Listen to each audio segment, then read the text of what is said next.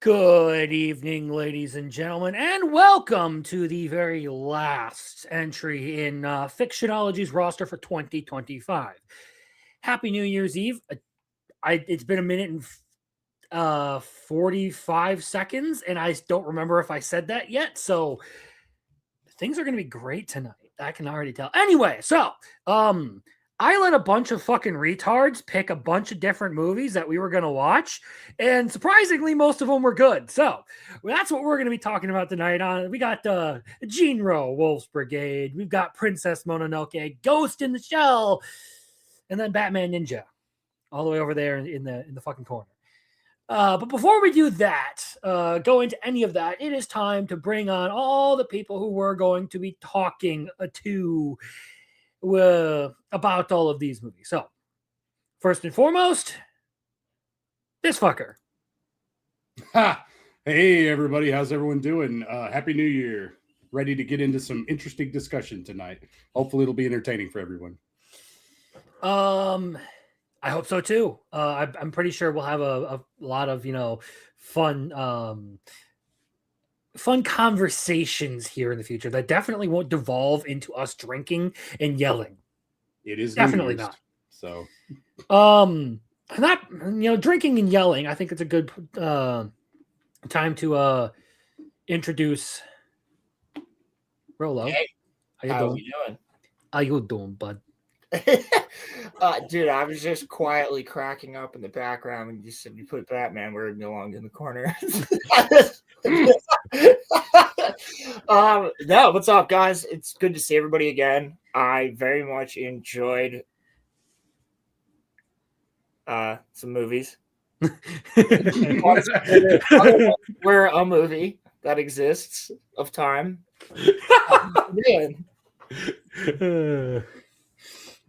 We have Rolando here, so we might as well get his other half in here. How you doing, Squash? Rolando. What's up, buddy? Rolando? the strong side is nice. Yeah. Hello? We wasted the good hello on you. Hello? Can you hear me now? Yes. I had my shit up. I forgot. Wow. Oh, we're off to a brilliant Oh my god. start. Dude, Happy New Year's Eve. I didn't put a suggestion because they said all of my picks were gay. So I'm just here from what they picked. Listen, all the Bleach girls is never a problem. Exactly. All right, well, we might as well start getting into the discussion now. That's everyone, right? I thought there was someone else. Oh, there he is. I mean, listen. Y'all wouldn't have known because I've been gone for so long. Y'all wouldn't have known if I just wasn't here. So, I mean, I might as well just sit here and just not talk. Nah, it's like, Get in the corner. Listen. Get in the corner with Batman where you belong. Take him to the third corner. Listen to me. I am happy to be here on the final Fictionology. And even though I'm in the corner currently, I will make a defense of Batman Ninja when that time comes. Hopefully that's very soon because that's really the one that I want to talk about the most. Not that I am against talking about any of the other movies, but I want to hear what Muffler has to say and what Roland has to say and what Crimson has to say. And also what Rolando has to say about Ninja, because I don't know how it was that bad. No, but seriously though, I didn't say it was. Happy New Year. Happy New Year. Happy New Year. Happy Guys, it's Happy still New 2025. Year's You have to say that I know, after the Hop off my Schmeat, Crimson. Okay, Hop off my you're Schmeat. removed from the panel permanently for the usage of Smeat. You keep using that word. Pinor. He should have said Pinor. Dude, I literally knew that was coming. As soon as he said it, I was like, oh no, there he goes. No, that is a banned word on this channel. No, there will be no Schmeat. Okay. Hey Farva, what's that one restaurant you like going to? You know that one, it's the thing on the walls. Oh, you mean Shenanigans? Oh yeah, that's right. Yeah. Schmeat. All right, so which of these goated movies are we talking about? Careful. I know. I'm joking. Are we talking about Ninja first? the best one. No, Out if of we all- talk about what- Ninja what? first. If we talk about Ninja first, he'll leave afterwards. So we have to. Yeah, correct. We have to save it for last. True, right? true, I was true. about to say, what is everyone feeling like talking about first? We could do Jinro or Mononoke first if you could do it in order here if you want. Or do you I'm want to say fine with that. Jinro? We can Yeah. talk about the best Let's movie right let's now. go with It's the not- most culturally I relevant of honestly- today one. It's not my It's not my favorite, show, but so. I would probably say that Jinro is the best written out of what I've seen. That was a fucking banger. Yeah, so like the first question I have, all of you went in aside from Rolando, right? All of you went in like completely blind, not knowing what was gonna fucking happen in that movie, correct? No, I had no Yes, idea. I correct. didn't know what it was about. I had the forbidden knowledge. All I saw was some Helldivers, and I was like, "Oh, I'll watch this." Yeah. So basically, the way I like to describe Jinro is it is the wildest interpretation of Little Red Riding Hood that you will ever Yeah, watch. for real. Most based one, yeah. Yeah, for real, dude. Slaughter terrorists is basically the message. Wow. I mean, no, I'm kidding. Who's disagreeing? Yeah, I mean, but yeah, dude. We'll get there, but know, like, I- the oh. ending of that movie is Sorry, Roland. freaking gnarly. That entire movie is gnarly. Dude, Can I also? go ahead. Can I also? All right.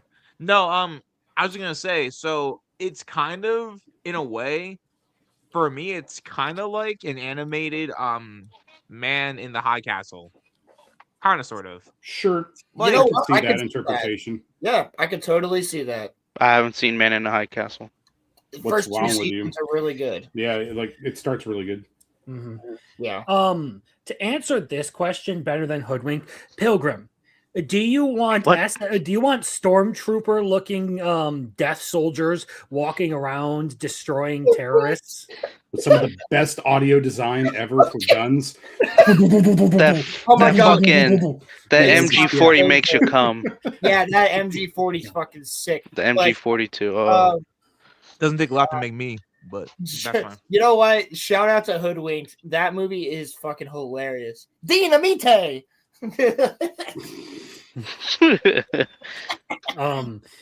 No, but as far as like Jinro goes, so how I came across this movie was actually all the way back when some of you will probably remember this because I talked about this. Back when Matt Walsh watched One Punch Man. Oh my Oh god. my god. Yeah. And this ties in, I swear, it'll make sense. So Yeah, I remember. that whole thing went down, and Matt Walsh did his whole thing about how like cringy and awful anime is. And a guy that I follow, an artist by the name of George Alexopoulos, Yeah, I was actually Sorry. on that show with you. We talked about it. Mhm. probably. Anyway, George Alexopoulos responded to like Matt Walsh's post. Like I don't even blame Matt Walsh for this one because One Punch Man wasn't necessarily a good start for any anime. If you want to get like a normie, like adult dude into anime, it's better to start them off with something like Akira or Jinro Wolf's Brigade. And it was the first time I had ever heard that name come up. I'm like, what is that movie? What is that? So I started looking into it, and I had seen the clips of just the badass the fucking armored special trooper running unit. around. just like They have marching their through the armor. sewers with like their Yeah. guns and everything. They I had literally have seen their armor those, and I was like, on. oh, it's this movie. It's the one about the Death Troopers. Okay. So I went and I bought a Blu-ray copy of it, and then I got wasted while my parents were away on vacation and watched this movie, and it was fan-fucking-tastic. And I watched it again, mostly sober for this stream, just because I wanted a refresher on it. Mostly. And honestly, it held up. Like I watched it again, I'm like, yeah, this is just a genuinely good movie. So that was how I came across Jinro and how it became one of my favorite anime movies of all time. Yeah, dude. I mean, it is really, really, really damn good, and like you can see its inspiration in a lot of things once you look at this movie. Because I'm seeing it, dude. I'm watching the movie today, and I'm going because that was the last one I had to watch, and I wanted to have the last movie be fresh in my mind, and that was the one that I had never seen. So I figured that's the one that should be the most fresh in my mind, right? So I'm watching this movie and I'm going, holy shit, that's Helldivers. Holy shit, that's Killzone. Yeah, Mhm. Killzone was the big one for me. Yep. Like Hell there's yeah. so many different video games that are inspired by freaking Jinro. It's crazy. Like certain guns, certain way the armor works. Like what the soldiers, the way they stand with the guns, they look like George from Halo Reach. Like there's like tons of shit Yeah. like in the fucking movie that I'm like, oh my god, yeah. Every guy who made video games after this was like, yes, let's do it. Like they all seen Jinro. Like it's cool. Yeah. The very heavy like German folk tale or like fairy tale inspiration yeah, from yeah. it was like interesting to me, especially because they went with it. Like all of the characters in this are Japanese. They are all Japanese people, but they have German equipment, and their city looks a lot like a German city. Which Yeah, is kind of that's the interesting thing to me is that it's almost like every one of their weapons is a German weapon. The MG42, So- the STG, the so- Mauser. their helmets. Yep. The So- P40, P40 Germany one. Sorry, Roman. Yeah, Roman. No, it's fine. So, this was the first one that I watched. And so basically, when I was doing notes, because Wait, So- Roman, I'm sorry to interrupt you, but it's not the first one you watched because you watched Fully Cooley. oh yeah, no, What are you that's right. talking about? We thought that we had to watch Fully Cooley at first, and then yeah. I am So, so you so confused by you, but I will say I'll have an interesting conversation with you about that later. So No, so when I was taking notes, what I wrote down, first of all, I wrote men in the high castle, and then I also put down kind of sort of Wolfenstein a little bit, Oh, but it's called it's that. also Yeah. I didn't even Yeah, think yeah. about that one. Holy shit. Yeah, no, 100%. yeah. So like I kind of thought to myself, like Damn, like go on. yeah, so not only did Gene Rowe, not only might that have like inspired like hell divers or like Killzone, but I was thinking to myself too, adaptations of things where the Germans won not the Germans, the Nazis won World War II. Yeah, Germany, And- yeah, Nazis, yeah. Hey, come Well, on. I'm yeah. Justin. I don't want no German slander. But so You also got I was thinking Oktoberfest, to okay? myself, I mean, that's who was in So- power at the time. No, I know. So, but- I'm Yeah, kidding. yeah. but like the Jeez. thing that got me like kind of hooked into this was when Kazuki was like forced to confront his own humanity when he wouldn't shoot that girl. I was like, yo, this is Yeah, something he's- different that he's I have not seen in many other types of anime. Yeah, then And he has so- PTSD. What? Then he has PTSD. Yeah. Because, yeah. Yeah. But so that was my biggest takeaway was I was like, oh, I've never seen in anime form Man in the High Castle or, Wolfenstein. I was like, this is cool. And I like I don't know if I would consider what's in this movie to be a romance, but just the relationship that's formed, I think is kind of nice. Like it's very peculiar, but it's nice. So I And so, actually yeah. watched a review. Well, to comment on that really quick, as far as the relationship goes, I was gonna it's really say, interesting to see, like, when it comes down to it, neither of the characters are fully committed to that whole thing. Like, when Yeah. it comes to Yep. the girl, she is basically like, she knows she's screwed either way, so she just wants someone to go out with her, pretty much, and not like in a dating sense. Like, if I'm gonna die, I'm taking someone with me, Yeah. because then I won't feel as Yeah. lonely anymore. yeah, absolutely. And for Fusei, it's interesting because you can kind of sit there and like debate, like, all right, like, was he like completely aware of everything that was going on the whole time? Was he just sort of like forced into this at the last moment, or was he doing this because he genuinely believed it? And I don't think the movie ever really like makes it clear what his stance is on any of those issues. Like, obviously there is something there considering how the movie ends, but at the same time, Yeah. you can very clearly tell that he has other priorities because of the way the movie ends, or at least he understands that he's in no position to just do whatever he wants. Yes, exactly. And like My boy's Denji. It's all good. yeah, for real. I mean, hey. Like, bro, I mean, for something that you said, I've never seen a movie or show that's done something like this. Check out Full Metal Alchemist. Yeah, true. But It's on my list. good, it should be. It's amazing. But I like one of the things that really captured me in this movie, other than so let me preface this with the fact that I am an artist. I'd like to draw, I paint, I write, I do all that stuff. So when I see animation that really captures me, that means something. And the animation within Jinro is fucking phenomenal. Like it lends to the story. Like when you have let me give you in the beginning, right? Just that montage they have. Great.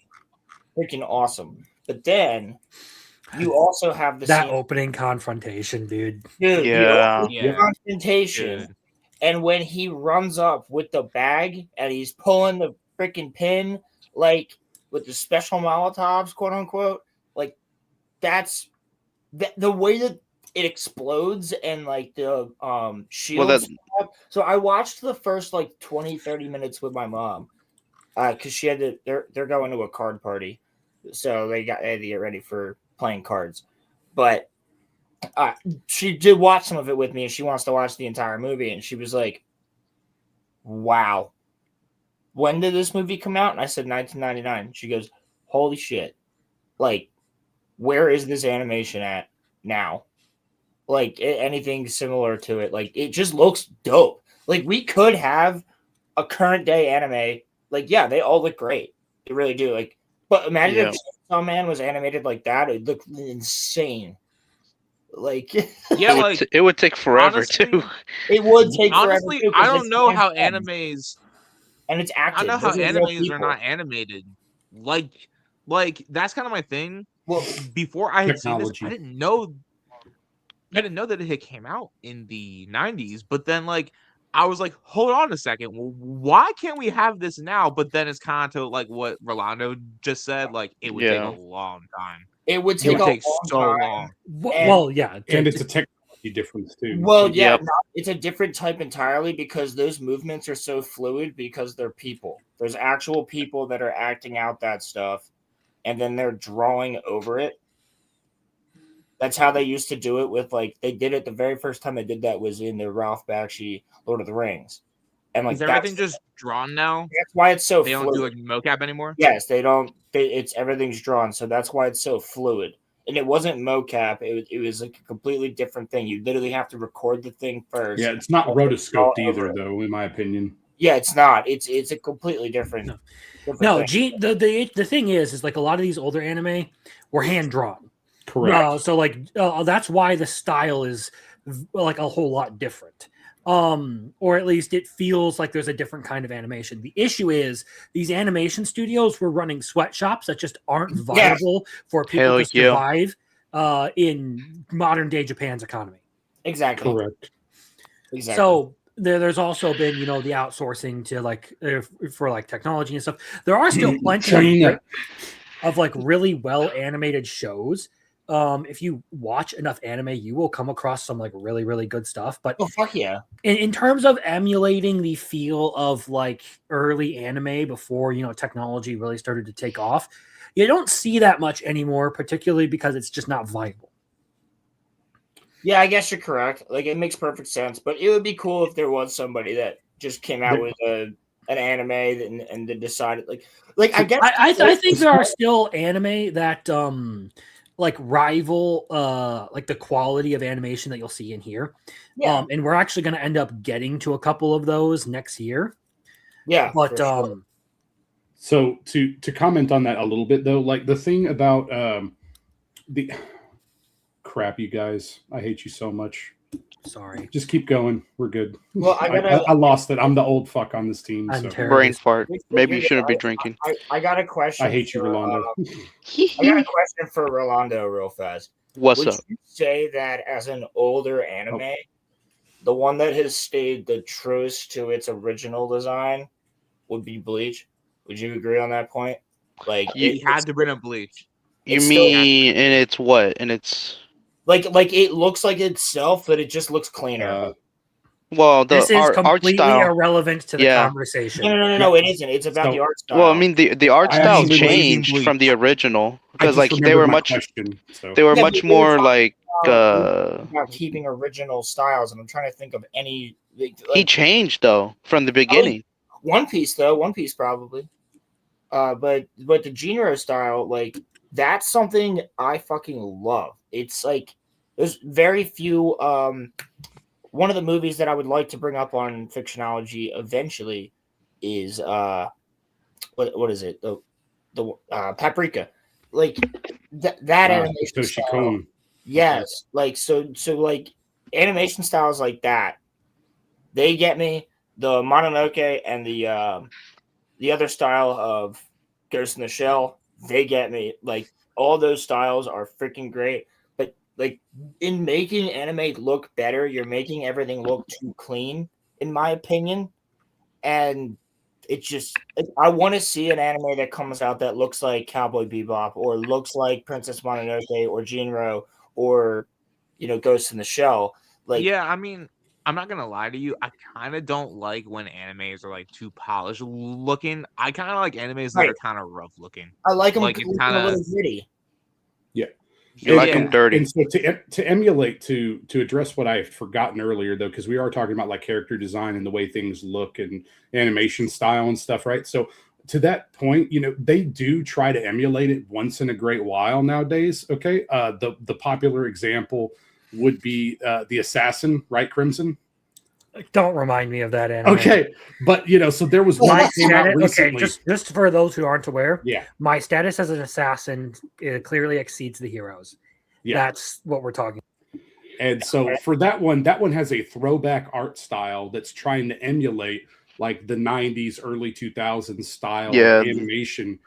And it's done with modern technology. So it looks fairly clean, but like all the character designs, the hairstyles, stuff like that. And it's total dog water, right? So like you could get people trying to make an attempt to emulate the styles, but you also still have to have like a good writing and a good focused vision on what you're trying to accomplish too. So it just there's a lot that goes into it nowadays. There's a huge reason why the more simplistic facial designs have become so popular in anime. It's because they're easier for people to draw. Yep. You don't get a whole lot like it's very. If you read enough manga and watch enough anime, you will realize that good art in either of those is more rare than you would expect. Yeah. It's not a common thing because there are a lot of generic things out there because they're easy to draw. Not a lot of people have the talent. Fortunately, though, you will occasionally come across, pardon me, the Fujimoto, the Ishida, the Miura. Yep. In there, people who do like just out of this world kinds of artwork. I mean, I have some right here. I could just show you in a second. Like, look at this. I have it right next to me. Look, like that. Mm-hmm. I can Very pull any recognizable. page If he had opened it directly to the one fucking page that he always likes to go back to, Fuck, let me True. bookmark this for everybody. Gooner. Like you know what I mean? Like we got. I won't say what it is, but it rhymes with Sesbian Lex. yeah. Wait, Now hold he's on, doing I it got- on purpose. Actually, Says Roland, being you actually go. says being gorgy. Look at that food. That food looks amazing. Roland, can you actually go to that page, please? I kind of No, not on No, stream. I can't. Not on stream. I can't. Anyway, No, the point is like, yeah, it's nice to see a lot of like the stuff with Jinro and everything, but the big difference between Jinro and a lot of modern anime is that even if you were to like pay attention, so I have this perspective because I recently watched an old school isekai called The Visions of Escaflowne. I've heard of it. And it has a lot of good animation, but outside of just stylistically being very different, I would say the overall quality is about the same as like high quality anime nowadays. Yeah, I saw a scene where I guess it was the suit up scene, and holy crap. Like a Yeah, lot of older agreed. fans love to hone in on like certain parts of it, but I'm sitting there paying attention to it like they aren't actually animating a whole lot in these scenes that they're hyping up. Mind you, it still looks good because it was done well, but they're using the exact same tactics in like work saving and cutting corners that they use today. One Punch Man. Well, no, One Punch Man is an extreme case where they just cut. They didn't cut the All whole the corner. corners. They literally cut the entire page out. They made They that just shit a threw it circle. aside. Correct. That was the joke. It just became a circle. Yeah. So going back to Jinro again is like, honestly, I really liked the narrative that this one established. I thought it was very like satisfying, if not tragic, the way everything plays out. Because I mean, spoiler alert to anyone who hadn't seen the movie. In the end, the main character, Fusei, ends up killing this girl that he's been, hanging out with the entire movie. Yeah, it's not really a romance. I did want to like say that earlier. Like, at all. It's like weird. It's very quick. It's Well, again, it's more so like a like spy thriller inspired by the like actual rendition of Little Red Riding Hood. well, there you go. Yeah, that's a good way to put it. Because the whole thing is about espionage and counterintelligence. It is a mind game of two people trying to outplay each other, and in the end, the wolves win. And she's wearing red. Crimson, what's the word for what's the Japanese word for like the impermanence of things, kind of the thing that Fearin tackles? So the cultural aesthetic you're talking about, the appreciation for the impermanence of things. Mono no aware. Okay. That's what it So is. I think that this is what that Jinro exhibits pretty well, because you're like, oh, it's not really a romance, but it's like it's one of those things where it's significant, it's impactful for both people, and it doesn't last very long. It's one of those things. Just right? like me. So, I'm not really sure I would say that that's what it is. I think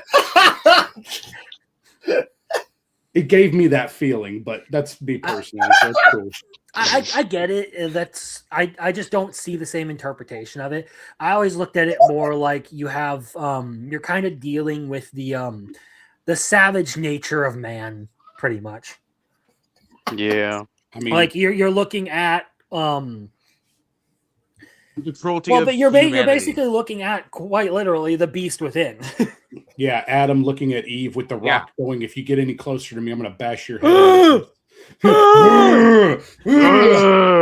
It's significant, it's impactful, and it doesn't last long. And he goes, it sounds like me. I'm getting that on a shirt, bro. I'm having that put onto a shirt. I should. Oh, no. Yo, he's dying, 88 bro. seconds, baby. Wow. But yeah, I mean, it's I think the characters in this, like, they do a really good job of like setup and payoff for like various characters. Amamiya, like going through the whole thing of basically trying to do the honeypot on Fusei, and then having him basically at the very end pulling an Uno reverse card on her. Yes. Yep. And being like, nah, I knew it was I knew what the fuck was up the whole time. That was cool. But more specifically, the Henmi, his betrayal and then ultimate failure was really satisfying because they kind of position him as like he's Yeah, the well, only person who seems to care about Fusei and his humanity and all of that. Yep. And then meanwhile, he's actively trying to exploit that humanity. Yep. And as the movie goes on, it becomes more and more clear that Henmi is only out to serve his own goals, and the whole time he is pretending to be Fusei's friend, but at that point Fusei does know that like he's being set up. Like in the movie, and he's already seen the pictures. He already knows that that Amamiya and Henmi are working together. Am I And the only one? and Am I the only one that I'm when I sorry, Roland. first heard both of their names, I heard Heavy and like Fuse, and I was like, so they're the Heavy and the Fuse. Like, is that God like? damn it. Am I the only one that heard that when you first heard Yes, them, like, probably. I believe so. yeah. Heavy and Fuse? It would No, make I didn't. Anyway, ultimately, I think that's what that on top of just the sheer animation and the buildup for it is what makes Henmi's death at the end of the movie Yeah. spectacular.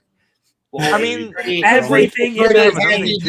that is one of my favorite anime scenes of all time, right there. That last ditch. Fusei walks up, loads another fucking belt, and just empties the mag on the Yeah, dude. dude, He But just fucking after, mag but dumps the after dude. Henmi fucking shoots a grenade at him way. and Dude, it that's deflects. the other thing too. That movie's brutal. Like the first time you see the In guy. a way. Wait. I actually have a fucking. Hmm. Hold on, Roman. Hold on. I'm sorry, buddy. I actually have a note here about this. Hideo Kojima is in the beginning of the movie. He's one of the guys that gets killed. It looks. Oh yeah, like him, bro. yeah. He does look like He's the guy that shoots at them.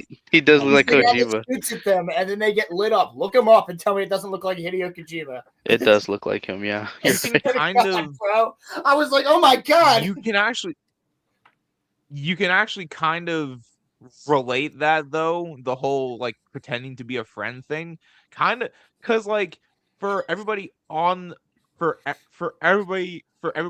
this panel, and Roland, you and me have experienced this IRL, and also for anybody in chat, there are people that will like literally that you will like break bread with, who say that they have your best interest at heart. You will like literally die for those people, and then they're just not your friend, they're just using you. So in a way, I also like that's kind of what got me too, because a lot of the time, like especially anime for me is kind of like, oh, it's it's whimsical, it's like this is cool because it's fiction, but like I actually related to that heavy because Roland will know who I'm talking about. We're not I going know to say their exactly name, who but you're me and him both had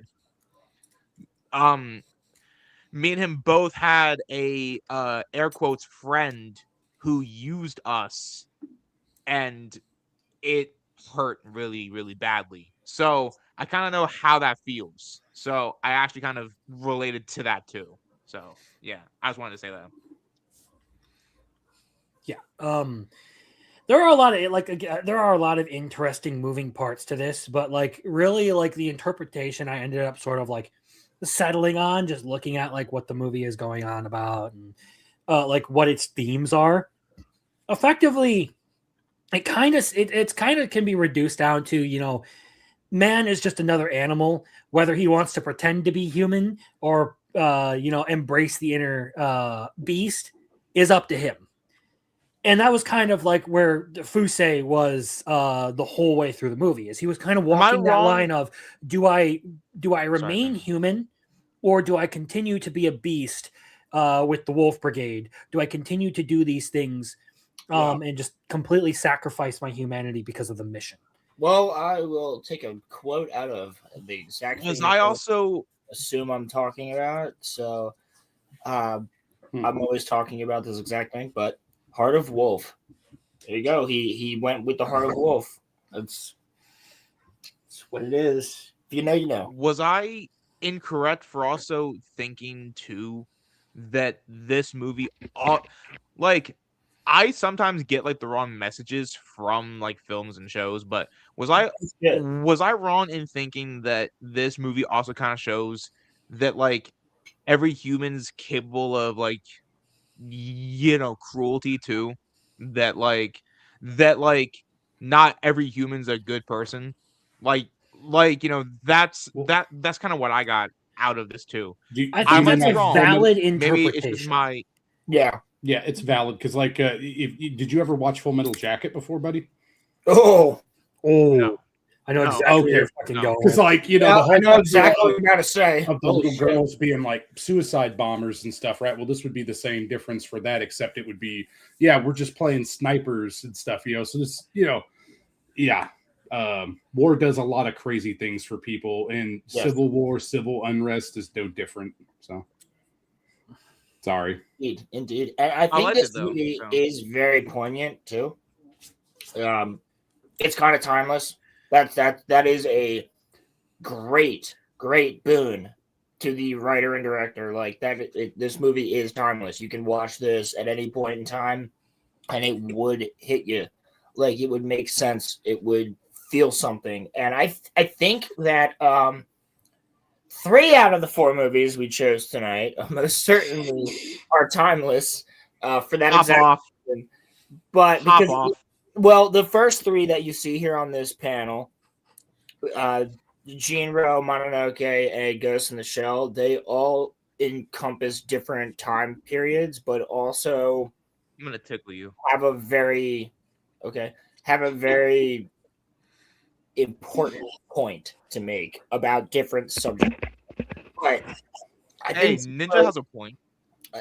yeah, it does. You're correct. But I think that Yeah, may not be the point you think, but it does have a point. it has a lot of points, but none of them ever get anywhere.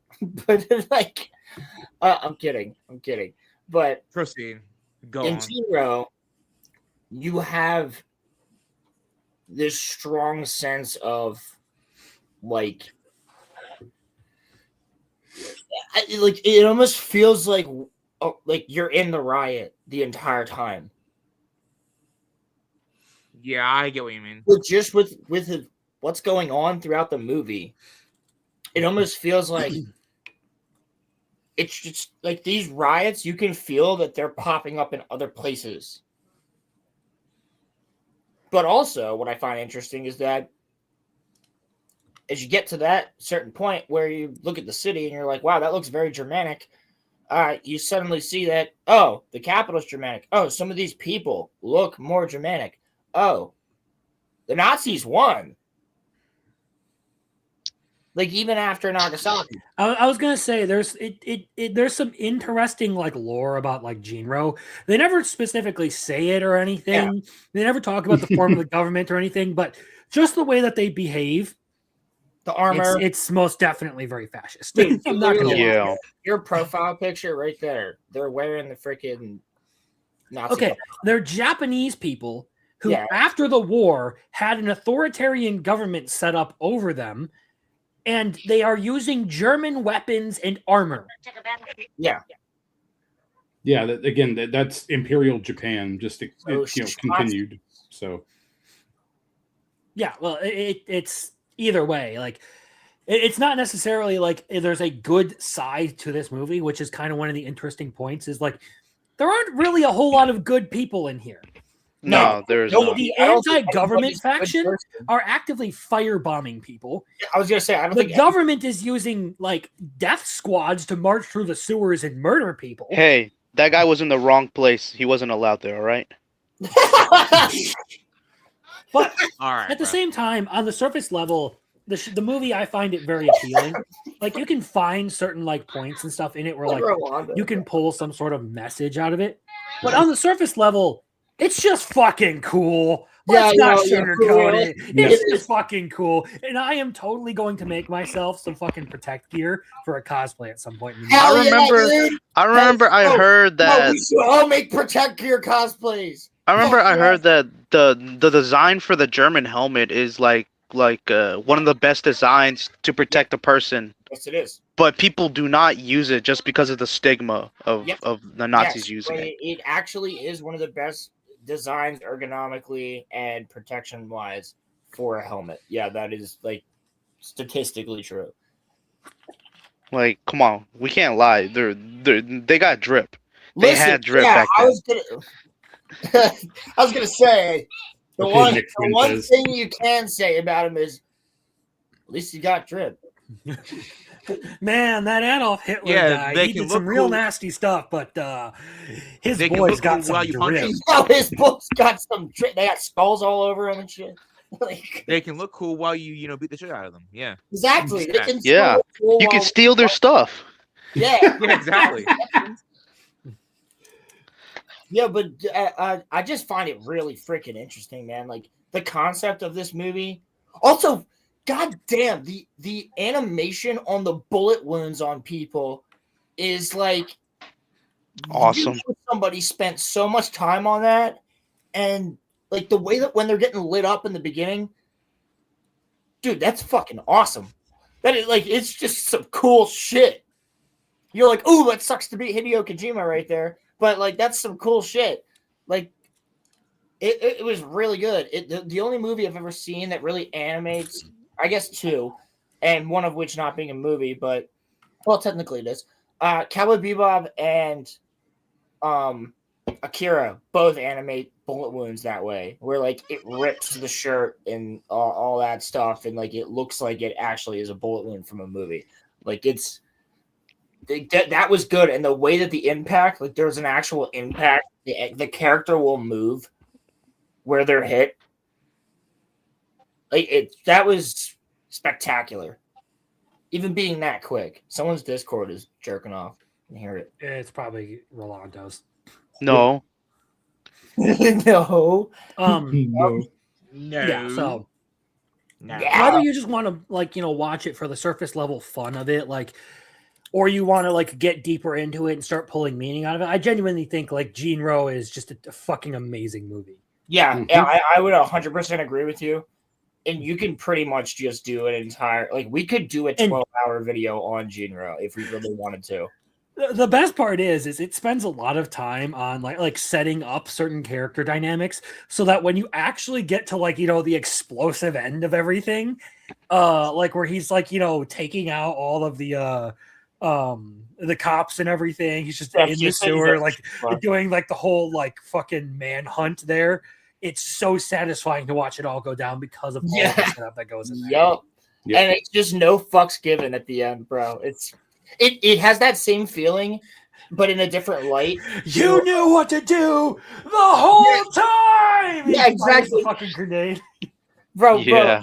It's like it has that same feeling of the I don't give a fuck that Aragorn has at the end of Lord of the Rings. It's like the not give a fuck, the not give a fuckingness of it. Like it's just we need a proper English term for that. Like we need to coin a term for that. Just the not give a fuckingness. Yeah, exactly. Because it's just fucking dope. Like that's like the for Frodo moment, but like in a different light.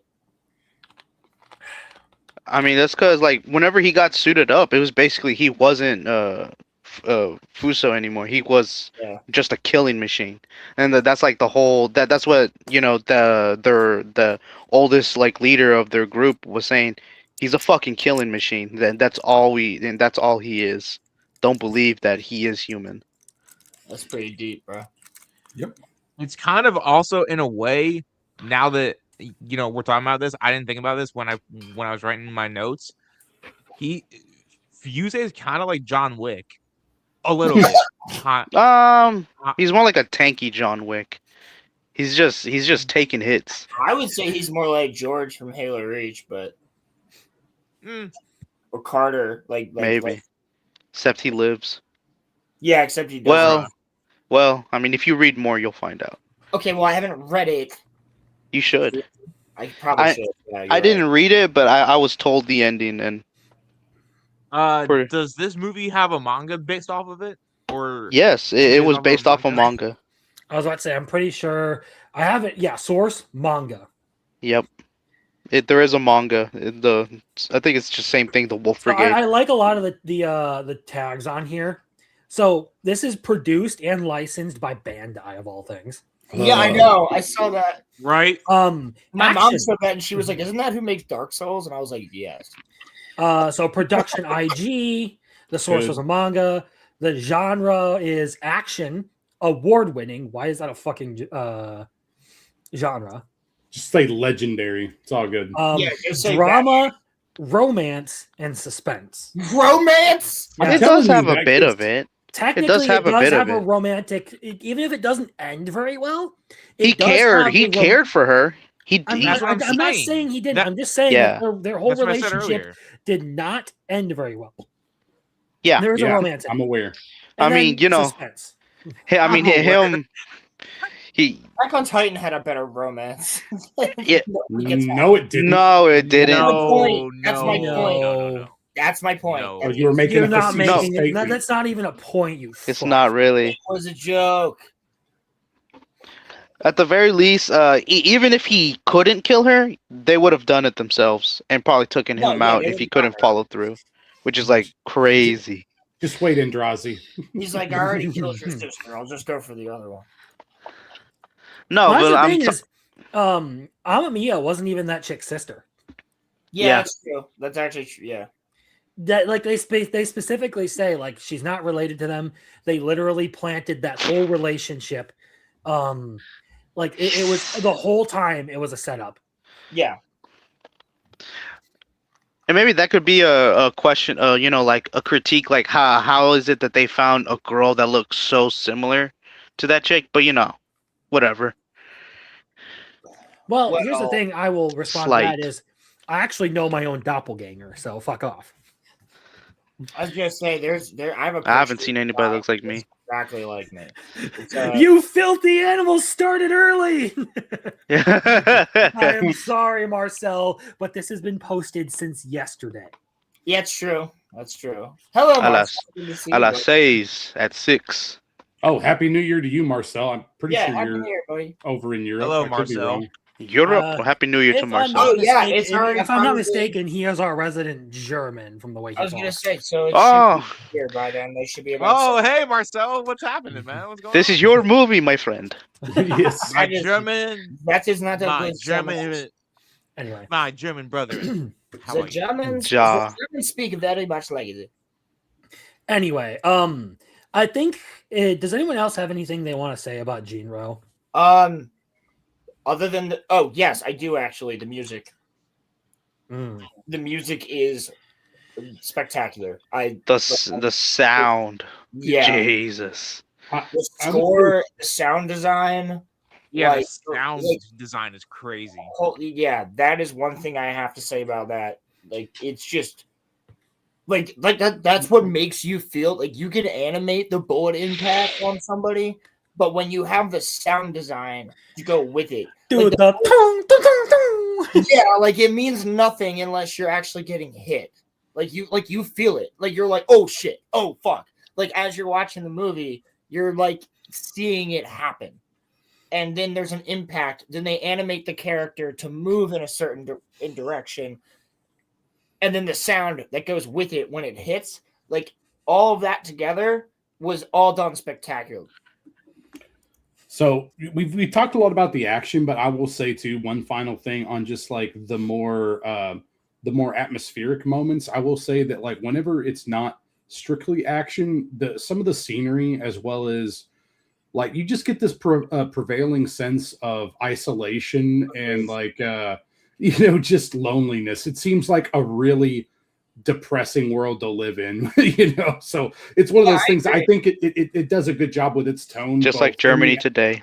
So yeah, both in the action and out of the action. So yeah, that's all I had to say. I have something to say now that you said that, because Crimson, we got to keep this going at least until New Year's. So one of the things I wanted to say was, how did you guys feel about this scene with the slide? I thought at the playground, I thought that was great. Like that entire scene of Fuse, like with what's her name? With her, and she's like climbing up. Yeah, Hamamiya. Yeah, she's like climbing up the slide, and then she's like coming at Shioma. I literally thought to myself when she climbed up there, I'm like, oh, she might slip, and she like almost slipped. She doesn't. Like, interesting, really well animated scene. Like 100. This movie, I was 100% engaged. Like, it's not a movie you can turn your brain off for. You really can't.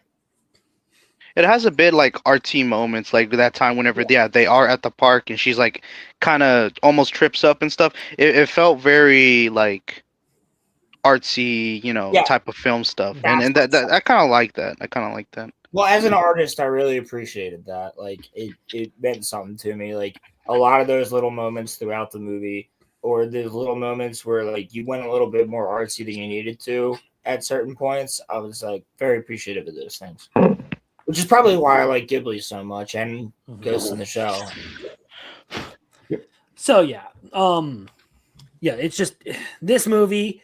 It's weird to me that this only has a 7.78 on my anime list. That's weird. Yeah, That's weird. Because it's Might be some people that don't like the ending or something. Like that's probably it, Rolando. That's probably it. And That's they people don't like the ending. They just don't understand. So 7.78, but if you go down to the actual reviews, look at this: 64 recommend, 12 mixed feelings, 5 not recommend. That is very heavily in favor of recommending this anime. Yeah, and the mixed feelings is probably some people that are like, these are Nazis, and some people that don't like the ending. Just for like a moral principle, probably. Yep. So yeah, all around, like, I've said this a lot, but like there are plenty of things about this movie to talk about. You guys bring up the atmospheric stuff, so I will comment a little bit on that before I close out the first hour of Fictionology. Yeah, we have to vote on the score too, but yeah. Yes, we'll do that in a bit. Yeah. So effectively, like a lot of those more like slower moments and everything, I said this a little bit, but I do want to emphasize that they are a really good like setup for everything that happens in the very end of the movie. Like all of that is like setting up this relationship, making everything seem like it's going to go one way, and like convincing you that you're watching something terrible unfold, and then right as things are about to go bad, you find out Fusei's been out playing the fucking puppet master the whole time. Yeah, that's so true, dude. That shit is fucking awesome. Spy versus spy. Mm-hmm. Yo, literally, this movie kind of is spy versus spy in a way too. Yeah. I will say I listened in on muffler tape watching this movie, and I watched part of it with him, and I had a big fucking shit-eating grin on my face the whole time. He was like, "Oh, they're gonna do this. They're gonna do this. They're gonna do this and this," and he was just theorizing. Wrong. He was wrong about almost everything. He was halfway wrong. He was halfway wrong. Yeah. But it was a good experience. I had a lot of fun with it. Oh, it's a great movie. I highly recommended. Everybody here as we're closing out the hour.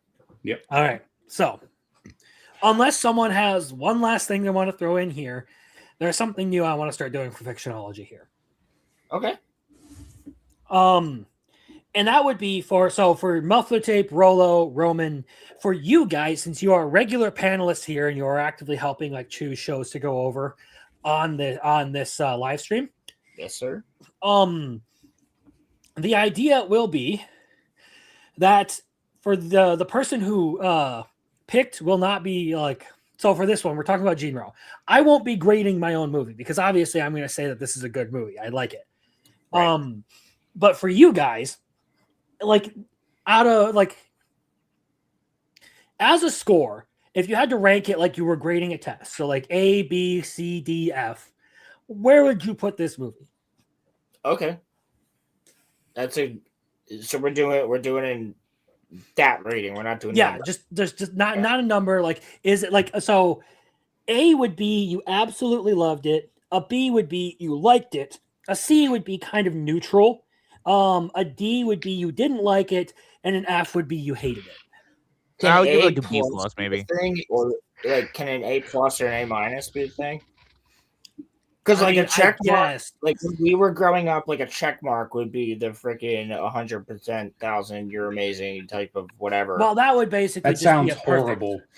It's stupid, I know, but that's was the thing. If you got a check and a check plus, dude, it was freaking crazy. I feel so sorry for you guys, but I know moving it sucked. They started doing it when we were like 7. Well, we'll keep it just to the letter grades for now. So no No plus or minus, just like A, B, C, D. A doesn't have to be perfect, okay? It doesn't just means you necessarily love have it. to mean it's Yeah. perfect. It just means Okay. you really liked it. All right, I'll give it an A.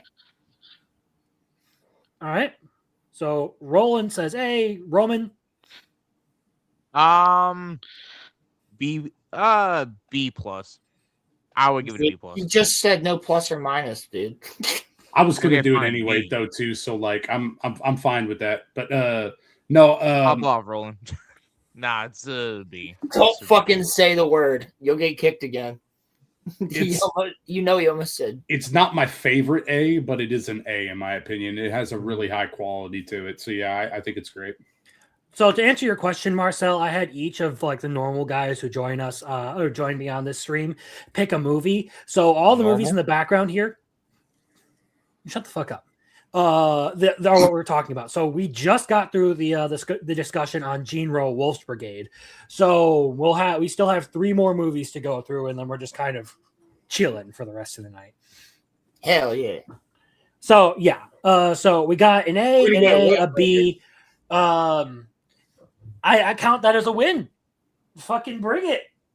I'm glad everyone really liked this movie. Dude, yeah, no, that's a fucking win, dude. You pulled up. I'm scared for what's coming with Ninja. I'm scared for what's coming with that. You pulled up with a good one, dude. Roman, if it makes you feel any better, I was inebriated when I watched Ninja again, so it did make. You're always inebriated, bro. So That's that not doesn't true. really count. I'm pretty sure we all probably got inebriated for that one. Yes, we definitely did. I couldn't because whenever I raw dogged that shit. Well, that was your problem. me too, because the last time I watched it was whenever I was like 17, I think. Yeah, it came out in 2018. I was about to say that would check out. It came out in 2018. Never mind, probably 19. But before we get to any of that, we do have Princess Mononoke to get into. If I you guys can't are already wait. moving into that. So how about you open us up, Roland? I will open. Whoa, hey, whoa. All right, Roland. Not Wait, me. hold on. You could take other people's chocolate starfish. It's okay, buddy. Take Romans. He did pop No, his cherry per Roman, so True. You know what? I'm not used to this level of scrutiny, okay? I'm not used to this level of scrutiny. I don't have that, but I do have this. Maru realized that no explanation would ever be enough to save him from this humiliation. The misunderstanding was as deep and dark as the gaping pit of despair that swallowed his soul. Your Honor, my client, please, oopsie daisy. Fucking Russian Badger clips, they're funny. I do plead oopsie daisy. But today the Princess Mononoke, which is like completely the opposite of the degenerate shit we were just talking about. Huh? No, within that little context there, that little joke. Oh, okay. Princess Mononoke is a really, really, really cool movie that was made by, Studio Ghibli. And one of the main point is humans are encroaching upon nature. They can't get along, and Ashitaka is the bridge between humanity and nature. And it gets really fucking badass. There's the spirit of the forest. There's the leaders of the different tribes of wolves and boars and apes, and the Iron Clan, and all these other things. So that's basically the movie, but there's a lot more to it, and we're going to get into it. But I think it's absolutely awesome. It is the first Ghibli movie that I've ever seen. Actually, no, that's a lie. Second Ghibli movie I've ever seen. I watched Spirited Away, and when her parents turned into pigs, it scared the shit out of me. And I still watched the movie, but it scared the shit out of me. And my uncle gave me Princess Mononoke, and he said, "Here, watch this when you're old enough." Hold on, I need you to pause that really quick, Roland, because Is that right? You could be right. You're so right. Yes, You are so right. Yep. It really It is is. pretty. It's It is fucking pretty way good. better. It's way better than Spirited Away, dude. And like when I watched Princess Mononoke, I was like 14, 15. Blew me away. I was like, I'm a part of my French here, Crimson. I'm a retard for not watching this way earlier. Fuck my uncle telling me it's got a lot of blood in it. You probably shouldn't watch it until you're older. Like I was watching Revenge of the Sith, bro. Come on. I should have watched that movie. And it was fucking awesome. It's got a little bit of blood. Well, the thing is, it was given to me when I was like 3 or 4, and he my parents put it away. So I didn't rediscover the disc until I was like 14, 15, and I was like, oh my god, I'm watching this shit. And I did. It was the best thing ever. And also, yeah, cool. His Red Elk. His red elk, yeah, red heart. Yeah, his deer. Fucking awesome. Well, elk and deer are a little bit different, but This movie, yes, they are very different. But Yeah, this deer. movie is also connected to Nausicaa of the Valley of the Wind. So I wouldn't actually make that claim at all personally, but that's fine. No, same universe because of the cat or the cat squirrels. They're in both of them, and Cats on the Sky. Are you sure that's not just like a reference? It's a theory. It's a theory because if you place all 3 of those movies like where they would belong, you could get like a theory out of it. It's just an interesting little fan theory. But you just said it is. No, I didn't say it is. I just said. Oh my goodness. Okay, just don't challenge him on it. We need to move whatever. past it. All right, sure.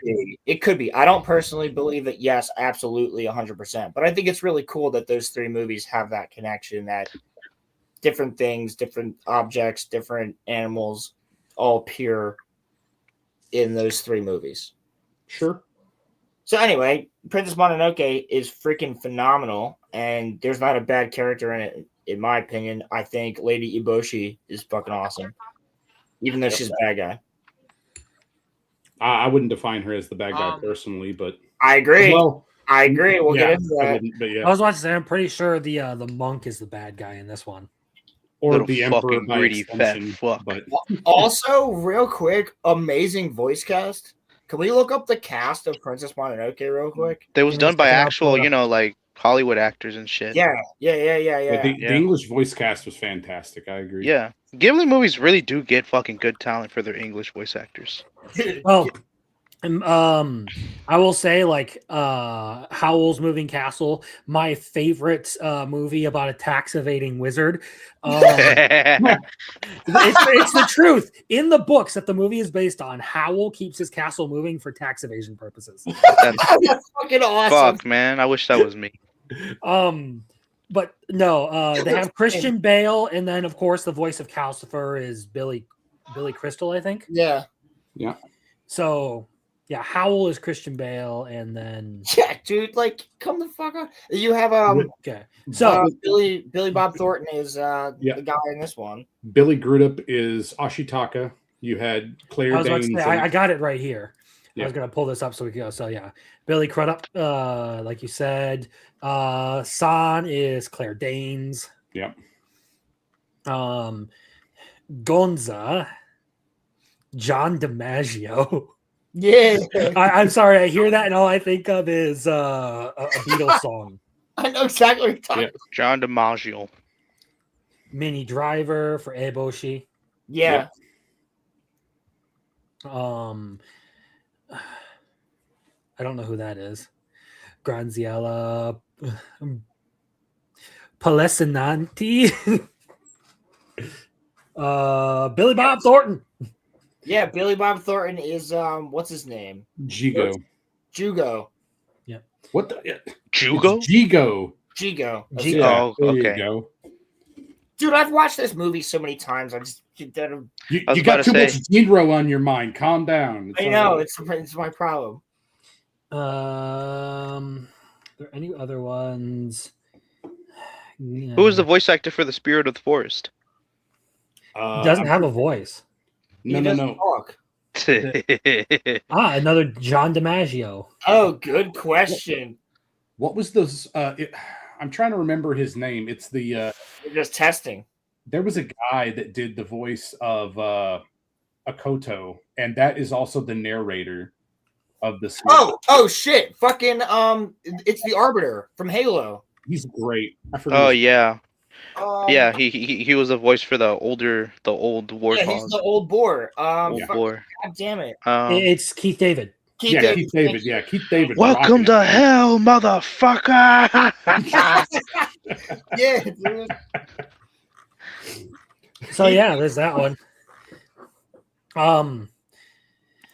So yeah, I mean, like Ghibli movies have always had like really good voice cast as far as I've seen. Like even Said it. what? Huh? He said Ghibli. That's how it's pronounced. Is it? Yes.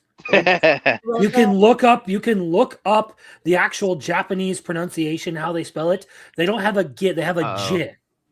Ghibli. Ghibli. Okay, that's fine. Yeah. Ghibli. It's Studio Ghibli. I'm sorry, guys. Which I means hate in to break English this it would to be Jibri because they don't have R's. I thought it was. Ghibli. Jibri. Oh, Gibberish. no. It's Studio getting wild. I always thought it was. I always thought it was Ghibli. Sorry, but Me, A lot me of people too. do. That's fine. Not many people make that connection, but for whatever reason, it's Ghibli. Man, to be honest with you, I should have asked my Japanese professor that question. How do you pronounce Ghibli? I should have asked her. I never did. Damn it. may I go next? Yeah. So, I had obviously never seen Mononoke before, and so I went into this one kind of not knowing really what to expect, and I have to say I am glad that we watched this when we did with all the stuff that I've been going through in terms of my mental health.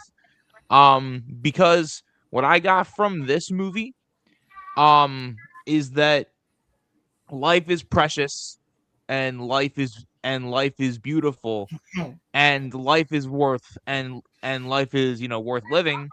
And also, I think in this movie, which is something that while I like Jinro, what Mononoke does for me is that, and it's okay if you guys didn't see it, but I do try to find the deeper meaning in things. And what I got from this was that there is a capacity for good in every single human. And not only human, every single creature. There is an ability for us all to get along if we all work hard at it. Even in a, broken world, it's definitely a possibility. And so I love, the music, the voice acting. I love the story and the meaning behind it. And I have to say, I'm not gonna lie to you guys. It might have been because of where my mental health's been, but I was bawling my eyes out at, the end of the movie. Um, be probably because right before, like right at the time that I watched it, I was having a bad day, and it kind of brought me like some happiness. Just kind of being able to realize that there is a purpose for everyone and every living thing. So yeah. And also what I got out of this too is that um very Lord of the Rings kind of inspired, where we see industrialism as kind of the enemy here too. Yeah, that's true. And so Well, no, not entirely, but Not entirely. We'll get into over that. industrialization. Yeah, Just let him finish his But yeah. point here. no. but so I just personally think that there is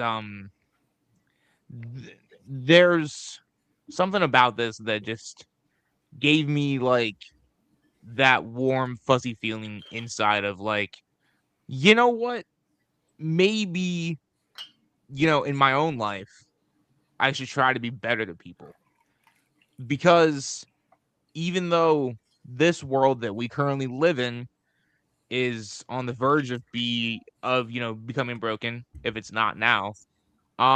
We all should try to love every human being. And so that's kind of what I've gotten from Mononoke. And Roland, I want to thank you for picking it because All right, that's enough of that hippy dippy bullshit. We're Let's moving go. What I want to say is to Roman specifically here. WWAD, what would Ashitaka do? Because Ashitaka is the most underrated main character, in my opinion, of an anime. Yeah, he is fucking awesome. Bro, dude. Yeah, Ashitaka's great. Ashitaka is fucking awesome, and nobody knows who he is except for us 5.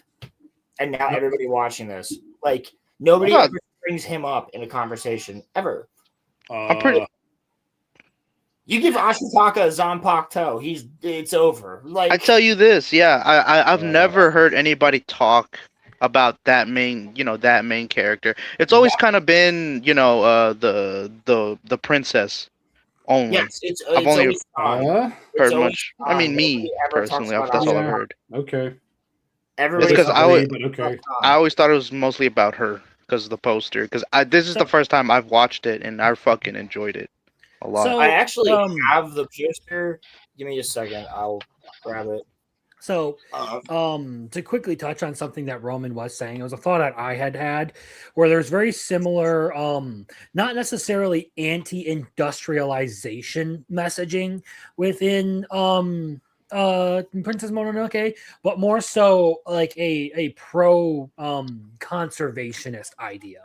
Yes. Yeah. Very Control quirky. it. Like, yes. keep it. Because one of the big themes throughout the whole thing is like you see Ashitaka is never really like you should not touch the forest whatsoever. You should never do these things.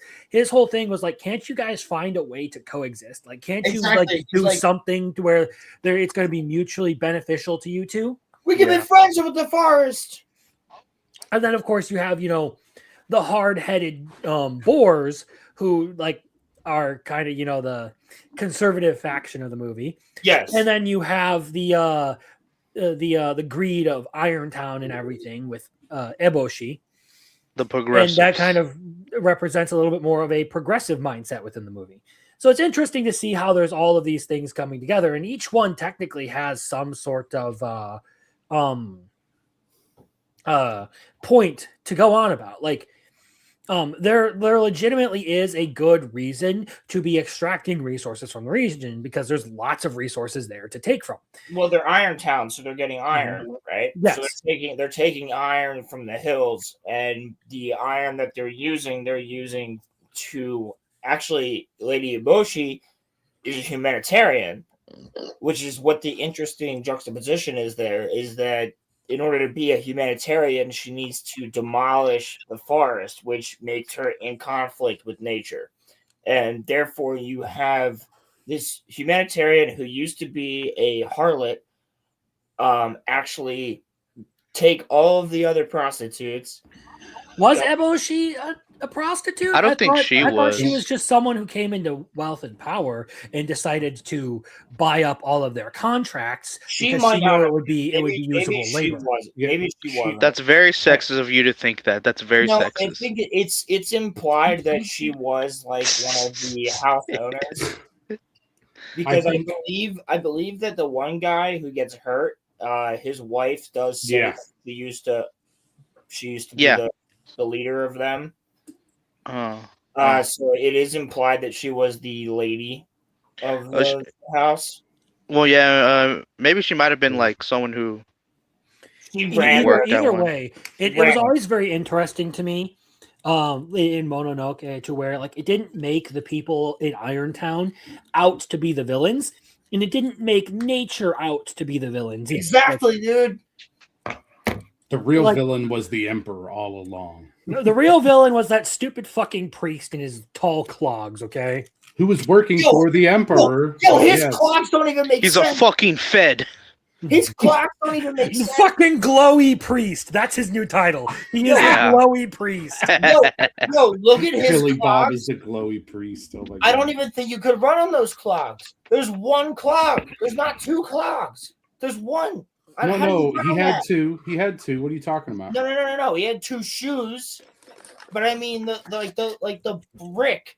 Like you know how clogs usually have a brick in the front and a brick in the back? There's like one brick in the middle. He's just skipping around. Doesn't make Well, sense. he has really good balance. Did you see how he was moving? Yeah, I know he does. I've seen him. Like, are we talking about the chick who has like the New York accent, who's constantly talking about her husband? She's smacking Retro across the head. Toki is amazing. Okay, Toki, that sounds correct. Oh yeah, the main chick. Come on, you motherfucker! You're not working hard enough. Toki, my love. Toki, my love. And she goes, you little bitch. It's like, I don't know why, but I love this idiot. Oh, guys, you want to know what's even really funny about that? The Ashitaka scene where he's got the bell. No. I went back to like try and make sure that was her name.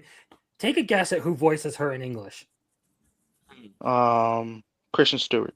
Oh no, yeah. Keep my wife's name out your fucking mouth. Was her?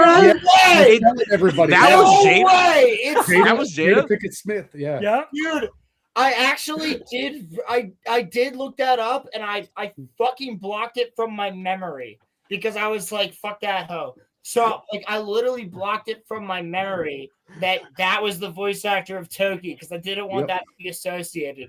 And now you've reminded me. God damn. Damn. She was actually likable for once. It's really she was funny. likable for once. So we have stats on like favorite characters. It's really funny to look through here and see that Yakul is like one of the highest, most liked characters. Yeah, Yakul's in terms awesome. of favorites on my anime list. It's really fucking. Because he's the goat, bro, and not literally. No, he's an elk. Yeah, I know, but like Yakul. Like Ashitaka has to be like, Yakul, get the fuck out of here, bro. Like, because Yakul won't leave him. He's like, go, dude, get out of here. Like, we're best friends, though, man. Yeah, but I'm your buddy, and he's like, no, go. He's just like Brago, Aragorn's horse. He's exactly like Brago. He won't leave him. Yeah. Another point, like as far as this thing goes. This movie goes. I will say it's very interesting because you would think, given that it's a Ghibli movie and like it's a pro nature movie, you would think that this would probably be like targeted at a younger audience. It's not. There may be a little too much gore in this for this to be. No, dude, this movie's fucking brutal. Yeah, dude. In like one of the early parts of the movie, doesn't he decapitate a dude with an arrow? Multiple people with arrows. Yes, he does when he's just riding. So he's riding past a town and he sees samurais attacking and he goes, "Oh, samurai!" And then he just fucking shoots one. They see him, he just fucking dude. And the other guy next to him, Crimson. Is there any way you could pull up that one scene where he fires the arrow because the other guy just like turns around and runs away? Well, that's later in like because later on too, like during the climactic battle when he tries to get back to Irontown, he has to get back, and he does it again too. Like he does it a couple times. It's because of his arm. Stay back. But like, he's literally telling them, he's like, right. I don't want to kill you. I'm going to. He's literally out here like you're fucking around and getting dangerously close to finding out. Yeah, exactly. You're right. Like he's like, yo, you're fucking around and finding out right now, dude. And the one guy literally just rides up and turns around and rides away. Like it's fucking great. The way that they show him just be like, oh fuck that. He just dips off. Like, yeah, no, it is brutal. It definitely is not a movie. But I appreciate that it's willing to actually, and like put those things in there. I think it makes it a little bit more believable as a story. The fact that they would include that kind of like gore out of these fights, because like that makes them seem a whole lot more real than just like, you know, the censored, nerfed death scenes that you would expect out of something aimed at a younger audience. No, this one, Yeah. this one treats you like you're like old enough to see whatever it needs to tell you. It's not treating you like you're stupid. It's not watering things down. It's just straight up. It's a good story. Plus, it can be incredibly brutal when it needs to be. Exactly. So one of the like one of the scenes that encapsulates that, Ed Muffler, I'll let you go in a second. I'm sorry. One of the scenes that encapsulates that is the boar, which we will get to. But what I wanted to say to Crimson's point there is that this movie does something that not a lot of movies do, right? I would say that Atlantis, The Lost Kingdom has been able to do it. I would say that Nemo has been able to do it. I would say that Toy Story has been able to do it. It's you make a movie that hits really fucking hard, regardless of if you're stuck with the rating of PG or PG-13. Like, you can still make a movie that emotionally hits hard. You have death in it. You have blood in it. Like, this movie is one of those. Like, Revenge of the Sith came out in 2005. I was 5 years old when I saw it. Revenge of the Sith is one of those movies to me. Lord of the Rings is one of those movies to me. Harry Potter is one of those movies to me. Jurassic Park. Like, yeah, there's death, there's gore, there's blood, but it's not gratuitous. It's not extremely advanced, like evil shit. It's just, it needs to be there for the story. And you gotta show kids that, because like, I wouldn't be as creative today talking about Princess Mononoke on a live stream on my friend's channel who lives in a state that I've never met in person if it wasn't for me growing up watching Star Wars and Lord of the Rings and these movies. You get what I'm saying? All right, I am back. Where are we at with the conversation? I was just saying that I was talking about the age rating and things like that, and how, like, movies just like Toy Story have done aggressive things, but it's not. It doesn't like mean that kids can't see it, right? You know what I mean? Yeah. I will say I do have some critiques of this movie, but they're not like super major things in terms of like it will like absolutely ruin the movie. I would say that like my biggest one would just be like I wasn't super impressed with the voice acting performance in this one. It's not amazing. There's certain people that stand out, like Minnie Driver stands out. Billy Bob Thornton stands out. Yeah. But like there's other ones that like Ashitaka's voice actor doesn't stand out, and I think that might be one of the reasons why he doesn't get a lot of love as a character. Like in general, outside of the movie. Just because a lot of these people San, though, I think San's fucking awesome. There is a question I need to ask Roman when he gets back, but it's this movie has always been like one that a lot of people have had. Ghibli movies in general have a really high prestige about them. Yes. And the moment you start like talking about any of them in any sort of critical way, you're going to draw ire. Unless that's what you want, and you're a certain New Zealand-based Mormon who likes to, Yeah, talk a lot of shit about certain things. I'm kidding. But like there are certain things about any of them, like even with Howl's Moving Castle, the one that of all the Ghibli movies I've watched, that's the one I love the most. Wait, so Howl's Moving Castle is your favorite? Yes. Okay. Okay. Tax evading wizard. What the fuck isn't there to like? It's cool. Like, I don't know how many of the other ones that you've seen, like, because it was brought up before, but like I said of the ones that I have seen. So do you like Princess Mononoke? Let me ask you this: do you like Princess Mononoke more than Spirited Away? Yes. All right, good, because it's better. Have you seen Castle in the Sky? Yes, I have not. Okay. That's Castle one of I the do need to Sky is watch. fucking awesome too. And Nausicaa in the Valley of the Wind is fucking awesome. Nausicaa is fine. I do not like the monster designs in Nausicaa because they make me feel uncomfortable. Because like it's very much like bug horror. And so that's why I'm like, all right, I just don't care for this. But it's You don't like good. bugs, so you It's- don't like the movie. Like it's good. I just Fine. like, yeah, all right, that's a That's pass. fine, but like the actual messaging within said movie is fucking crazy.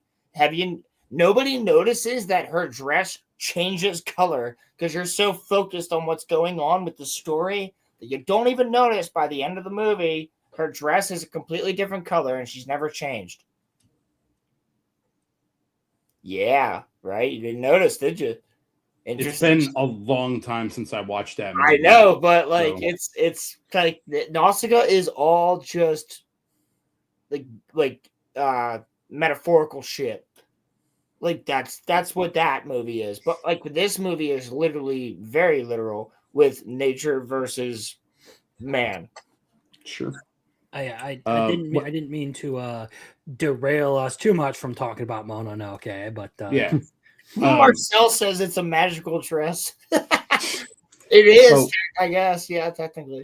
From my standpoint, with regards to Princess Mononoke is one of those films that got me into anime more than anything else. Like because for me, you're considering that this movie came out like right around 99 ish. Like I think it was like maybe 97 or 8, but it took it a while to fully get localized into America because like I didn't see it in theaters. The first time I seen this movie was from like a Dish or DirecTV box. It's like I saw it off satellite pay-per-view with my father and stuff, right?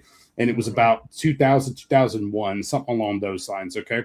And the thing about it is that it felt so different to me compared to the anime I had been watching up to that point. Because up to that point, I had been watching like Pokemon, maybe some Digimon, maybe like Cardcaptor Sakura, maybe a couple other ones that are just definitely more focused towards kids. And this one does not hold your hand. It came across as very adult. And so as I'm getting to be like a teenager and stuff, like I'm seeing this movie, I'm going like, holy crap, this is amazing.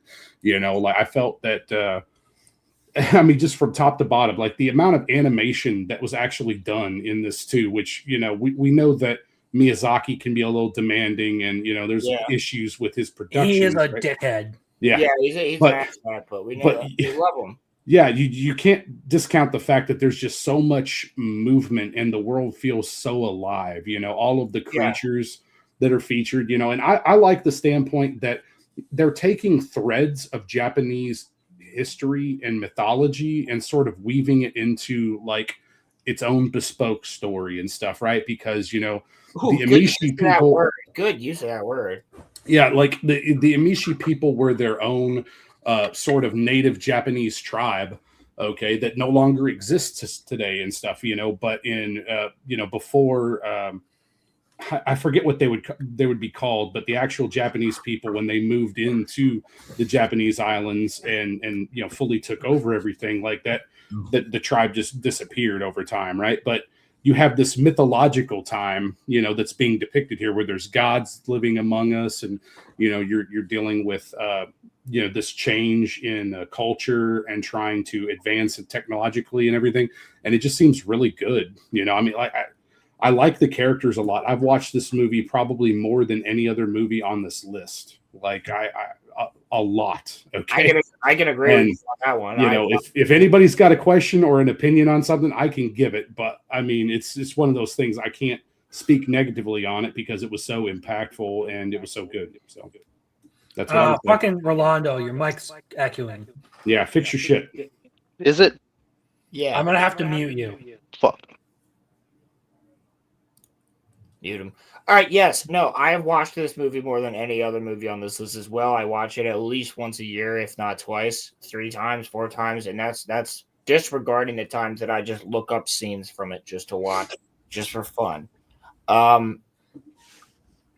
Yeah, this movie is absolutely fucking spectacular in my opinion. I thought it was a good one to choose because of the morality in it, and like a lot of the things that like a lot of the themes that you have to deal with within this movie. Like you even have the apes that are like, we eat the human so that we become the human. Like Again, it was willing to portray the good and bad of both sides. exactly. I think that's why the narrative ends up being compelling. Like, you know, you're willing to acknowledge that the industrialists were doing humanitarian things.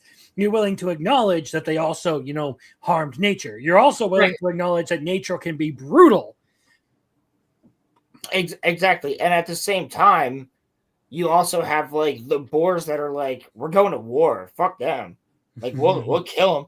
And then like even the stubbornness gets them demolished.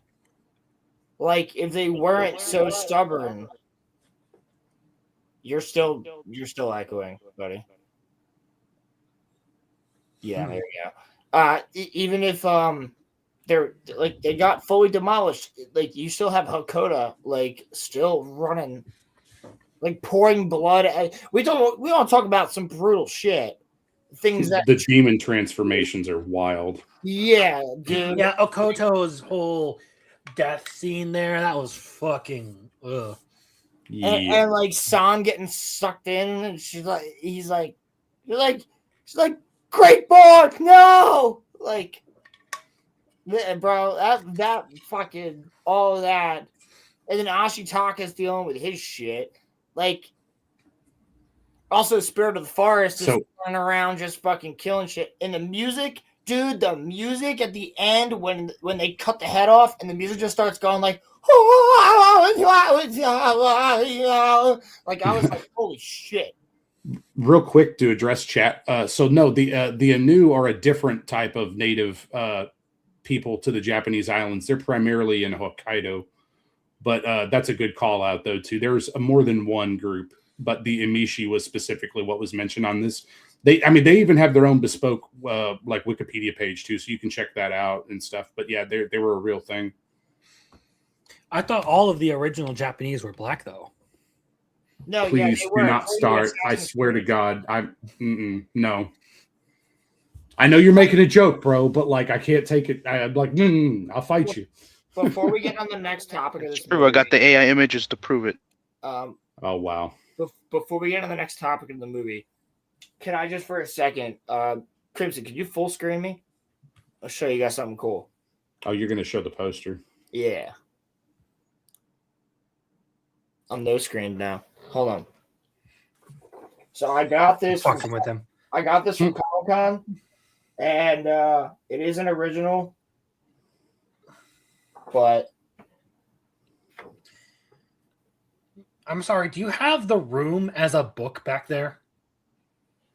I have The Room as a movie that I got for Christmas from my aunt because she's freaking cool.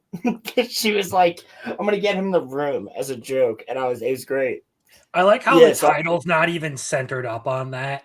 It's the extended edition. I know, dude. It's the extended edition of The Room too. It's fucking great. But yeah, no, I got the original poster from Comic-Con. Freaking sick. That's dude. fucking sick. Yeah, it's made awesome. Of paper. Like it's really cool. It's like card paper, card back. It's some dope shit. I just thought you guys would enjoy that. Yeah, no. I'm gonna get a frame for it to put behind here. So, man, for how long can Roman just be fucking gone? Yeah, he's not leaving at 10 o'clock now. Like this bitch is left. I'm literally gonna call him. Hey, Arceus. Arceus, what's up, dude? And Redoubt Productions, I totally agree as far as the last quarter being really Akira. Yeah, that's why I was also mentioning Akira to be watched during this too, since it's a cornerstone. But yeah, it's all good. We have Batman. So Redoubt Productions. I don't have the Ashitaka one. I really freaking want it. So I feel you on that, man. Like the Ashitaka one is hard as shit to find. I got this one, But the Ashitaka one's dope because if it's the same one I'm thinking of, he's riding Yakul and he's got his bow. And it's like him about to fire. It's so fucking dope. And it looks like the old school Japanese posters. I But used to have Readout Productions. I have a question for you. Is that's not a Skyrim reference, is it? Because it could be, name wise. And I just that's the first place the companions send you is the Readout. No, but that's an actual building type. It's not. No, I know it's an actual building type. That's why I was just asking if it happened to be something. I know it's a building type. Okay.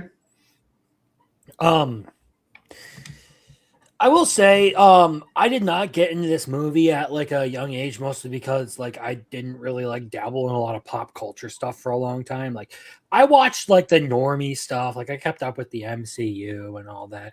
Didn't really decide to go full nerd until I hit college. So I had some catching up to do when I got around to this one. Sure. What character made the biggest impression on you watching it later in your life? Great question.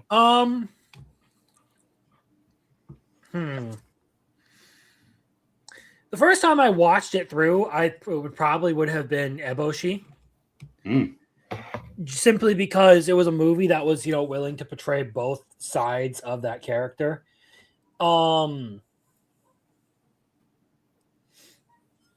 There's your answer, Roland. Yeah, no, I'm reading it. I got it up on my phone right now.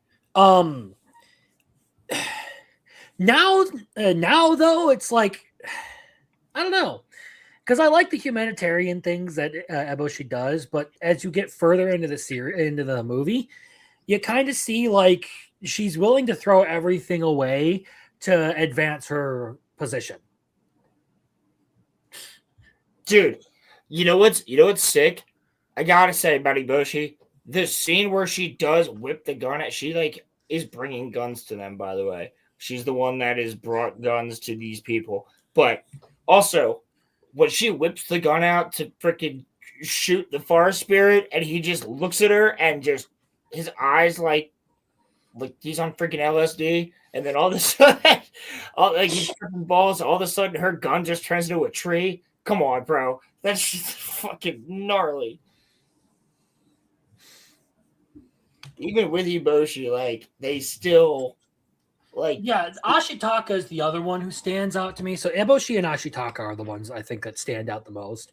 Particularly with Ashitaka is his constant attempts to be the mediator, to be the one who de-escalates things. Mm-hmm. That he's constantly in there trying to get people to stop killing each other, to stop fighting. But no one listens to him, and things probably would have been a whole lot better if they had. Yeah, everything would be a lot better if they had. Do I sound okay now? I just found your channel. I gave you a subscribe, buddy. Echo? Do I sound good? Yep. There's Echo. Fuck. One day you will just break down and buy a microphone and headphones, and it'll be okay, buddy. You know what's crazy is like I don't echo, and I don't have a microphone.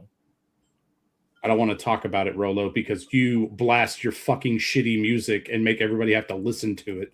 Okay, so we don't have to have an echo to be annoyed with your sound. I have 3 different channels for like people to hang out in on my Discord for a reason. It's like because I'm gonna sit there and listen to my fucking music sometimes. If you want to go and talk, you just go to a different channel.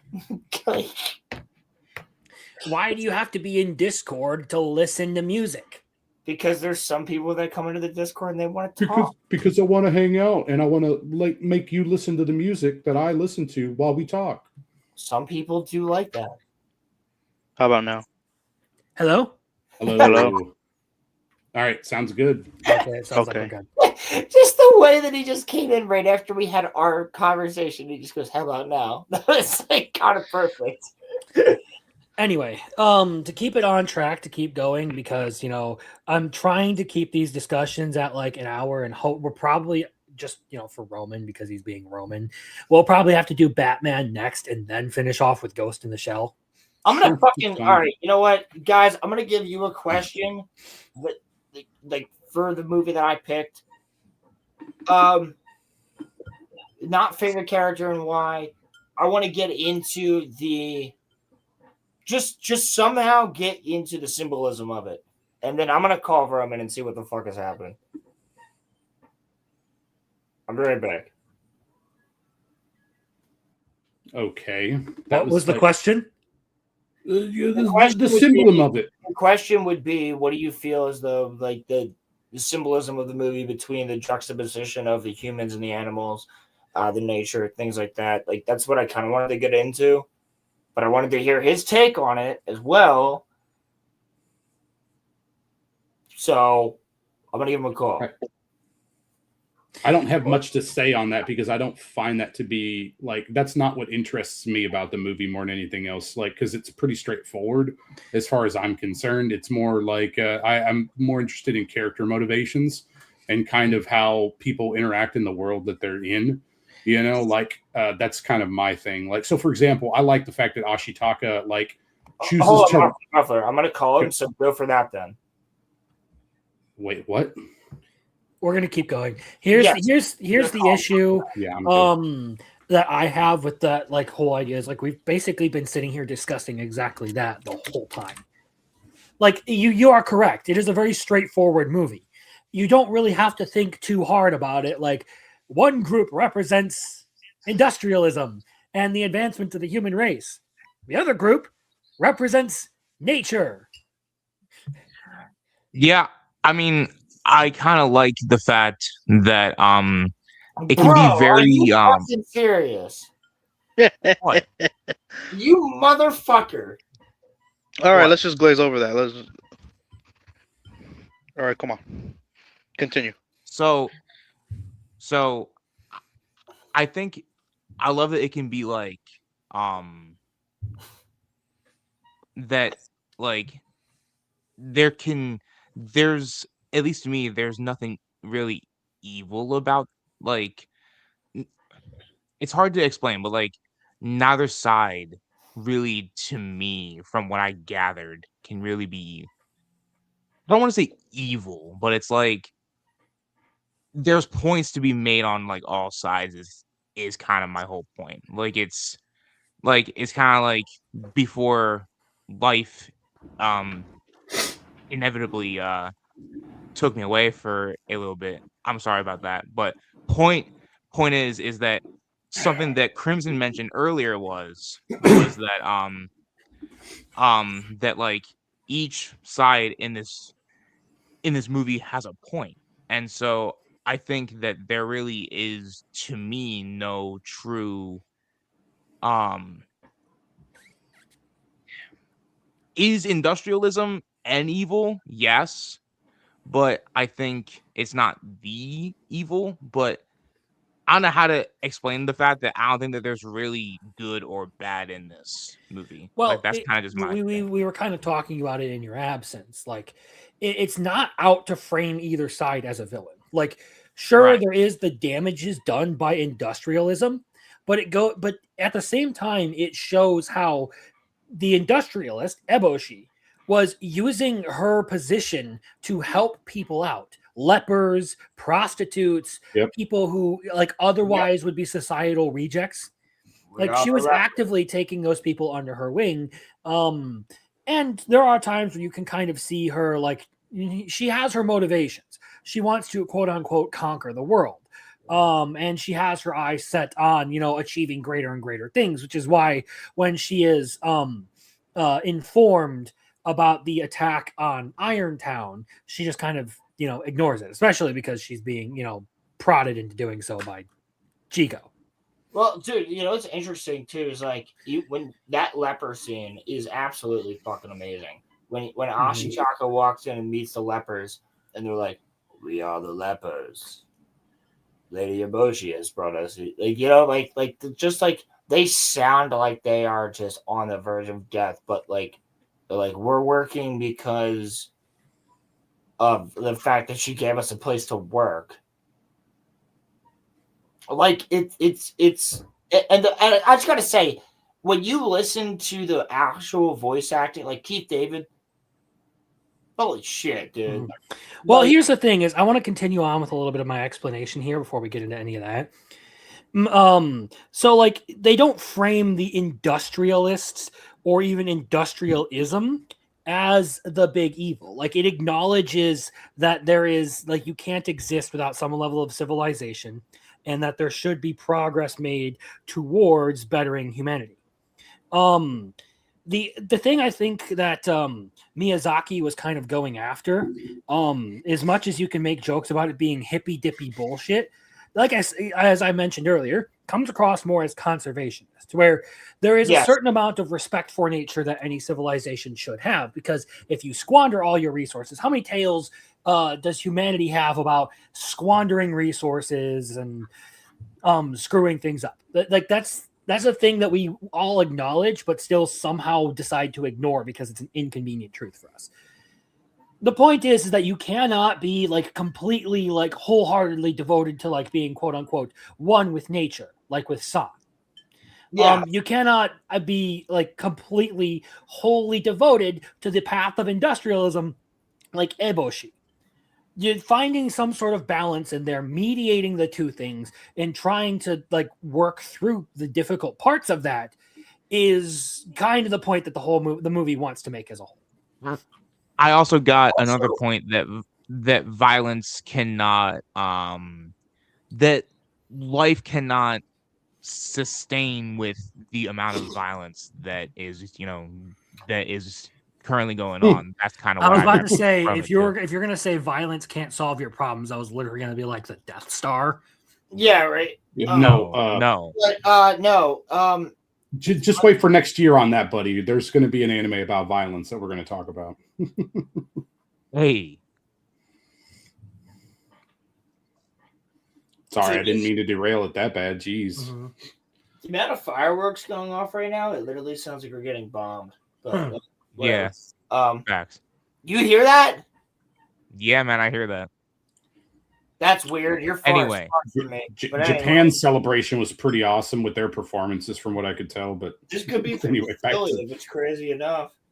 Princess Mononoke. Go. But Fight. yeah, like, what I wanted to say about this movie, like one of the reasons it hits me so deeply when I watched it is Ashitaka is just like, again, trying to be the bridge. And he's trying to do all these things. And that dude, literally, they were like, you're possessed, like, you have demon blood now. You have to leave. And he's like, bet, I'm going to leave and stop this shit so it doesn't happen to anybody else. And he was the last prince. Like, they literally say in the beginning, we're sending our last leader away.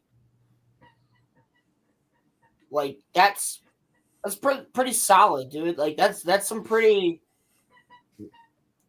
out there stuff. And like when he first meets San and he sees her look like right there in that picture, suck the blood out or suck the bullet out and spit it out. They don't extract the bullet. Yeah, they don't. Oh, you're right. They don't extract the bullet, but just take some blood out. Steel trap of a memory. Ew, shut the fuck up. But she legitimately, yeah, you're right, because she turns into the head and whatever.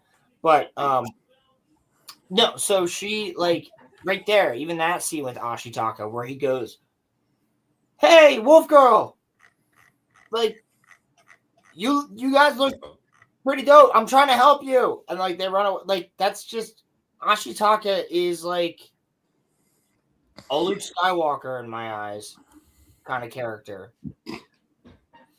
Very plucky and like homely, happy, wants to help people, just wants to be like the good guy. And that's why It annoys me that Ashitaka is never brought up in conversation when it comes to good anime protagonists. And the same thing with San. Like, San is freaking awesome.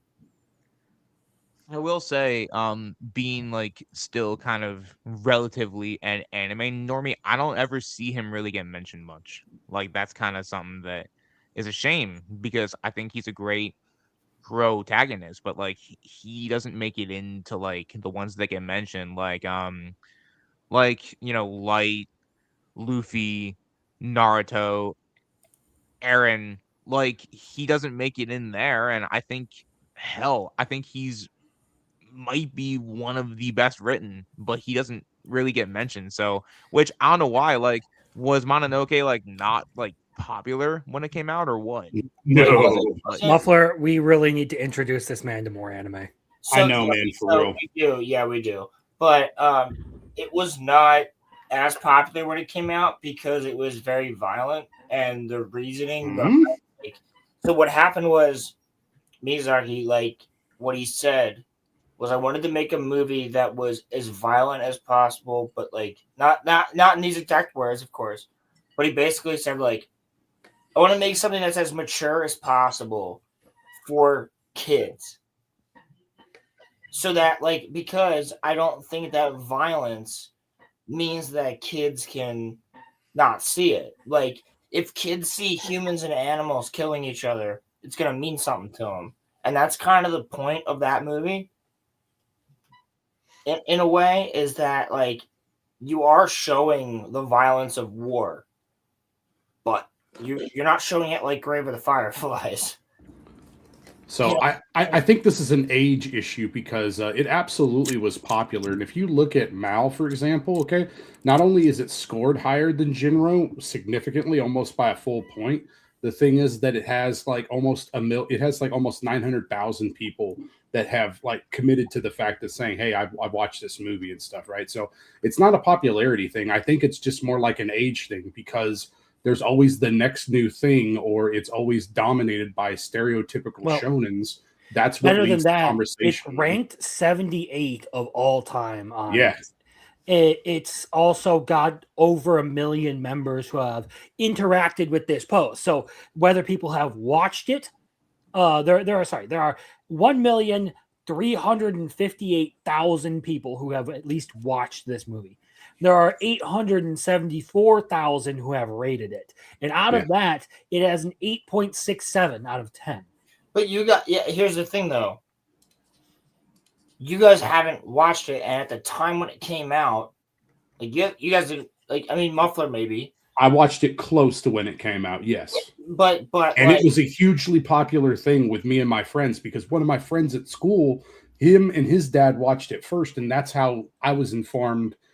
Because my dad's like, hey, yeah, your buddy at school, he said, yeah. And I was like, all right, cool. Yeah, let's watch this movie. And we were all blown away. Like, it was a really big deal. Yeah. So, but was it a really big deal, like, culturally? So let me answer this really quick because there's a couple of things that are different now that weren't the thing back then. There probably was a little bit of a different outlook on violence back then when this released versus now. But I doubt I'm actually more in the belief of Muffler Tape here because he's someone who would have actually had firsthand account of this, unlike the rest of us. That this movie was popular in spite of that. Now, the big difference is that Princess Mononoke aired as an anime in an era where anime was not as popular as it is today. Exactly. The reason Ashitaka does not get talked about as much as someone like Eren or Naruto or Luffy is because those are shows that are immensely popular with people who don't actually watch a lot of anime. True. That's why Ashitaka gets overlooked as a protagonist. Because Mononoke came out without a sequel years ago. It's an older anime. Yes. So people aren't as prone to getting into it. The one thing I will point, and like just real quick, Muffler, I'm sorry. Go ahead. Fantastic point. The only thing I have to say is that's exactly like Kodai from Star Blazers. We talked about that. He doesn't get brought up because of exactly everything that Crimson just said. Sorry. Continue. They also don't have all the flashy hype moments of like Jinwoo or Eren or Naruto. Correct. The other thing I would say too is that even among Miyazaki's works at the time, I can tell you that even though Princess Mononoke was popular, it was not nearly as popular as Spirited Away. Spirited Away, like, was freaking ridiculous. I think, and I think it's because Princess Mononoke broke ground. It was like one of the first really big Miyazaki movies to make it in the United States. It was like, so it's the fresh first face, right? So you had that one as well as, Spirited Away a few years ago or a few years later in like 01 or 03, something along those lines. Yes. And that's when it really broke through because people were more familiar with it and it was more for kids. And that was much safer at the time. So, oh, it's anime for kids. Oh, like that's still the prevalent mindset. My dad, like, again, I'll use that example too. So, he's a boomer, right? But the thing is that he's much more accepting of Miyazaki movies. He loves like basically all of them. He collected them all. That is his thing, okay, with anime. But that is his only thing with anime. He is not really interested in anything that's not Miyazaki and Ghibli. Okay. Interesting. So yeah, I was just gonna say that, but yeah. Like no Bebop, no. I mean, he liked Bebop, but he wouldn't like watch it today. I mean, normally he's like, yeah, I'm not gonna sit and watch that. But I mean, he watched it when it was on TV with me once or twice, yeah, and he enjoyed it. Okay, that was my question there. Yeah, he's not big on TV shows. Okay, like anything that's a TV show, it's a hard pass. If it's a movie, he maybe will give it a shot. I got kind of where it's at. Sorry, go ahead. Like another thing on like just Ghibli movies in general, I feel like somehow Mononoke has just that and Nausicaa and Castle in the Sky is ranked like not by us or not by maybe literally, but I know more people that know the name like Castle in the Sky over Princess Mononoke, but they know the picture that we have right here of San and the Wolf Mother.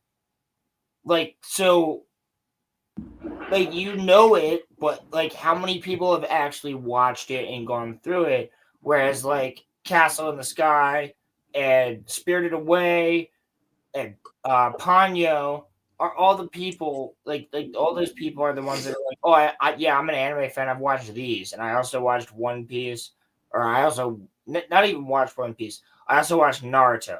That'll be the answer. Right? Like.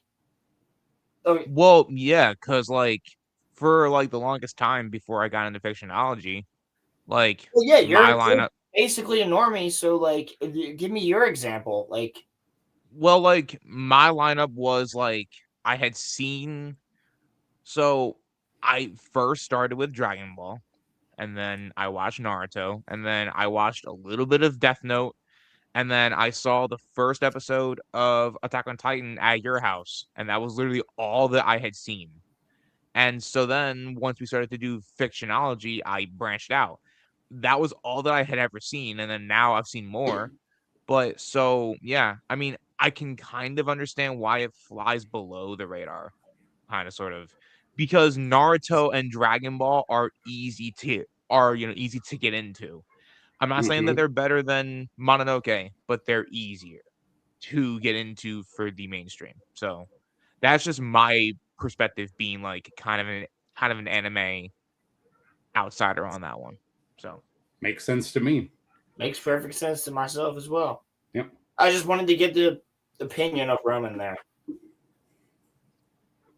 We've been talking a lot. I mean, but Rolando, this was your first time watching one too. So while we're waiting on Crimson a little bit there, what do you got, man? What, was there anything big that you had on this one? Like, what were your impressions and how did you feel about it? Do I sound good? Because I switched to. You sound better. Yeah, you sound fine, man. Way better. All right. I like Wolf Girl. I like her. San's awesome, and she's best girl ever. Yeah, she is, but she is actually, dude. I know we're about to talk about another best girl in quite a few minutes, but I'm sorry, dude. I don't know, Muffler. I might like San more than Major. Oh, that's not a controversial take. I mean, that's fine. I'm It's accepting of it. I will call you maybe a furry, but I mean, I do like Son as well. She's So a woman. I'm right She's there with a you. human. She's just raised by wolves. I'm aware. I'm just trying to make light humor. It's all good. Great voice. It really was cool watching this movie for the first time with you, Muffler. It really, I do like. Huh? You guys watched Prince Mononoke together? Yeah, and Jinro the same day because I was like, "Hey man, how about you watch?" Or maybe we watched two of them, and then we watched like Ghost in the Shell together too. Yeah. I must have been working then because I didn't see you guys in there watching them. Yeah, I would have definitely joined you for. They're in there like almost every night. They watch. Yeah, we watch anime almost every night. Well, no, I know that. I'm just saying I would have joined you guys if I had known you were watching Mononoke if I wasn't working. Like I would have seen it. I check the Discord all the time. And so you stalking us. That's cool. I gotta make sure nobody's putting anything illegal in there. So you see everything, but you just don't say things? Does your manager tell you everything? Redoubt Productions, I couldn't agree with you more, man. We got a lot in common, bro. I appreciate that. Redoubt Productions. I like the Major, but I don't like the 1995 movies version of the Major. I have several things I don't particularly like about the 1995 Major. Or movie, I'm sorry. Love Standalone Complex, however. Standalone Complex is a good movie. I haven't seen it in years, but it is quite enjoyable. It's a TV show. That's see, I saw it when I was younger, dude. No, you're cool. Yeah, that's Standalone Complex is what got me into Ghost in the Shell. So I really appreciate All right, it. motherfuckers. Yeah, here you go, Crimson. What you got, homie? Like I said, when I got back, we were gonna do scores for Mononoke. Yeah. Yeah, we gotta keep it tight. So yeah. You go first. You're not the one that recommended it, so what did you think? Honestly, I was never as big of a fan of Mononoke as a lot of other people, but I would still give it an A. Same here. Yeah, fair enough. Me too, man. You know, I'd say it's a higher rank for me personally than Jinro, but that's just because of my personal experience with it and how much I enjoy it. But yeah, both are A though. Solid. I honestly would put Jinro above this, but again, that's just personal taste. Correct. I'm basically Crimson, but the opposite. I would put this above Jinro, but I think they're both fucking A tier. I think they're both. At least Princess Mononoke keeps his girl. Yeah, for sure. Yeah. Yeah, that is true. The other thing that I wanted to say about it is, how did you guys feel about like the finale of the where the forest spirit was? Hold on. We got to be quick. I was gonna say, Roman, how much time do you have? I have 1 full hour now. Okay. So we're gonna have to move. We're gonna have to move on. Fuck. Sorry, bud. I said if you check the private chat, I said we're gonna try and keep it within an hour. Sorry, Roland. Roman's a little. We can come back to this later on in the night. We could actually, because we're gonna. All right. Well, we're probably gonna run longer, but Roman only has an hour, so I figure we might as well get to the one that is probably going to be the most entertaining to hear us talk about. Jesus Christ! I don't think we're gonna have. He's gonna go over the hour. I guarantee you. I'll put my one for this shit too. Cheers. We're about to. You know what? If that's how we're gonna do things, fine. That is how I got my attack. We're gonna do things. You guys want war? You guys want war? This is war. This is war, motherfucker. Nostrovia and Prost. I just drank a tea. Let's go, gentlemen. All right. Start your engines. So, Rolando's got the camera on. Yeah, Rolando. No, Rolando's like this movie, bro. So I'm gonna say clear the floor. Let Roman say his piece. Yep. So why did you choose this movie, buddy? All right. So look, okay. Muffler, you fucking. So when I watch this movie, this movie, okay, you have to think about it from a few senses. One, when I watched it, I was not super huge into anime. Like I said, I had seen Naruto, or I had seen Dragon Ball, I had seen Naruto, I had seen a little bit of Death Note. By this point, I hadn't seen Attack on Titan at Roland's house, because when this came out, I was in a bad living situation, and as y'all know, I love Batman. And I was like, Batman Ninja? Oh, cool. And so I watched it with my family because I was like, I want to see what they think. We all watched it together. And what I have to say is that I genuinely think, y'all some haters. Yo, that's crazy Anyway, that you just so did that. That's crazy you just did that. So what I liked about this movie was that I thought that the action was cool. I thought that, y'all, listen, Batman going to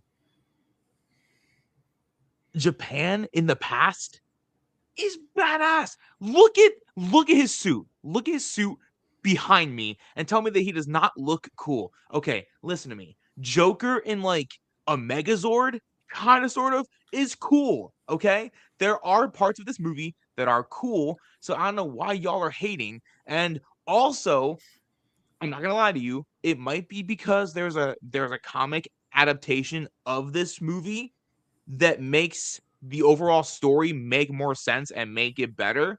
But I personally love the cool parts of this movie because there's some cool fight scenes, okay?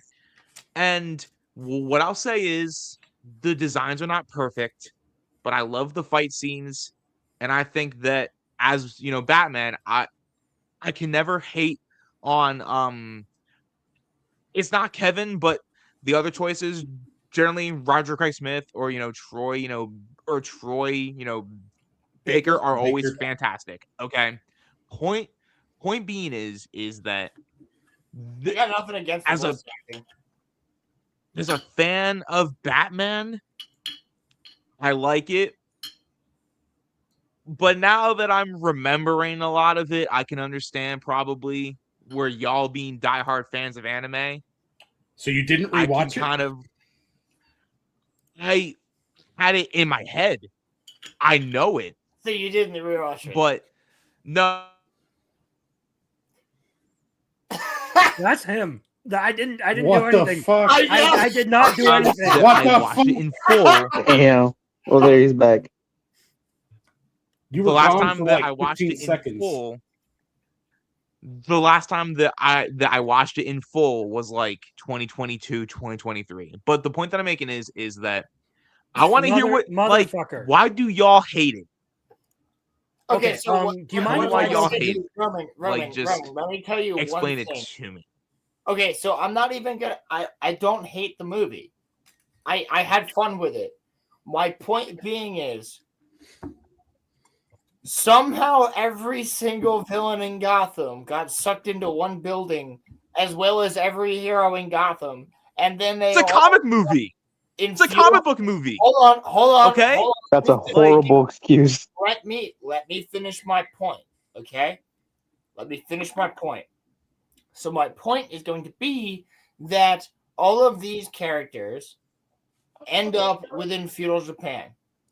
That's cool. Interesting. You could do something like that if there was a battle royale or some shit.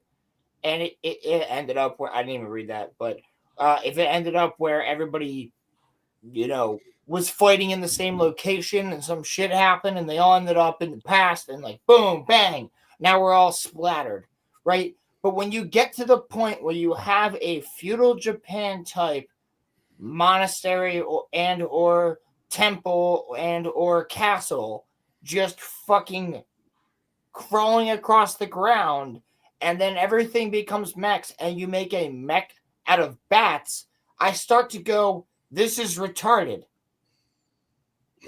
That is putting it very, very mildly. So let me put this in like actual literary critique terms for you, Roman. The entire movie is so fucking contrived that if it were an anime, it would be one of the lowest rated anime of all time for me. Probably. It would be approaching the levels of Wow. it would be another 1. Wow. Okay.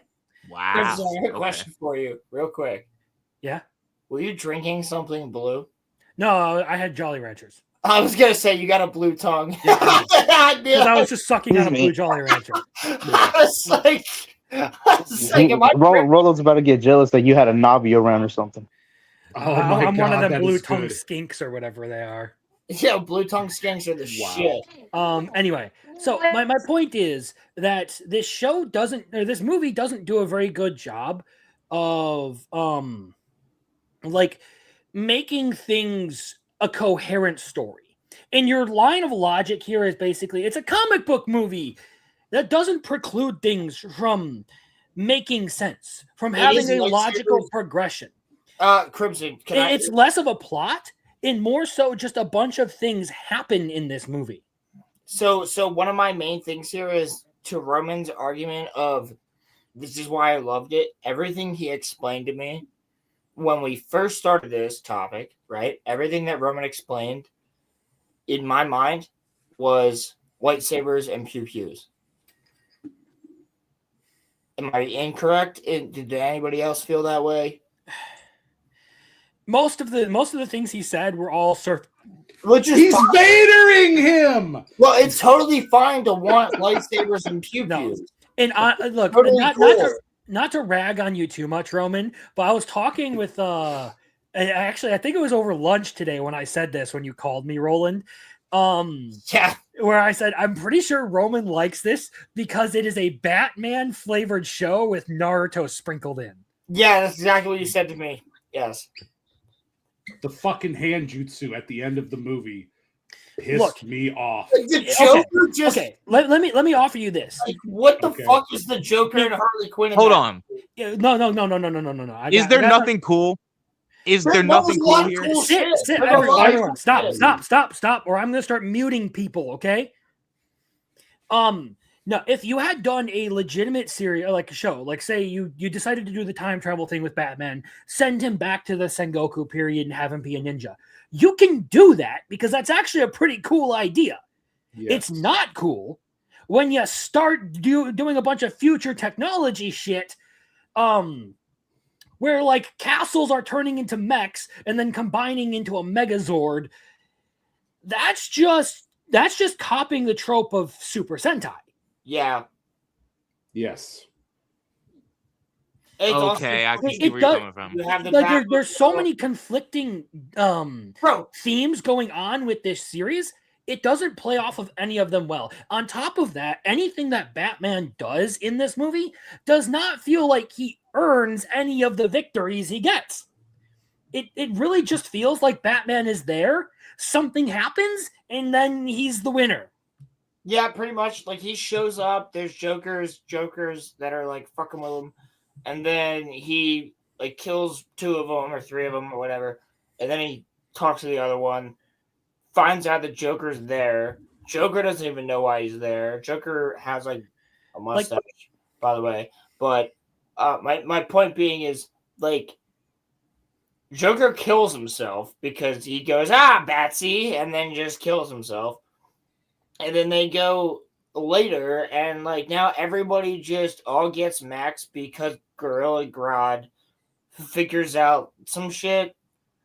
It's really fucking contrived. And then you make a mech out of monkeys, and then make a mech out of fucking bats. Roman, what are we talking? If I were to explain this to Tolkien, do you think he would tell me this is a good Roland, we like things that are stupid, okay?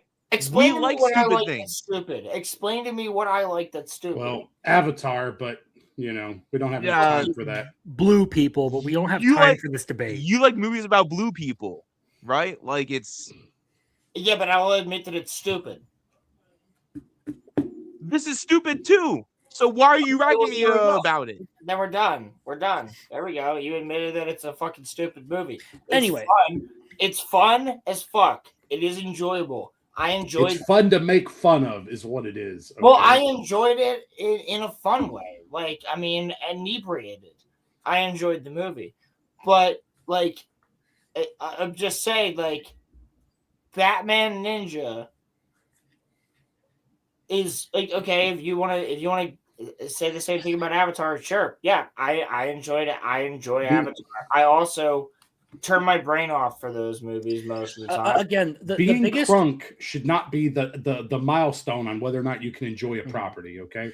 So I don't want to rag on this too much, but my biggest problem with this, again, the contrivances, the just like copying a bunch of different like tropes. What it feels like is someone handed a guy the Batman IP to work with, and rather than actually trying to make a cool movie, they decided to literally throw everything in the kitchen sink into the movie, hoping that maybe one of the anime tropes would work out. Well, that's what's exactly Japanese stuff about? Oh yeah, let's just do that. Yeah, that sounds great, man. Yeah, here's Abby, the shit? Oh, the yeah, issue, let's do Muffler that. Tape. It was done. It was all done and directed by Japanese people. This was made by Japanese people. Yeah, it was. Yeah, and like Who it was the actually studio? feels like they just tried to take as many American tropes as they could and like do some things. It's not a terrible movie. Like if you were to show it to somebody who wasn't a fan of the prop, like we're talking about this as fans of the property, right? So In it's its defense, there was one fight scene that I liked at the end when they like where you have Batman and the Joker on top of the roof with the sword. yeah, that was cool. That was cool. Up until a certain point. The like Sengoku armor, or the Sengoku samurai armor Batman stuff, it was cool. But that in and of itself is not enough for me to give this movie praise. Like I'll break down my criterion for you if you really need me to, but it literally is like the top two things are story and characters. Yes, those two gotta be top notch if you really want me to give something high praise. Agreed. And like the thing is, like with me is like I don't like mechs. Like you have to do mechs the right way for me to even enjoy mechs ever. And like Evangelion, I enjoy mechs. I don't like mechs in other shit. I like mechs in Dandadan because that one was fucking fire. But it's about coherency within its own plot. Yes, and I do want to give Roman some time to talk here pretty soon because we've been like harping on him and he's been quiet. I'm not harping on him in the slightest. No, we've been critiquing this movie. I want him to be able to talk a little bit since this was his pick. That's why I'm saying that.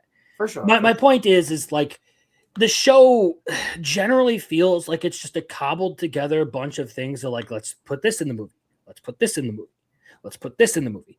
Whereas with other entries on here, you can point like there's a coherent motion from one scene to the next, where everything sort of follows this logical progression of storytelling. Where like with Jinro, okay, you start off, you have the whole thing with Fusei and his PTSD from that moment, and that all continues to build on and on. Right. With Batman, again, I go back to that thing I said where it's like, okay, so this happens. And then this happens. Well, I mean, it's the same and then this happens. Ashitaka and Major, right? Like Ashitaka and Major both have inciting incidents that, like, so. But before I go, can I ask you a question? Can I ask you a question? Sure. What's up about the movie? And I'm not saying it's bad. Like, I enjoyed it. I had fun with it. Would you not agree that the inciting incident has not been fully fleshed out to the point where it would actually explain everything clerically, where you would get different characters like as to why all of them would be there, as to why like what's going on in Japan at the time, like things I understand. Yeah. I don't disagree. You're not wrong. But also what I'll say is, and this is not a cop-out, this is just what happened. After the movie came out, there were comics that came afterward that basically kind of explained the plot holes. Okay. So I see where you're coming from. The movie does not explain it, and it should. But the but the comics do. Muffler.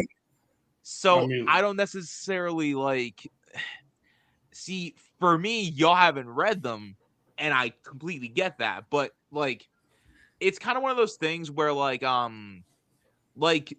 people hated when it came out, Batman Arkham Knight, right? Like they despised that game because that game has a mid story, right? But then the comics that preceded it made the story better, and it made people able to deal with how mid that story was. And I'm not saying that y'all will, because y'all aren't going to, because y'all don't like this movie. But if y'all read the Batman Ninja comic, if y'all read the Batman Ninja comic, you might be able to understand where they were coming from. And I'm not trying really to quick. I do want to rebuttal that, because if I need supplementary material to understand your movie, it's fundamentally a piss poor movie. That's true. Also, I never said I didn't like the movie.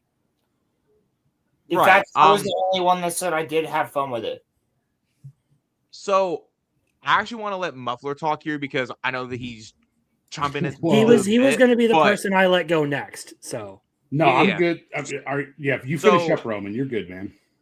Yeah. So I just wanted to say that to answer your question, Roland, no, it's not fleshed out, and I can understand that like there are a lot of plot holes in this movie, but I don't hate it because I know how it gets all put into one at the end. Y'all don't have that explanation, so I can kind of, and like, I'm not blaming you guys, but I know how the story comes together.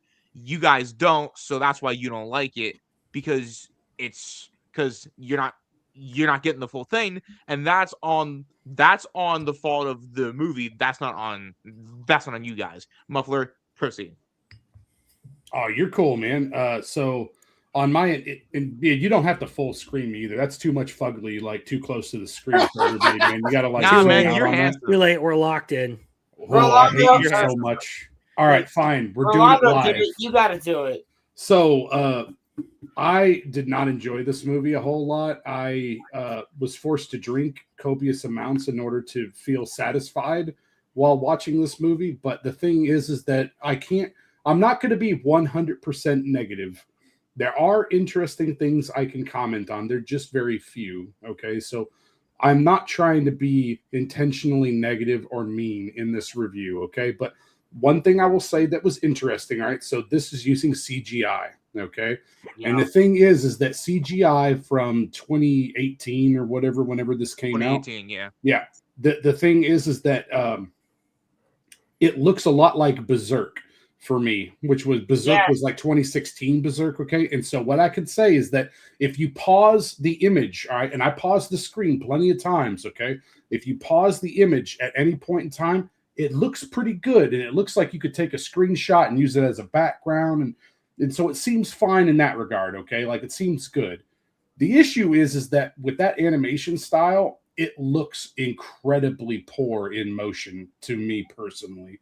It looks like it is so artificial, it's not even funny. Okay. And here's the thing too, they didn't use just one animation style consistently through the movie. When they were dealing with some of the Joker moments and stuff too, they used a different animation style, which I felt was better overall. But the problem is that they didn't flesh it out appropriately, so it still came across as really poor to me.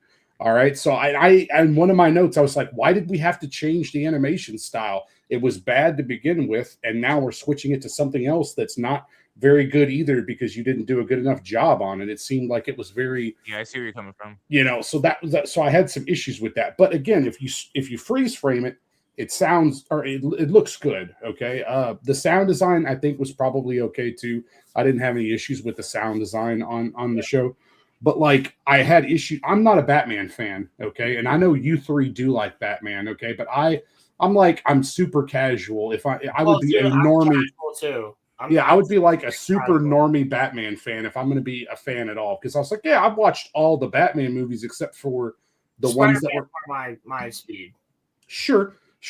But you you go back to like the 1989 Batman. So that one and before, I haven't really watched him, right? But like, George Clooney Batman I've watched, okay?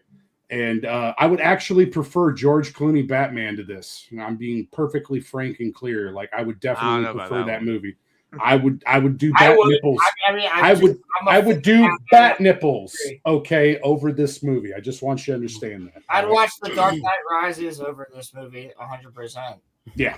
And Rebels too. I had issues with character designs. I will tell you, I loved Catwoman. Catwoman was very sexy. She came across as a fantastic character design. All right, Gorilla Grodd looked retarded. I did not like Gorilla Grodd.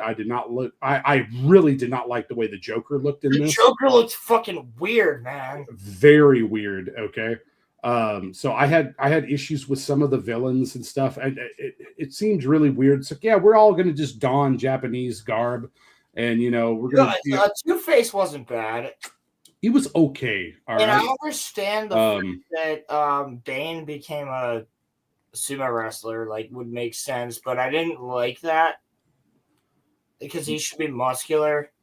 Well, that whole scenario there is another thing to like the point that I was making about like Batman's like triumphs in this movie just being anticlimactic or just feeling that like they don't have any weight to them. They don't feel good. Like he literally just one-shots Bane. Well, because they just had to throw Bane in there because he's a character. That's a lot of the other rogues gallery are just kind of in there to be in there. It actually would have worked better as a movie if you had just had the Joker or just Gorilla Grodd. They throw in a lot of rogues for Batman fan service, and what I'll say, well, then you have they make this movie very heavy on Batman, and they kind of, in a way, don't respect the fact that it's meant to be an anime movie. I'm not really disagreeing with y'all on that. But what I'll say, and y'all have to, okay, y'all don't have to, but as a fan of Batman, like a diehard, I do appreciate that like everybody gets represented. Maybe not well, but like, they're all there. And considering the fact that in 2018 we were starving for something that wasn't Ben Affleck in a Batman movie. We got Anderson. Okay. Ben Affleck was fine, but okay. We got Robert Pattinson. Robert Pattinson was good too, but that was after the pandemic. I needed that movie. That was a good movie. Roman just heard Robert Pattinson.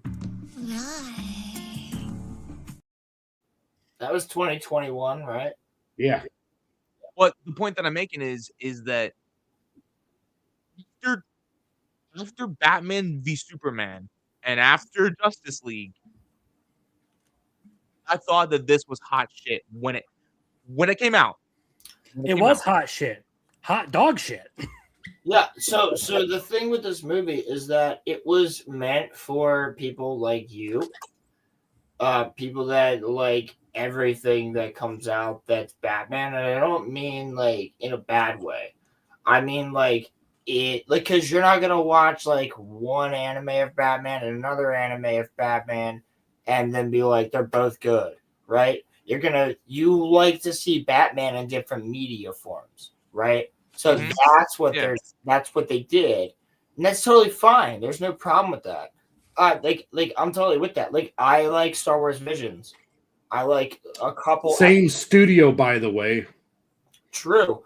I like a couple. Well, there's a lot of studios in Star Wars Visions, but I like a couple episodes out of Star Wars Visions made by different studios. And if I'm not mistaken, the studio that made the first episode of Star Wars Visions, which was the this one was Kamikaze Doga. Sorry. Yeah, did they do be interesting if you could look up if they did the samurai episode, the black and white one. I'm on it. I can try. Yeah. It just says that they did an episode of Star Wars Visions. Yeah, because I know they do have one. But like there's certain episodes that I watch and I like I enjoy very, very greatly, but it's mostly because of the animation and the episodes, like what they say, what they do. These are the episodes that I think could end up becoming shows. And I think that this movie would have been 100 times better if it was a TV show with 8 episodes. Yeah, I mean they could flesh certain things out so it would make it more believable. Yes, I would still probably have some issues with the content because Oh, I don't know, just some of the choices that they made just seemed really off to me personally. Like, If it makes you guys happy, I hate the sequel. No, so Yakuza League. Roman, Yeah. Roman. I hate that. My point here is though, would it not have been better? Like what Crimson or Muffler just said. Why do I do that all the time? Like Muffler just said, would it not be better if we had fleshed some things out some more?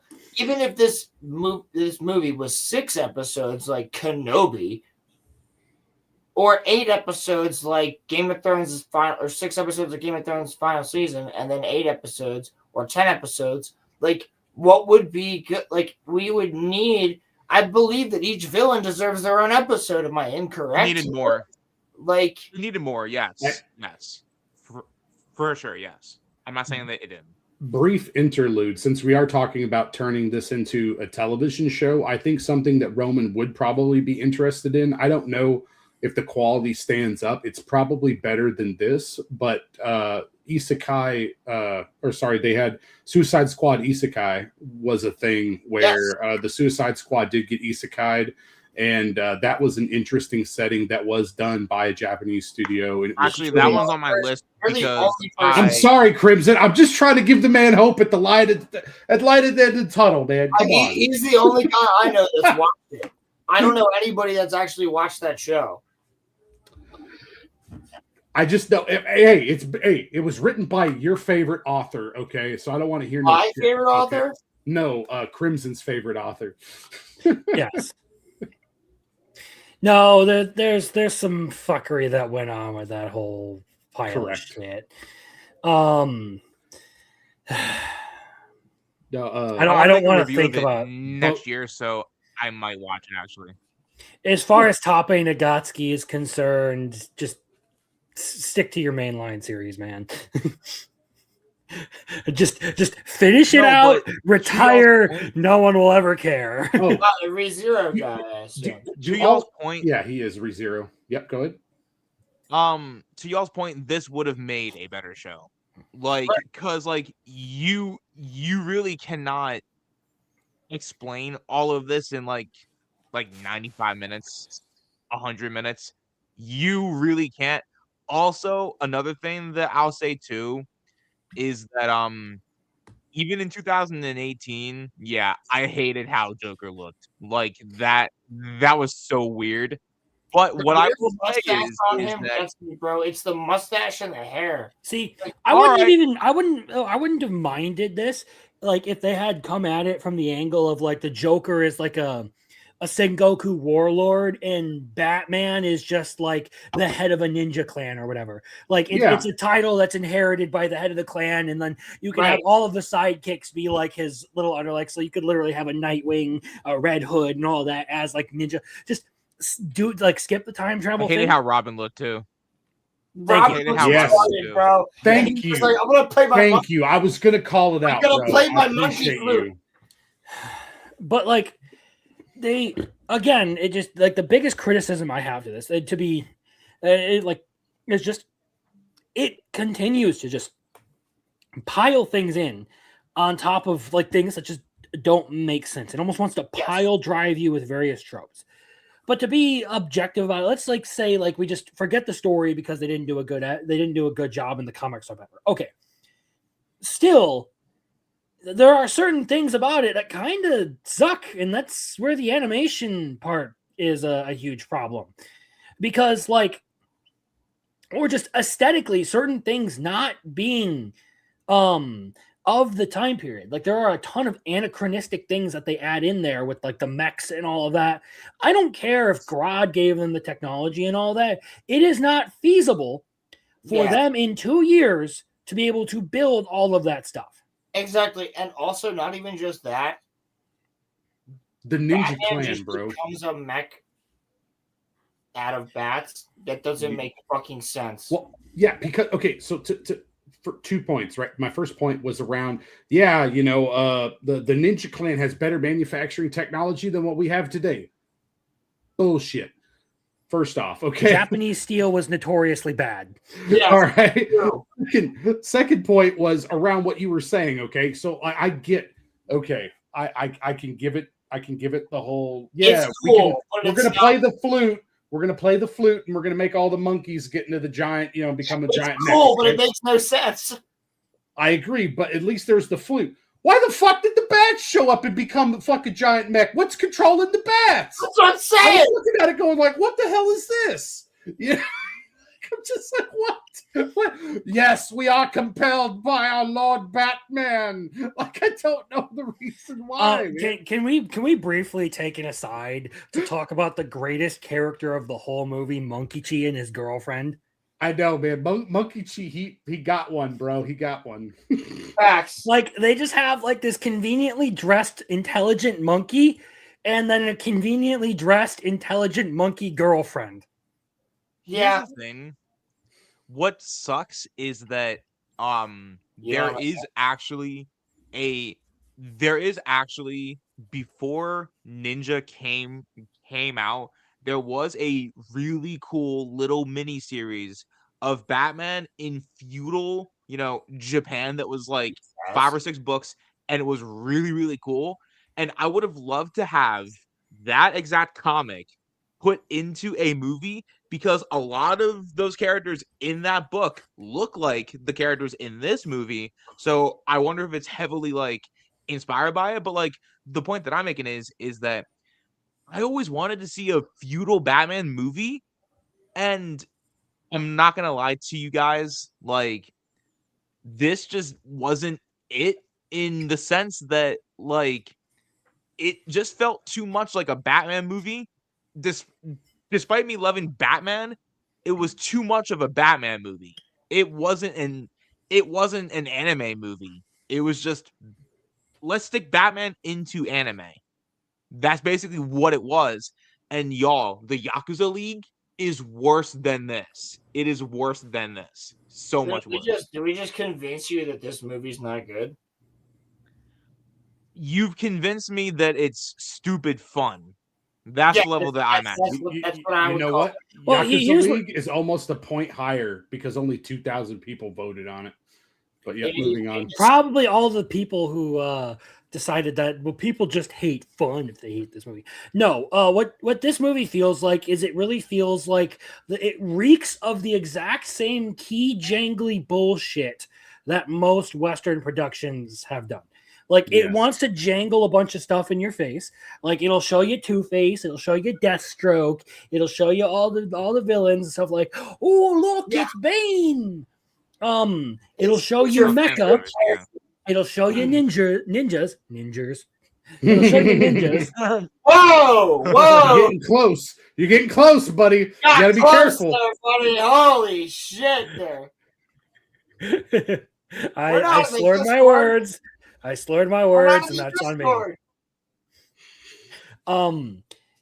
And that's like, it just does not feel like a movie where I can it's not a movie where I feel like I've been respected as a member of the audience. Agreed. I feel like I was fed a bunch of like flashy stuff that was like loosely collated into a plot of a movie. And it tried to do the same thing that we mentioned this earlier.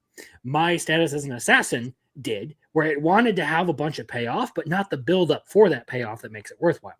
Like Batman having to deal without all of his gadgets and stuff in like a feudal setting, cool. You could have done something with that, but you did no amount of build up to that to actually make it worth a damn. Yeah, here's the Batmobile. It totally got transported too. So we only transported a select few people and Batmobile, and somehow Alfred's here, but he's all like, "Well, let me take this wonderful dish and stuff." Right? Like, I also feel like they made Batman in this movie a retard for most of it. So I Yeah. have a question for you. I don't disagree. When you're formulating a character, right? Because you're right as well. When you're formulating a character or formulating something for said character, or whatever it is, because for me, my hardest point is the middle, right? Like, why are they like? What's going on with the person? What's the thing? Where are they gonna go? I'm sorry, I'm just laughing at my hardest point is the middle. Sorry, yeah, that works. But you motherfucker. But no, I'm just like when we're writing, like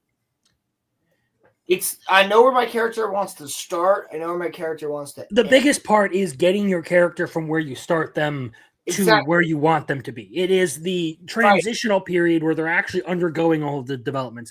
Yeah, that can be difficult. That's the part that actually requires some thought. Because you can be like, all right, I have a coward here, but I need him to become a real man who's going to fight the big bad guy. I got to figure out in the middle what's going to happen to make the change. Exactly.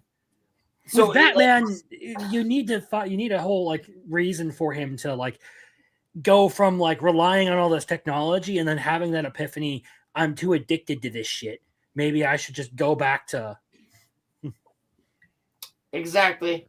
There we go. So that's why I wanted to bring that up, because it actually is nice to have a couple different writers that we're friends with that like we can talk to about this shit, because when we have these conversations about shows, we can actually talk about writing the way that we know it, which might be a little bit different than the way that a fan of the show may know it.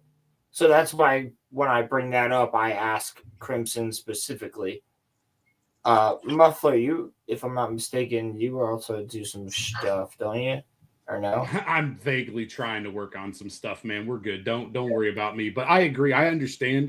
Normally, you kind of you know what the motivating factors are to a character, okay, and then you drive those motivating factors in unique ways in order to develop things the way you want them to develop and stuff, right? So I totally get it.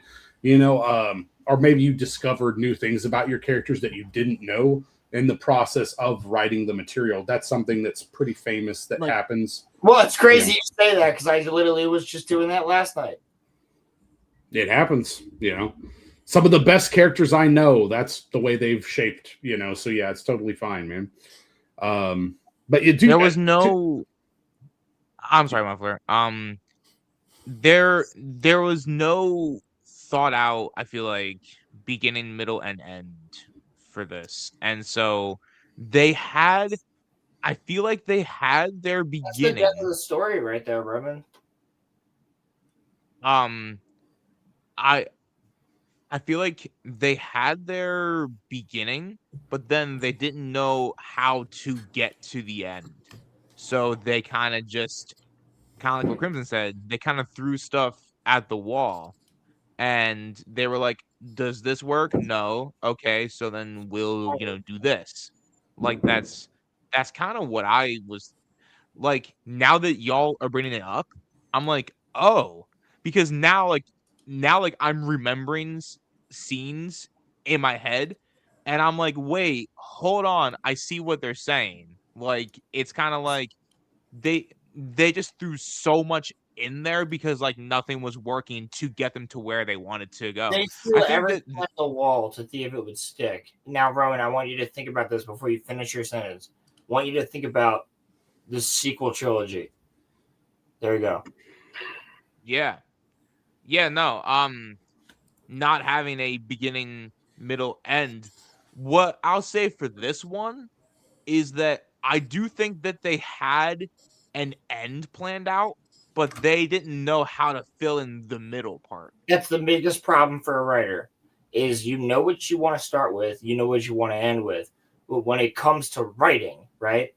Like my biggest problem personally, and I've heard this from my mentor and my teachers and things like that, when it comes to writing, is that the middle's the hardest part. That's the meat. That's what you got to fill in. That's the burger for the between the buns. You know what I mean? Like you got to like it doesn't matter if you don't have the middle. You gonna burger between her buns? Well, I'll put a burger between her buns. Maybe Bruh. at the wedding room, but anyway. Hey, my homie. My point being is, you need to have these things. Like you got to do it, and like when it's very difficult to formulate the middle of your story. Like most people come up with like, I know where I want to start. I know where I want to end.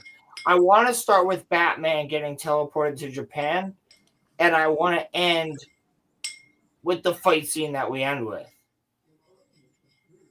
And all that shit and mechs and all this other stuff, right? However, how do we get there? It's not so easy, right? So I know that I need my characters in my book to go from one location to another location by the end of the trilogy, which is what I'm planning, right? The second book's the most important. It's not the first one, it's not the third one, it's the second one, because the second one is what's going to establish where they go, how they get there, where everybody's at, what they're doing, and what the end game is. That's what Tolkien did, and that's what I'm doing, right? So I've learned a lot from him. And when I look at this movie, I see a really great story in the movie that just wasn't realized because it wasn't a TV show. Like you could make this a really freaking cool story, but you just shoved it all into one thing. So like if I shoved everything from my book, right? Everything that I'm working on, if I shoved it all into one book, either it would be 2,000 pages or it wouldn't be worth it.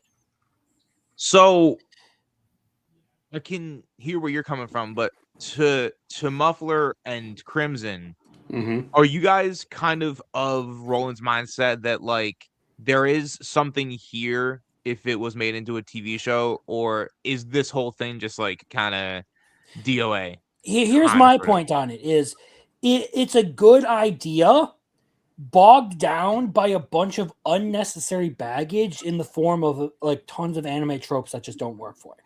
So let's specifically talk about the mecha stuff that they do. Yep. First of all, it's anachronistic.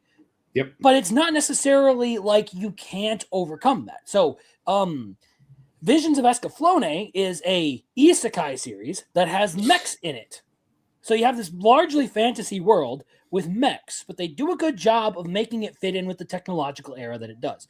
You can do this stuff. There's another more recent isekai called The Red Ranger Gets Isekai'd to Another World or something like that.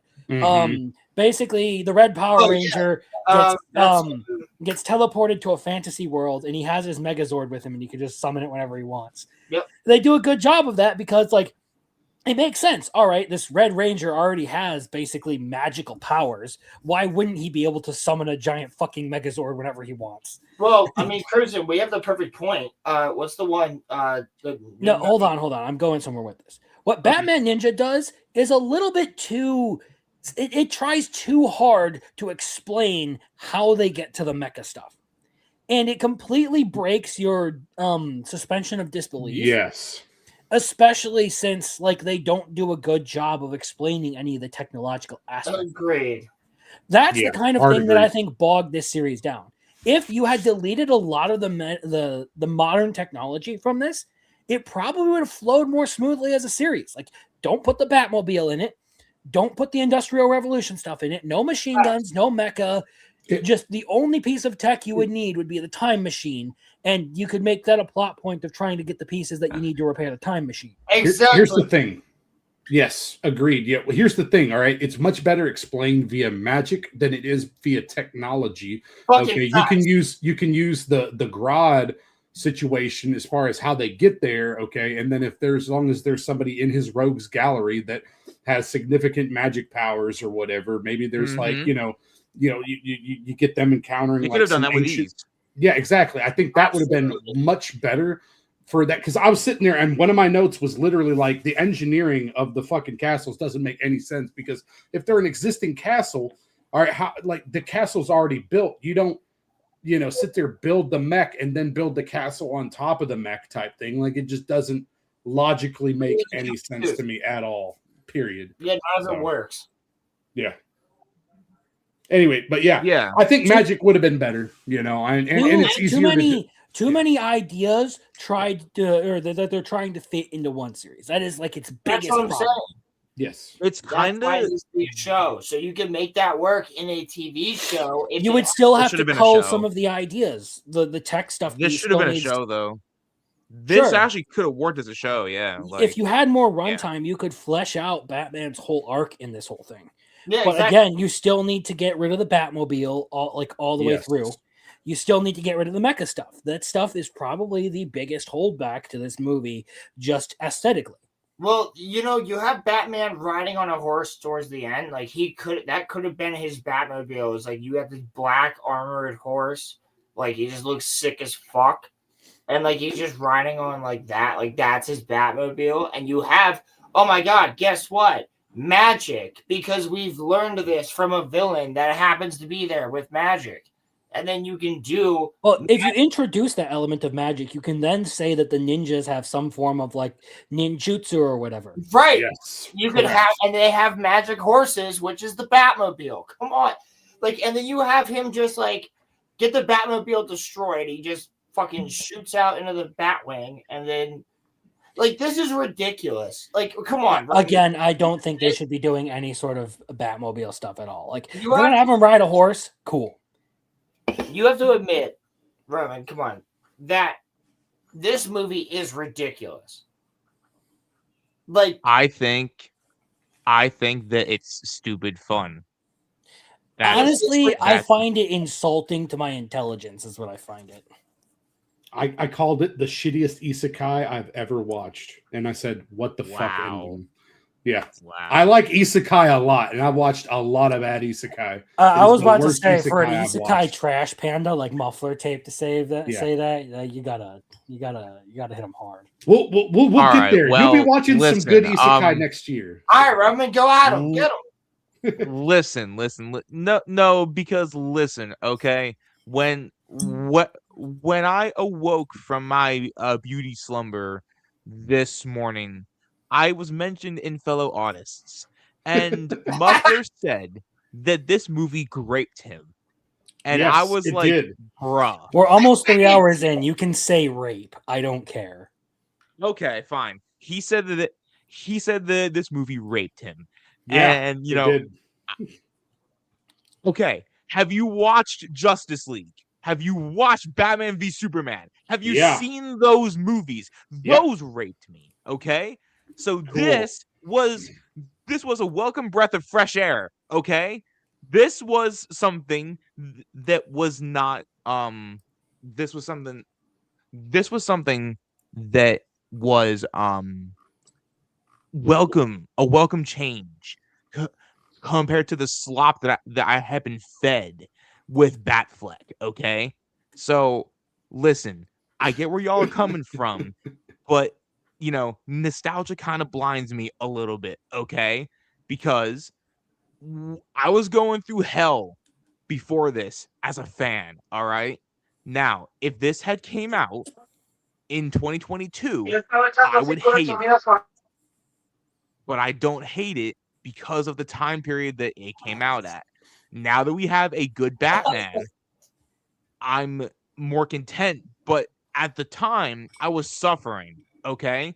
The comics were terrible. I didn't like Batfleck, so I had nothing. So then this was all that I had, okay? And it's pretty dire when this was my one saving grace with literally the character that I love most in like, all of fiction. So like that's my take on it. Sorry, but like for you to say that like this movie destroyed you that badly, I can see where you're coming from, but like the Star Wars sequels exist. Like Rings of Power exists. Game of Thrones season 8 exists. What's going on with Stranger Things? I'm sure that's mid, okay? Like there all I is right, am we so don't glad know. I dipped on that. Hey, we'll say that for Friday. there is Hold a up. lot I gotta worse say, stuff. There is a lot worse stuff. That's all that I'm saying. There is worse, okay? So This was all right, again. but then, I will and stand then by that's the the fact that it's problem. the worst That's the problem is isekai. that the you have to compare it to the good stuff there has been. Yeah. That's the thing. You can't just let the bad and then the not so bad outshine. You have to compare it to what you love. Mhm. So next year, That's quite I literally think. why. Sorry, go ahead, Rolando. Finish up because I was going to add to That's that. quite literally why. Like some people, yeah, some people say what was it that Thunderbolts was? Oh, it was great. It was back to form. And no, if you compare it to like something like maybe even like Winter Soldier, it's not going to compare at all. Compared to Iron Agreed. Man. Iron Man is fucking awesome. Yeah, but it's also the start, okay, and that was before Disney took over, so you just have to put that in its place. But no, so yeah, to what Rolando was saying, though, right? So the thing is that this next year you're going to see at least two of what's considered to be the best isekai that are being made. Period. Okay, and so when you get a chance to see what the best of the genre has to offer, as far as characters, as far as world building, as far as just the wonder of the world and how unique and special it all is, right? When you compare it to something like this, you will come away with the same understanding as me going like, this was just absolutely horrible. I'm not, but then again, too, I understand the idea of being a fan of something, all right? I have said multiple times that if there's anything comic book related I actually like, okay, it's Green Lantern, and we all know what happened with that. Okay, so we'll just leave it at that, buddy. All right, so I get it. there. Yeah. But no, trust me, I'm excited to see what you have to say about different isekais because, you've had time travel with this one. Well, what if it's an entirely different world altogether, which the one I mentioned, the Isekai Suicide Squad, that one's the same difference, so. Yeah, and I'm actually going to be making a video on that next Cool. year. But so here's just before I dip in like a second here. Here's we need to go over some scores for that. We need to do scores too, but yeah. Yeah. So here's my question for y'all is can y'all see like with what I explained about the time period as to when this came out, can y'all see where I'm coming from? Yes. Sure, but I disagree because I liked, the movies that you mentioned, and I think they're better than what we're getting from DC right now. I agree, but like I can see where he's coming from. Yeah. I mean, again, I'm not a mega fan, so I can put that aside and I can respect you. So I don't necessarily get it because I judge all things, but kind of on the same basis. So, all right, moral objectivism. I respect. So, I can't wait to hear y'all give this movie A's. Well, Crimson, I'm with you on that one. Give it AIDS, you mean what? Like, Sorry. I'm with you on that one, but I can understand it. Now, Roman, we need scores, and there was one question I want to ask you before you leave. If we're gonna do the scores, I guess we should give our scores first, and then I'll ask my question because it's about Ghost in the Shell. Yeah. Please to get his impression on that before we leave. So, I'll go first. I guess I can say that I'll give it a D. Okay, I'm not going to give it an F, even though I want to. I'll say it's a D because again, there was some pretty screenshots. If you took some screenshots, think it was fine. I did like that last fight until stupid Hanjutsu bullshit got introduced. So I liked the last fight too until that, and yeah. So I can say that it's a D tier. It definitely needed a lot more to get it to be good, in my opinion. Yeah. Okay. I too will give it a D, not an F, because as much as I probably could have served myself better by being intoxicated while watching this one, there are certain aspects of it that I do think are interesting. It's just when I put it under the same lens that I would put even my own favorite series under, it does not pass the same kind of tests. So exactly. Roland. Which is why I'm going to give it a C. So I'm going to be slightly higher. I'm going to give it a C because I think that the voice acting and the music was pretty freaking solid. I think the animation was good, but as a Batman story, I think it was Poop Sack McGee. So, in that reason, I will give it a C. I also was intoxicated when watching it. I indulged myself. So, no, I enjoyed it. I have notes. I know he indulged himself in that Italian herb. Well, let's just say that I drank Parmesan oregano. How long was it? Like an hour and a half, 2 hours? Like I watched just an hour and a half. Thank God. So within that hour and a half, I did have a beer, but I would say that the movie's a C in my opinion. I don't think it's horrible. I don't think it's bad. If somebody was like, "Hey, I want a fun Batman story. Should I watch this?" I'd probably say, "Yeah, go ahead." It's not gonna I'd tell them to watch Batman versus Dracula before this. Well, Batman versus Dracula is fucking amazing, and that's a completely different story. We could do a whole fictionology on that movie, but should pick that one.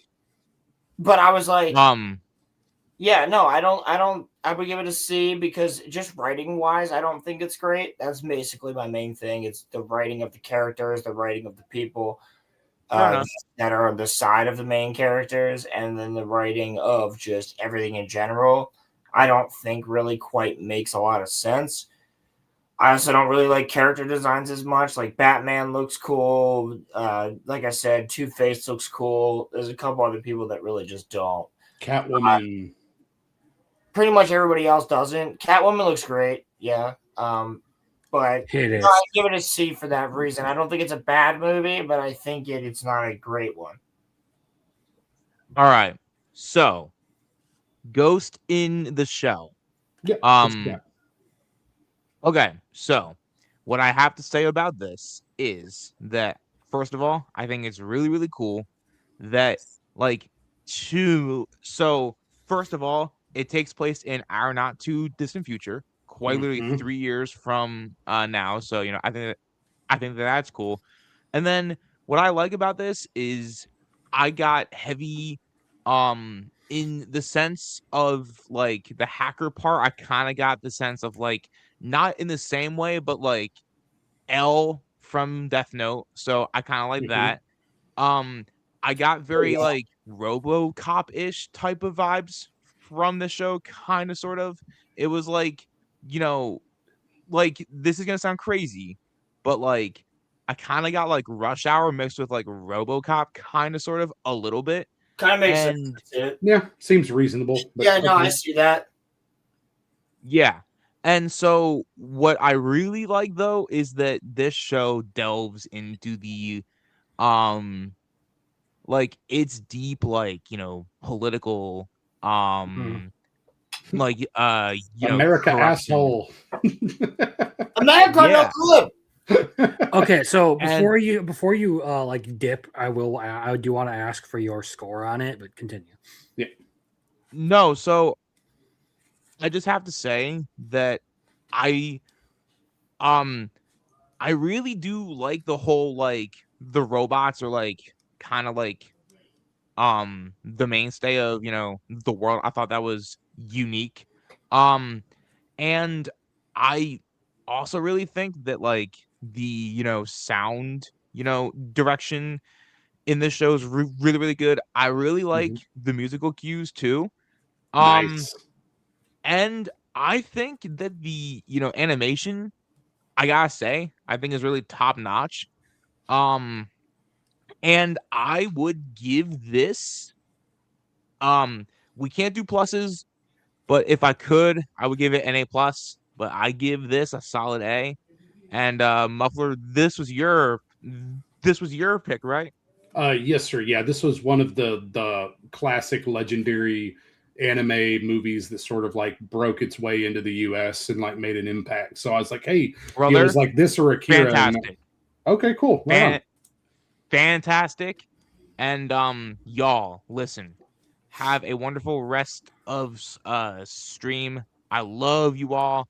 And to chat and to everybody watching, Happy New Year. Roland and I will be back at it like a couple of crack addicts on Friday night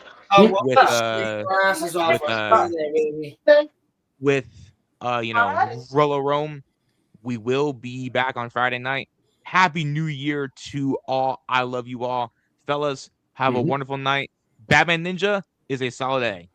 Happy New Year, man. Sure it is. I was gonna say, he can fuck fucking off bye. on that. All right, well, Fucking solid A. Oh my god. Solid A for ass. Yeah. No. Oh, okay. For A, so. So I guess now we get to move into Ghost in the Shell. We're not on a time limit for this one, so we can just talk about this one. Let's go. Sure, No, sure. actually, at this point, we have 0. We can just go back and talk about the other ones too.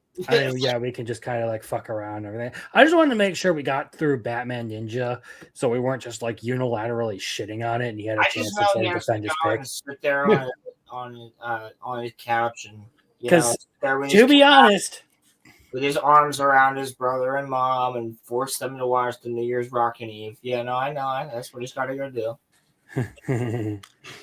No, because to be honest, when it comes to next year, I have a feeling like, especially with like the last two that we have planned for next year's Fictionologies, we're probably going to have some fighting over those. There probably will be. Yeah. There will be arguments over. Definitely going to be arguments over Love Is War, the unexpected one. There will be arguments over that. Well, hold on. We'll talk about all those later. Just chill. Just chill. Sorry. Yeah. There's a reason I have a bunch of clips loaded up for announcements and everything. Don't I'm worry. sorry. I didn't know that. My bad. You chill. Anyway, so Ghost in the Shell. Yep. Now that I am decently inebriated, this is the perfect time to talk about the anime. Let's go! The prude is gone. Oh Lord! A very highly philosophical fucking movie. And shove it up your urethra. Yeah, I agree, Rolando. I met Roman. Fuck you! I was ready to fight Andrazi earlier. I'm ready to fight you now. Nice. All right. Did you see the Discord anime chat? Yeah, I did, but I was reading it while we were already on the show. So. Oh, dude, don't get me started again. I have major beef too at this point. Anyway, we'll talk about Love Is War later. All right. We'll talk about some other things on another time. Right now, we're here to talk about the major, her tits. Kusanagi, oh yeah. And how much I want to fucking smash this android. You know what? It may be a parasocial relationship, but I'm willing to accept it, okay? I don't give a shit. Do I get to suck on her titties? Hell yeah. Hell yeah. That's the only thing I care about is I want to fucking suck on her titties. Dude, that is a reasonable response.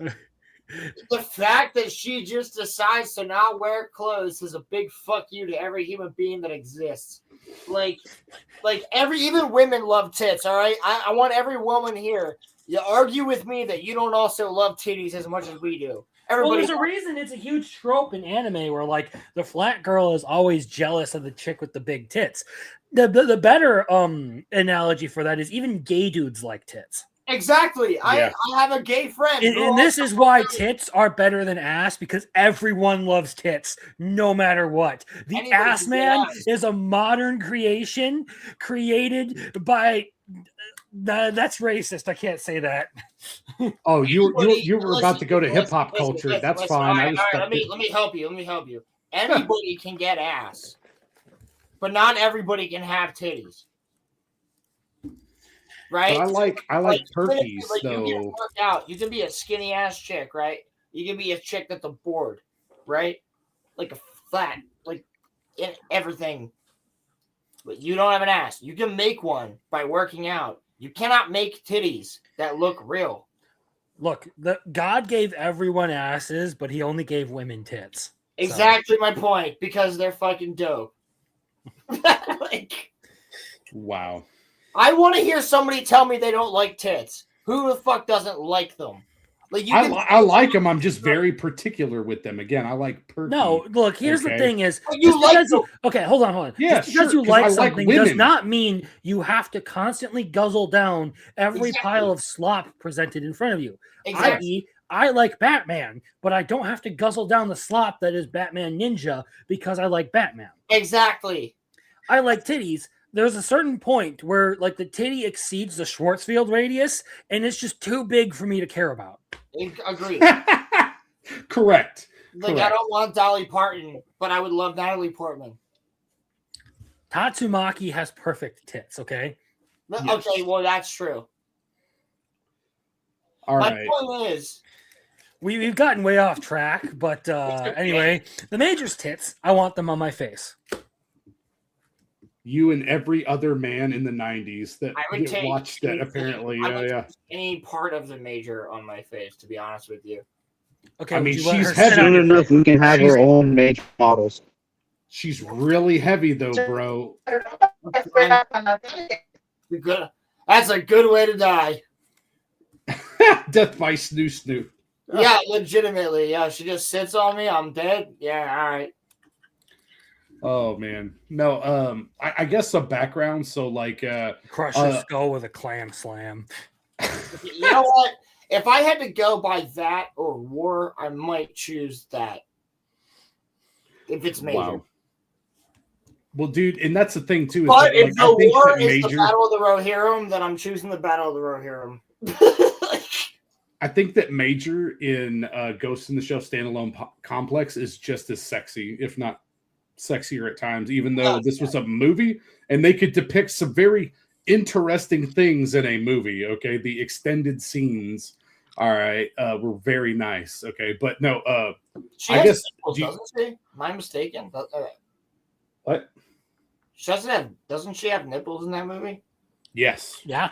Thought so. I don't count it as showing tits if they don't show nipples. That's true. Yeah, they totally copped out on the American version with Scarlett Johansson. You know, it was kind of unfortunate. They totally copped out. I want to see Scarlett Johansson's titties. Well, you don't get to see him in that movie. The closest thing you get is The Island with her, but that's a really weird subject. So, all right, moving on. Do you want me to introduce the topic, or are we good? Yeah, let's get back on track and talk about what actually matters here. Okay, no worries. All right. So Ghost in the Shell is a movie that came out in 95. And it is based off of a manga. Okay, a pretty famous manga. And this is one of the two stories of the manga that was adapted into a movie. Okay. And the movie itself does have some changes compared to the source material. And so there is some complaints around that. But what I can say unequivocally is that it is a cornerstone movie that influenced American culture significantly. And the same thing goes for, maybe to a lesser extent, Akira put anime on the map in America, but it was really, like Ghost in the Shell and some of the influential American movies that came after that borrowed its ideas, stuff like, The Matrix, for example, okay? But the thing about Ghost in the Shell, so it's following a character. The main character is Major Makoto Kusanagi, and Major is an android, okay, for a lack of a better term. Most likely, it's kind of vague, but it's likely that she has a human brain, but everything else on her body is all artificial. Okay. and it's following her story as she's going through and trying to solve. She's working for the police in a special division of Japanese police. I believe it's Section 9, right, guys? Right. Okay, we'll just say I think Section so. 9. Yeah, Section Okay, 9. yeah. All right, and I'm not exactly sure. I forget. That's what I'm saying. So I do anyway, believe that actually rings a bell now that I think about it. Yep. So she's going through and solving different crimes with the police, with her special division, and there's a lot of political intrigue, obviously related to cybernetics, as well as this concept of uh, androids. If they're people or not. There's some introspection over what makes a person a person. So you get a lot of interesting commentary around the evolution of technology and what that does to influence humanity. And it features many people. Like it states multiple times that almost everybody in Section 9 does have some form of augmented personhood, like where maybe, like Bato, like he has artificial eyes, for example. So a lot of different people are using, augments to do their job. Okay. It also progresses, I think it was brought up earlier, but there's a lot of, from Roman even regarding cybercrime too. So this interconnected internet network, you get a lot of interesting concepts around that, and being able to dive into it, being able to dive into other people's consciousnesses as well, regarding Major. So it deals with a lot of very interesting sci-fi concepts, and it is pretty influential still even today, not just on American media, but because we haven't quite got there yet, we're getting closer and closer, and those lines are blurred more and more, especially with AI the way it is now.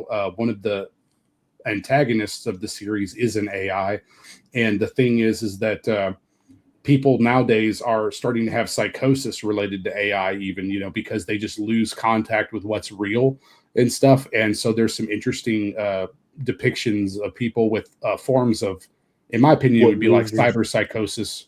What was that? What losers? Yeah, I know, right? Yeah. Well, Anyway, cyberpsychosis would be like fucking gnarly. Like I know.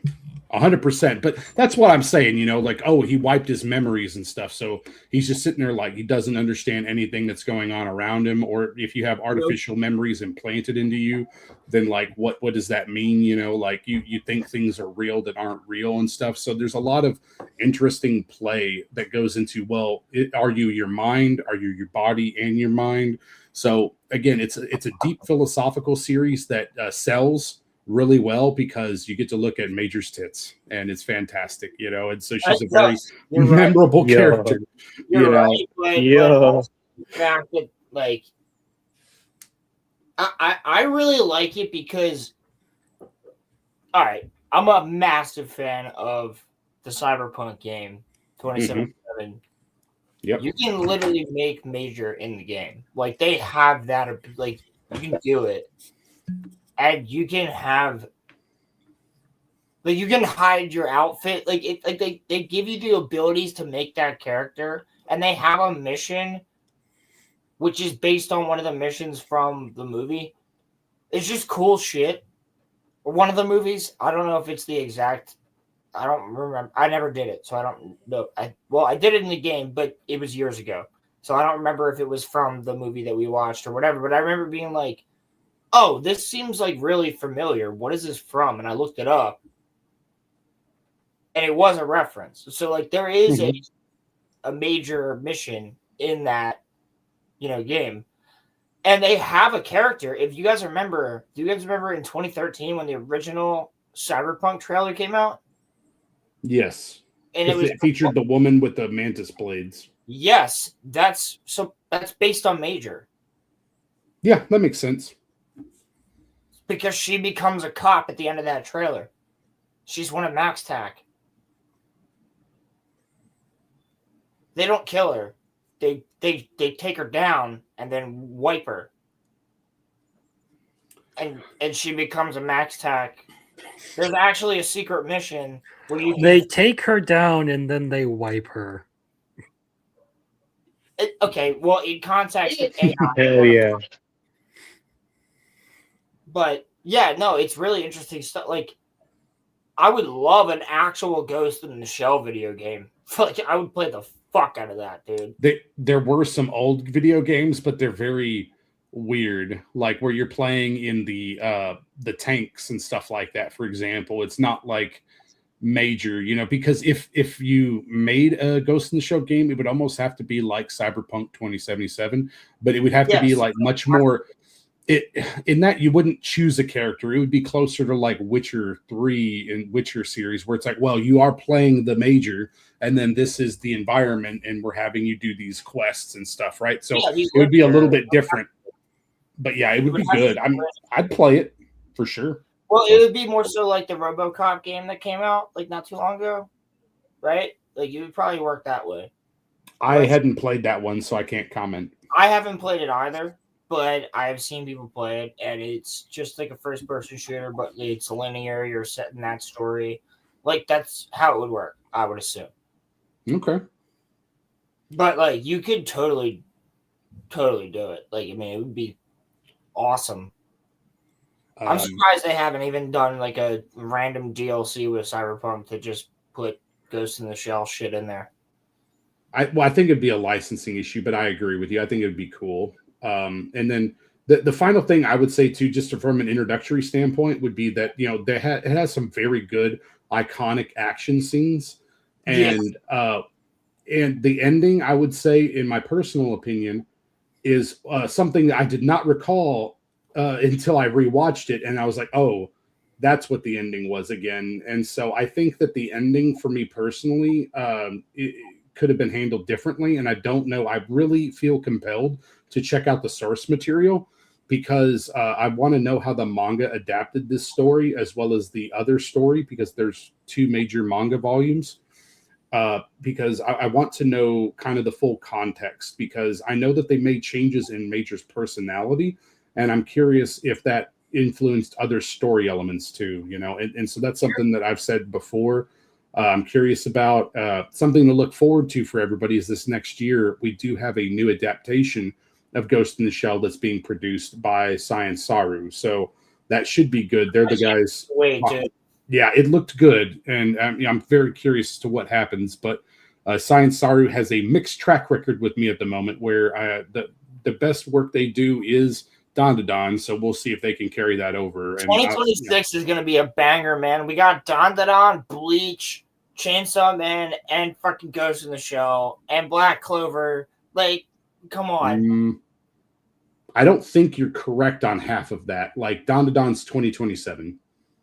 Okay, well, then Don and Chainsaw Man might be later, but we still have Black Clover, Bleach, and fucking... Yeah, I think you're accurate on that. It's still a banger year. Like, but yeah, so that's the last I had to say on it. Again, I love this series. I'd watched it before a couple times because, again, my influence on it was related to Ghost in the Shell Standalone Complex, which really was awesome. Growing up, being able to watch that on television and stuff, it was fantastic. A lot of really good, serialized storytelling, had some larger arcs involved and stuff too. But, it was so impactful that they had multiple seasons of that show and movies that came after that were still like kind of loosely based on it, the Arise movies and stuff, which I haven't watched yet, but I'm kind of curious about. I just need more input is the best way I can say on that. But yeah, that's the last I had to say, man. I don't know. What'd you have, Crimson? What were you thinking? As far as Ghost in the Shell goes, I don't know. I still find myself a little bit like, I don't want to say let down by the anime, but I guess I had higher expectations for it, and perhaps it was unfair of me to go into it with more expectations for the movie than I did with the other ones. Like Batman, I did not have high expectations for that one going into it. That was the only one of the that was one of the 2 of these that I hadn't seen before. Ghost in the Shell was new, and there was a little bit of like the experience of watching that through Discord that did have an effect on how I enjoyed the movie. Fuck my internet. Fuck my internet. But overall, I do think it is a good movie. insofar as I feel like the crime thriller element of it is very entertaining. They play around with a lot of like cool futuristic technology and get a little bit philosophical with like the comparison between like AI and actual life. Sorry, I'm trying to sound as sober as possible. Dude, no, wait. What are the two movies you haven't seen before these two? Ghost in the Shell and Batman Ninja. Okay, so you had seen Mononoke before, and Yeah, I own Mononoke. Oh, fuck yeah. I watched Mononoke and Jinro in the same night on Blu-ray using our home entertainment system. My dude. Yeah. It was fucking great. But yeah, Ghost in the Shell I ended up watching with muffler tape through Discord, and fuck my internet in the ass. That is actually such a banger lineup of just watching Princess Mononoke and Jinro in the same night. Like, that's fucking Yep, I was doing the exact same thing I was doing now. Drinking a whole bottle of Viking blood. Hell yeah, baby! Straight from the fucking jar, too. Fresh fish straight from the fjords. Anyway, like you guys probably saw me earlier on stream where I was just sitting there like tipping the bottle back. That's straight up alcohol. That's 20% honey wine. Yeah, 100%, man. Yeah, that's a fortified wine. That's a port level or higher. Back to the subject matter at hand. At times I did start to feel like Ghost in the Shell might have been a little bit, I don't know. I don't think the word is esoteric, but we're going to go with it anyway. It was a little out there at times with its philosophical and deeper stuff there. And maybe on a second watch, I would appreciate it more because I would kind of know what to expect of it and be able to pay more attention to some of the other themes and everything.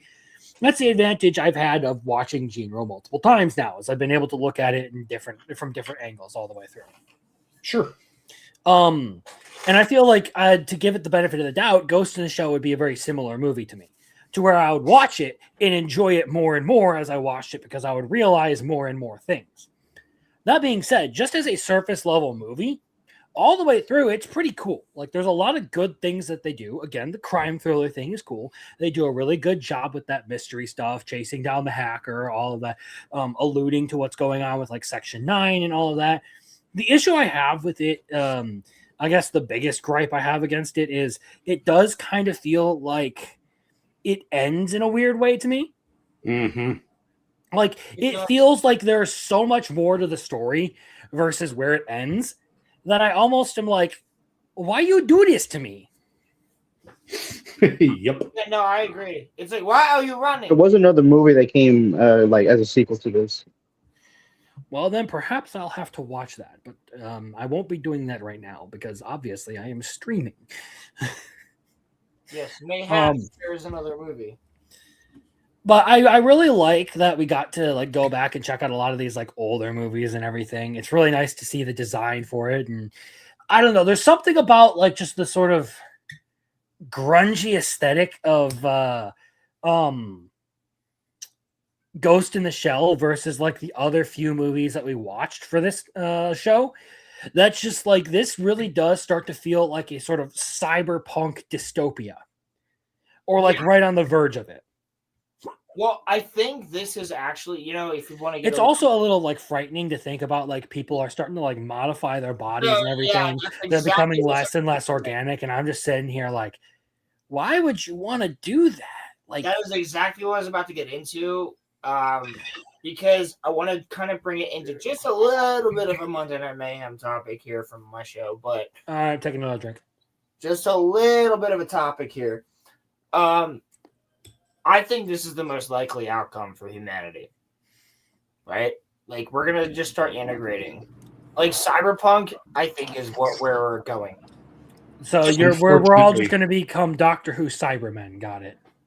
Sure. I don't watch Doctor Who, but sure. Loser. That one. I know a lot about Doctor Who. I don't know about them. I do think that we would, like, I know a lot about Doctor Who, just not one of like his second most common enemy. I know about the freaking what's it called? Do you? Yeah, Gorlock. Do you? I know about Gorlock the Destroyer. Yeah, that's in Doctor Who, right? What the fuck? I wish it was. There's actually an episode called Adipose about like fat aliens. Okay, well then there we go. Gorlok the Destroyer. But no, I know something about Doctor Who. But what I'm saying is, if you actually play Cyberpunk, and I have played quite a bit of that game. I've played it multiple different times. I beat all 7 endings before the DLC because I just got the DLC recently. That game is seemingly like I don't see another direction that just people are going because of the generation that specifically Crimson, Squash, and myself are in. And also the generations below us. Like they want to integrate. Yes, which is creepy as fuck for me. Like, I'm sitting there we going, don't what? want to. We don't want to. They want to. No, Like- I want to be human. I want there to be an end to my life at some point. Like Exactly my point. I want to die at I some want to point. be humans. Unless there's I'm Peter out here like extension. Ryan Kinnell. I want to be dead by 30. 30 is fucking cutting it short. He said 50, but Oh, yeah. did he say 50? All right, well. I guess You're I gotta add almost- another 20 Before years to he the hits life 50, plan. he wants to die. Crimson, you're almost 30. Like, I don't want to talk. Wow. my point being is we have like that's where it's going. It's going towards Ghost in the Shell cyberpunk level shit. Prove me wrong. I mean, like, we're not like everybody. I wish we were going towards we're gonna make objects that go to space and do space things. But like everybody hates Elon Musk because he got Trump, so we're not gonna do that. Like because nobody else is. Yeah. No, you're not wrong, man, because there's certain issues that I have. Granted, okay, you have to have a certain level of introspection, okay, because we are using technology to communicate right now. We're broadcasting to people. Yes. We're using resources, that our ancestors would never have envisioned, okay, long enough ago, okay? Like, it's total magic to them, all right? The things that we're able to achieve right now. Of course. The issue with that, though, is that the perspective has shifted so much that with each subsequent generation, the things that would previously concern people are just not there anymore. Like, even in the Discord group, all right, even in the friend group at large, That's true. of other people, there's people that are very comfortable with AI and using it as an assistant to a level that I would feel very uncomfortable with. Okay, it's like, well, hey, what's your opinion? Do you think I'm doing a good job writing and stuff? It's a large language model. It doesn't have a mind. It's just giving you what it thinks the most logical response would be to keep you using it. No, and so stuff, let me right? respond to that. Let me respond to that. So I have a concept, right? I'm Okay. writing my concept. I'm working on my concept. I have paragraphs upon paragraphs about said concept. I then tell ChatGPT to be extremely, and I say the words, be extremely critical, just to get it so that I don't want somebody else to have to quite get the idea. Like, but the idea is going to change regardless, so it's not like they even have the idea, right? You know what I'm saying? So, like, if you're using it as a tool and you tell it to be critical, you tell it to do certain things, I can understand that aspect. But once it's doing it for you in any way, shape, or form, not when I tell it, hey, here's 3 paragraphs to make me this profile picture that I have right here, like, that's a little bit different. Like, because I'm actually asking it, hey, take my character that I designed, that I did, and all this other stuff, and put him in the world of Ghibli. Like, you can do that, right? But when it comes to, hey, be the one who's creating my thing and be creative for me and actually write my fucking story, that's the problem. Like, No. you're missed. Okay, so I'll back on what I'm saying because I think we have a philosophical difference on some of it. But what I will say is that the future is not going to be you inputting the data that way. That's too slow. Okay, Yeah, communication moves faster, right? So the only way to get faster communication would be direct integration. And so when you have direct integration of thought on that level, communicating with this other thing, okay, you're No, I not going to agree. be you anymore at that point. I just want you to understand that. I agree with you. I don't want to get there. Right now, the only thing that I'm doing is bouncing ideas back and forth off of an anonymous thing. Right. Like Well, that's where I think AI should stop. it's not going to stop there, though. It won't though. That's the thing. Right. It Yeah. won't though. So we're like, Because people don't want they want more is well, the thing, it's not that and they're more reliant. they're fucking lazy. Yeah, that's the thing. They're more reliant on the tool. We're gonna be in a mixture of Wall-E and Cyberpunk, Yes. where everything does everything for us, but it's also Cyberpunk where we can do all this other crazy shit, and we have robotic arms, and I have freaking wires that come out of my arms that I can spin around and fuck shit up with. Like that's where we're going. I can hack you just by looking at you. Like that's the type of shit that we're gonna get to. Because you know, as soon as we start getting these neural implants and things like that, Well, that's the primary reason I don't want to get the Elon Musk Neuralink. yeah, Because the moment someone hacks into my mind and puts Carmel dancing on a loop, I'm killing myself. real shit, dude. But Crimson, you've always had a family. Don't you remember your kids and your wife and stuff? It's like, what? It's like you never had that. Meanwhile, Man. in my head, the only thing I can hear is Oh no, dude. Dude, I would literally just like throw myself in a river if somebody blasted "I Want a Hippopotamus for Christmas" in my head. Like I want a hippopotamus for Christmas. if that was in my head incessantly because you hacked me, like I'm done, dude. Bye, see ya. Like I hate that. No, there are some real like terrifying realities about the world of Ghost in the Shell that make you really think about the direction humanity is headed in. Like, look, for as great as the Major's tits are, it's not worth it for that future. No, Yes, but like Gene correct. is not too far off, and you just have to add the tech from. No, Gene is a little bit different in the fact that it's a hyper fascistic police state. Well, yes, that's a little different, but like the world of Ghost in the Shell is just a technological nightmare. Okay, Akira and Ghost in the Shell. That's a closer Yes. analogy. Yeah. There we go. It is. Akira and Ghost in the Shell are more accurate because I'm trying to get to the riot points. Well, here's the thing, though. Like, if more accurate with the communication speed too, anybody that's on the same network would be communicating faster as well, and so you end up getting. Okay, so you look at it now.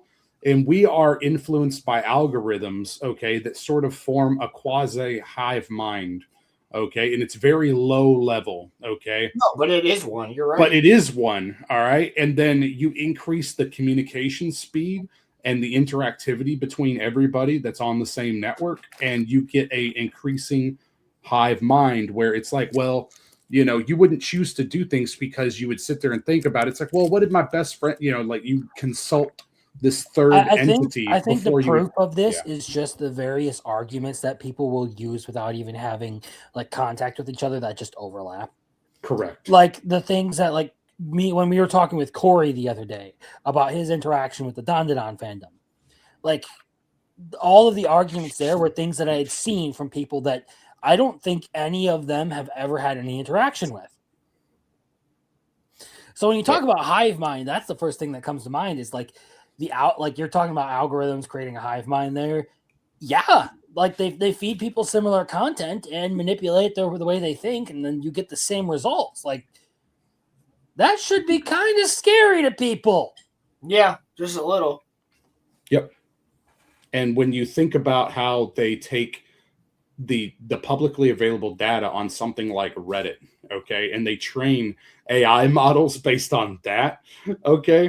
But the And, AI models are probably retarded at that point. yeah, that's what I'm saying. Yes, okay, and so if you heavily rely on, it's a very weird situation that we're in right now, man. And I don't foresee anything good coming from it. It's the best. I don't want to doom. I don't want to be a doomer, but like I just don't see anything good. Like it's rough. Well, it really just depends on how religious you are, because yes, if you are expecting the world to end, well, you're seeing all of the signs right now. Yeah, exactly. If you are a religious person and you understand religion and you feel as though there will be a rapture and you will be saved, whether or not you are a freaking. It doesn't matter what religion you are. If you believe that you will be saved by your God, you're seeing the signs right now. That, I mean, we've had. Let me go on a tiny tangent. The sun's been spitting fire on us for the past 4 or 5 months. The big shutdown that happened with all of Amazon's systems a couple months ago, that was the sun. So, like, you want to be religious about it? Go ahead. Well, that shit happens every so often anyway. So it does happen every so often, but I'm just saying, like, there's these other things. There's people that in the world right now are acting insane. All this crazy shit. I wish we had a Chainsaw Man so he could eat all the devils. Like, I'm waiting for Aaron Yeager to show up, dude. Like, this is like, and not in a good way. I'm just like one thing after a fucking another. Shit just keeps going weirder and weirder and weirder. And I guarantee you, the U.S. military would deal with the rumbling in no time. I'm sorry, but that shit's fucking gone within the day. Well, yes, and the reasoning behind that is we have A-10 Warthogs, yes. Yes. Yeah, and alien tech, but alien tech in Warthogs. You don't have to get conspiratorial. I have enough faith in existing technology. Look, the U.S. Oh, look, Aaron has millions of wall titans, but what he doesn't have is the U.S. military's greatest asset: discretionary spending. Exactly. Yes. There went more of my tax money, damn it. No, I better have that than Somali fucking. That's literally why they couldn't make that show in modern times, because they knew that the U.S. military would just annihilate them. Like, you couldn't do it. Yeah, it's ridiculous how quickly the Titans get bodied by modern tech. Yeah, dude, you hear like a fucking. Bro, you send out like one like stealth bomber to the tune of "Kickstart My Heart" by Motley Crue, and the rumbling's over. You send out a couple Chinooks with the yeah, kickstart my heart. Oh yeah, like yeah, bro, baby, yeah. Like, oh god, we're too drunk for this stream. The stream has achieved a new level. Like, all you have to do to be American. Okay, hold on. We'll save this. We'll put a pin in this thought, and we'll save talking about the rumbling for later. We're still talking, at least for the next 15 minutes, about Ghost in the Shell. I am sorry, Buffalo. No, you're okay, dude. Yeah, no, it's fine. Sorry. I'm sorry too. I was just trying to, like, so with the technology and stuff, again, I do have some concerns, but I will tell you something that's an interesting thought experiment is Tim Pool, believe it or not, he's not the best person in the world. Go figure, right? But the thing is that he does have an interesting idea where it's like if you decouple yourself from the technology, like say, for example, the Amish, all right? So one day, all right, the Amish are just going to like try to deal with people, and they won't find other people because they'll all be gone because of the hive mind, all right, into like underground bunkers or wherever the hell and stuff, right? It's like, what? And so, so what you'll have is you'll have like a breakaway group that's going to do something random, and then you're going to have everybody else. And so, everybody else is going to be just fine. Okay. Okay. So it's interesting you say that, because I actually have a point on that. I actually am friends with a couple of people that are Amish. I know the Amish. Sure. I don't live far from them. So they deal with us quite often. They Sure. are very much secluded. They don't like to like they'll literally only use cars if they have somebody. So they know that the way that they have to deal with the outside world is they need to have vehicles, right? So there's certain people that have certain rights within their community where like they can drive a car, but like they're still not using tech at home. You know what I mean? Sure. Um, because they have to come to our area and sell their wares and then come back, right? So a lot of these Amish, like the barn in my backyard is made by an Amish family. Like it's all Amish built. It's the best shit you'll ever fucking get, like building wise. But they 100% are in fact like part of our society. They're just not part of our society where they watch the news every night or they do other things like that. Like the Amish up in Lancaster, Pennsylvania, and the Amish that I deal with, like they're not like there's no like zero tech. Like if you're 100% Amish, you won't use electricity at all. Excuse me. I have a question. Yeah. How do the Amish survive with ever-changing building codes? That's the thing I have is like, because there are certain building codes you have to meet in order for your house to be deemed livable. And if it's not, it gets condemned and it gets torn down. How do the Amish cope with modern insulation codes? So they actually abide by a lot of that shit, and they have sacrificed religion in order for that to code. That's a big deal. Yeah, so they've been like, yeah, we'll put insulation, we'll put like, heating and shit. But if they don't do that, because there's certain sects that will do that, and there's certain sects that won't. And in Pennsylvania, you have the right to religion because we also have Quakers. So Yep. both of like the Quakers have their own religion, and then Well, the Quakers fucking major state, so I would expect there. Yeah, exactly. Yeah, the Quakers. Yeah. Are the shit. I live not far from. I'm 20, 30 minutes from Penn's, William Penn's house, but It's Sir William Penn to you. It is Sir William Penn because he was one of the first Americans that is also a knight. But also, it's very interesting because you have different sects of Amish that live right next to each other that do things differently, right? So you'll have the ones that I told you about just now, and then you'll also have the ones that are 100% Amish. Like, will take 40 men to build a house, like, as opposed to having any tech in it, none of this shit, and our state government just doesn't fuck with them, or they're just like, let them do their thing. Sure. So I've got a question. Okay, so to keep it on topic, since we still have about another 15 minutes or so, to keep it on topic. Okay, so are you still a human if you're only your brain, like the major? Yes. So then, Roland, your argument would be that humans are just brains operating meat mechs. Yes. I disagree. Yep. I 100% think that if you have consciousness, you are a human. Crimson, let Rolando back in. Yeah, I saw him. If you are a human, right? And he's out here like Eric Andre. Let me in. Let me in. Let me in. Let me in. I would say at that point you're a cyborg. You might as well be a different group of people altogether. Yeah. I'm not saying that makes you less than human. I'm just saying that makes you different from a human. No. No, yeah, right, I would for agree with androids.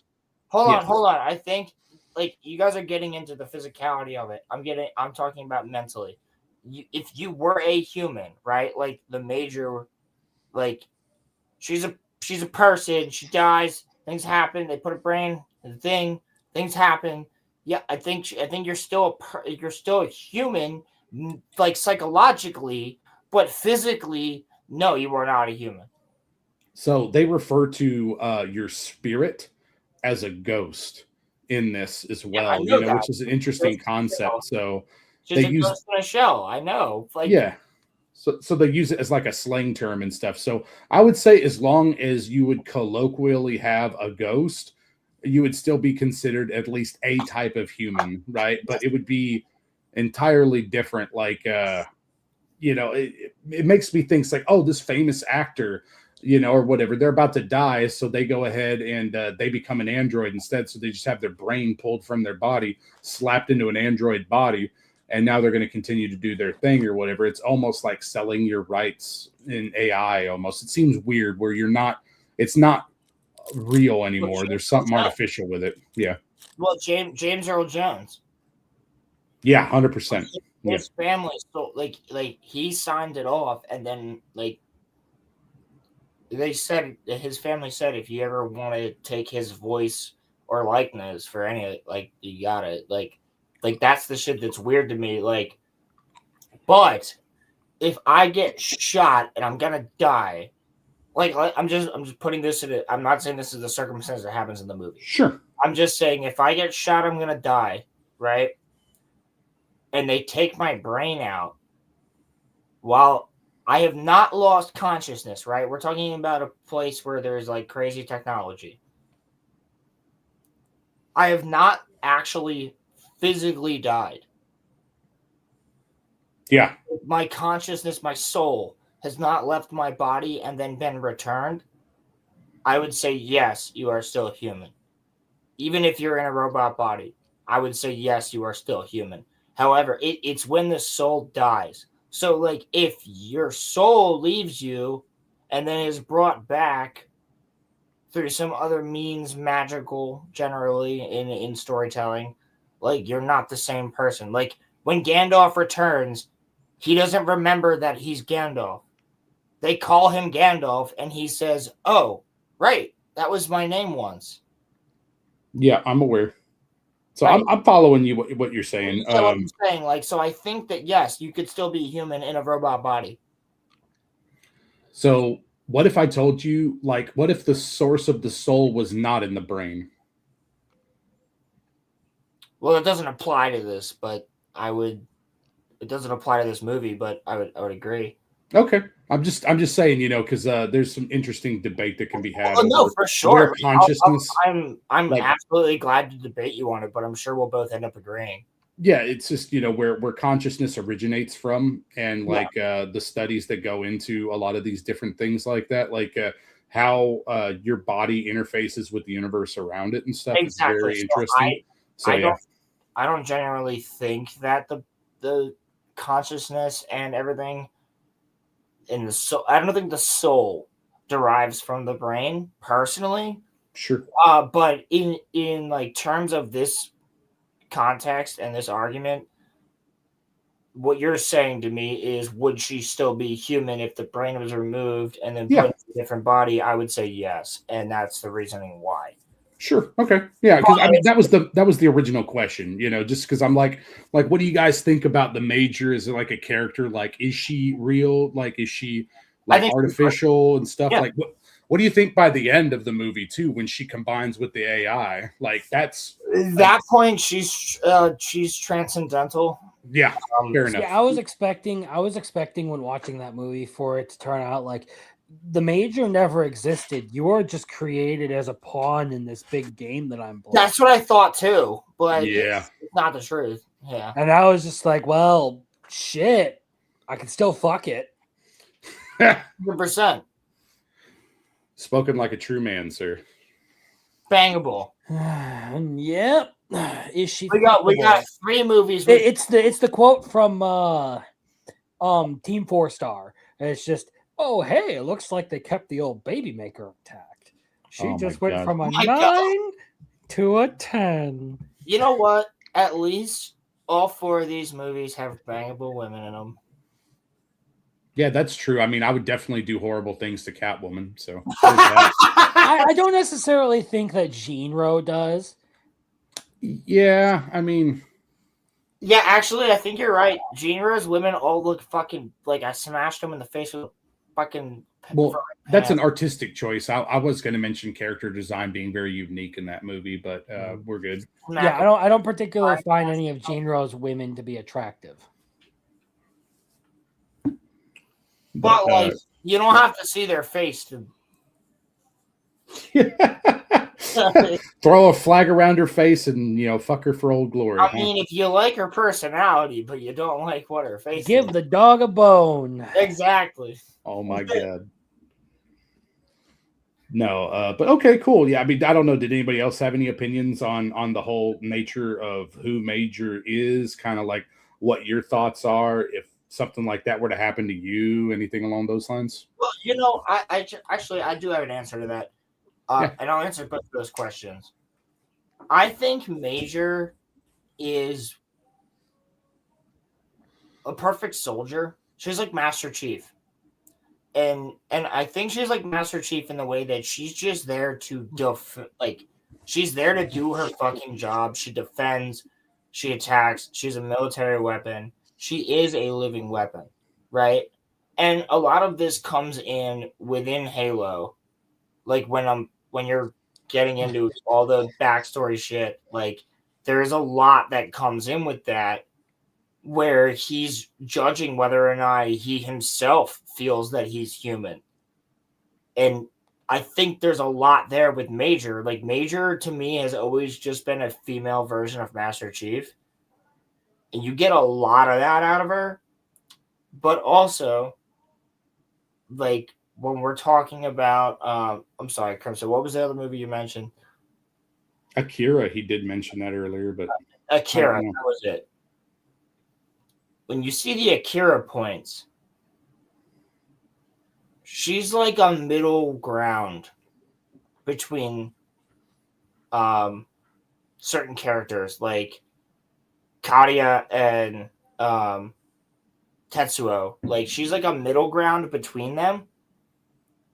And then you also have like the commander, who is like an extreme version of Muffler Tape's character here. Fuck. What's his Bato. name? Bato.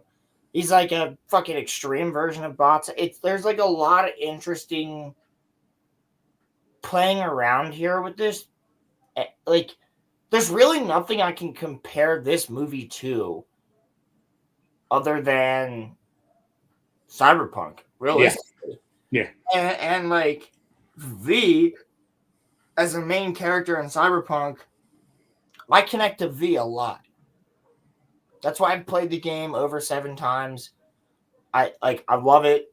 Like, it's amazing. I've played V as female, male. Like, I've done all the different everything.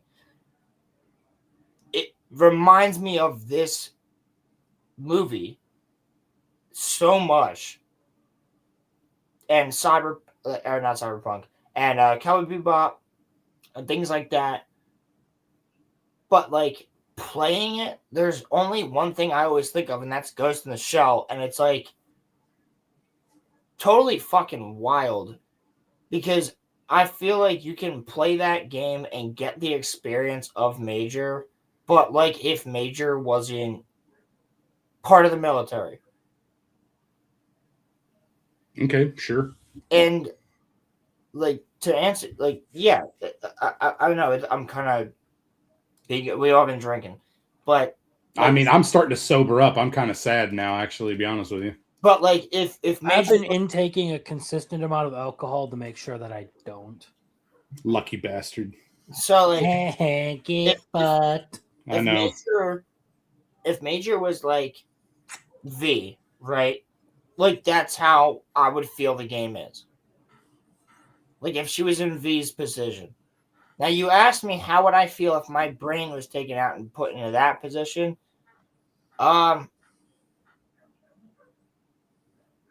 It's difficult to say, because possibly I could be totally gung-ho military, like, yeah, dope. Glad you took it out of my head. But I could also be more like,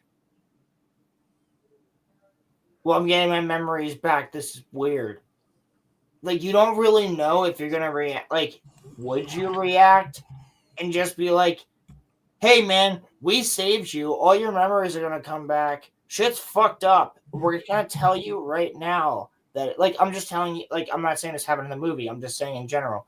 Like, what if they literally woke you up? You wake up, you're out of bed, and they're like, you got the same brain. Your memories are gonna be coming back. It's gonna take some time. You're all fucked up. We fucked you up, but we made you a dope ass motherfucker.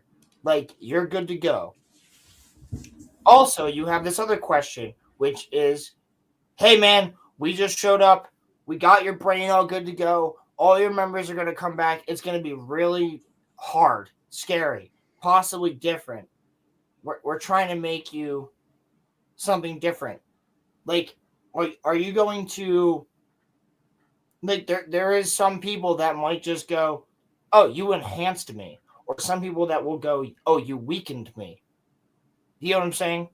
Yeah, well, I mean, I talked to you before about this. We had like I think a mini debate on this because Yeah, I you know mean, you go back and you talk about oh, Deus Ex, right? And so yes. Deus Ex Human Revolution actually features a fairly similar storyline to what you'd have maybe have what happened with Major, except it's not just his brain, okay? Like you know, he is still mostly human, but like a lot of his internal organs got destroyed, okay? So it's replacing like most of his organs. It's replacing like a missing arm, a leg, stuff like that, right? So Right. like and he as a person was decidedly against augmentations. He's like, I'm good just the way I am. I don't need any of this, right? You know, and he was good at his job until other augmented dudes rolled up and then smoked his ass, right? So the thing is that you know, after the augmentations were performed on him and he has to live with this new reality for himself, there's a deep introspection that becomes a part of that, where it's like, well, do you hate yourself now because you know you're not really who you used to be, or do you try to embrace this and like move on and stuff? And so it's a very interesting question to ask yourself, because we may not be too far away from that in the distant future, like within the next 30, 40 years, something along those lines for In sure. 2020, when I was playing the game, Mm-hmm. not Deus Ex. I played Deus Ex years ago, but like when I was, and I understood the same thing with Deus Ex. When I was playing the like Cyberpunk game, dude, as I was going through it, I had multiple different instances where I'm having full on fucking conversations with characters that don't exist, that I'm getting extremely invested into, and I'm like, VR chat exists too. Like this is that. Like this is where we're going. We're going cyberpunk. There's no fucking other future that I see other than the cyberpunk future, where yeah, a text message will pop up on your fucking eyes. Like there's, it's just that's where it's gonna go. Well, you wouldn't need it to pop up in your eyes if the data is just transmitted into your brain. Well, that's Like the you could stimulate the brain to indicate, oh, Dude, I see something in I my had a eye, guy at work the even other day though with fucking glasses. With the glasses that take pictures. yeah, that's creepy as fuck. I had a guy the other day at work. He was in work with his wife. I had a guy at work the other day with glasses. Yeah, I had glasses this have guy at work existed. with glasses, and he had glasses on. I He was said, one of them "No, damn glasses, nerds boy. there. Why you Sweet got glasses Jesus. on?" No, but no, he had glasses, and they were Ray-Bans, and I was like, "Oh, those are fucking nice glasses." And he turned around and took a picture of a snake, and he showed it to me on his phone. Not 2 seconds later.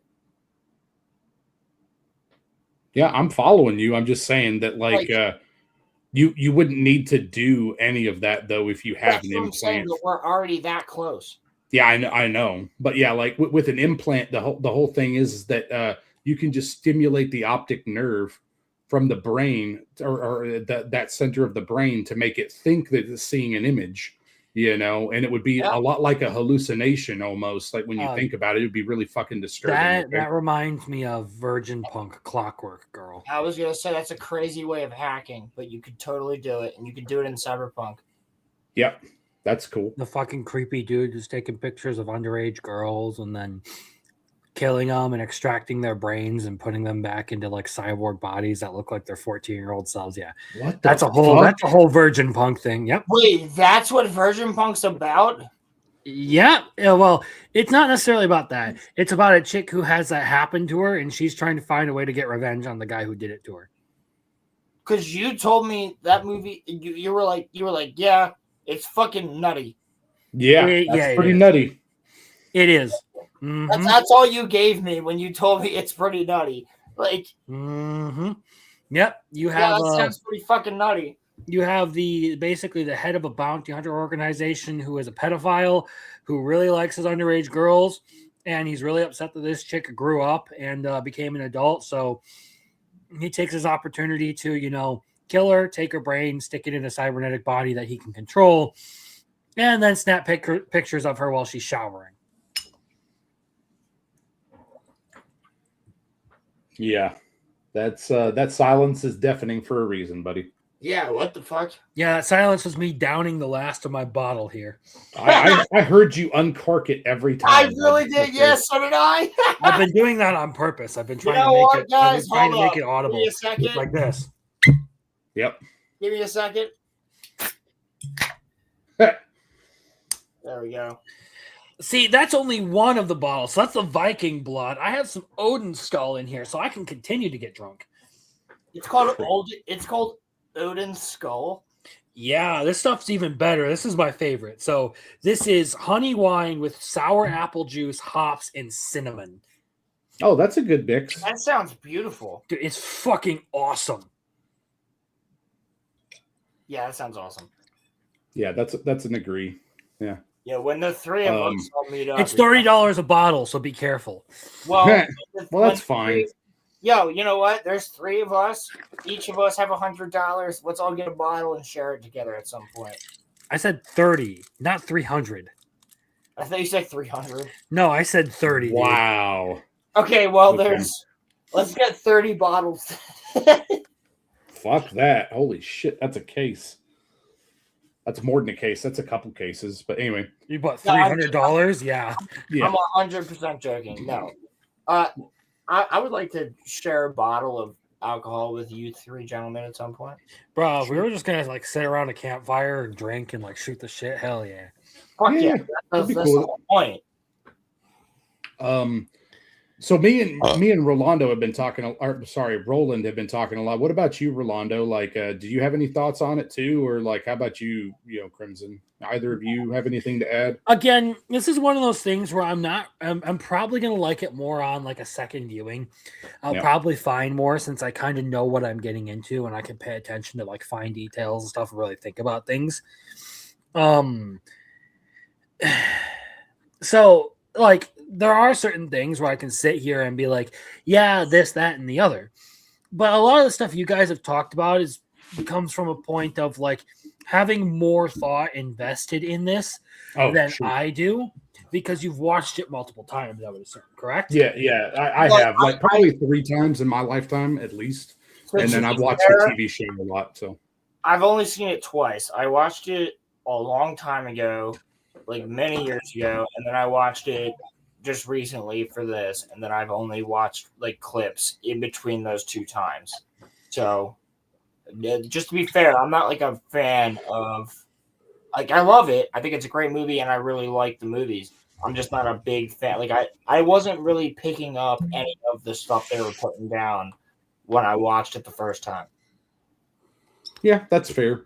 Again, I had the TV show going in, so I watched the TV show before I ever went back and watched the movie. And especially so when I found out that it was so influential on some of the other sci-fi that I really liked at the time. Back in the simpler days when The Matrix was just cool and it was 2 brothers that made the movie, and stuff like that, right? Yeah. So. There's some Battlestar Galactica inspiration in there too. But the remake of Battlestar? Yeah, there's some inspiration. Yeah. I could see that.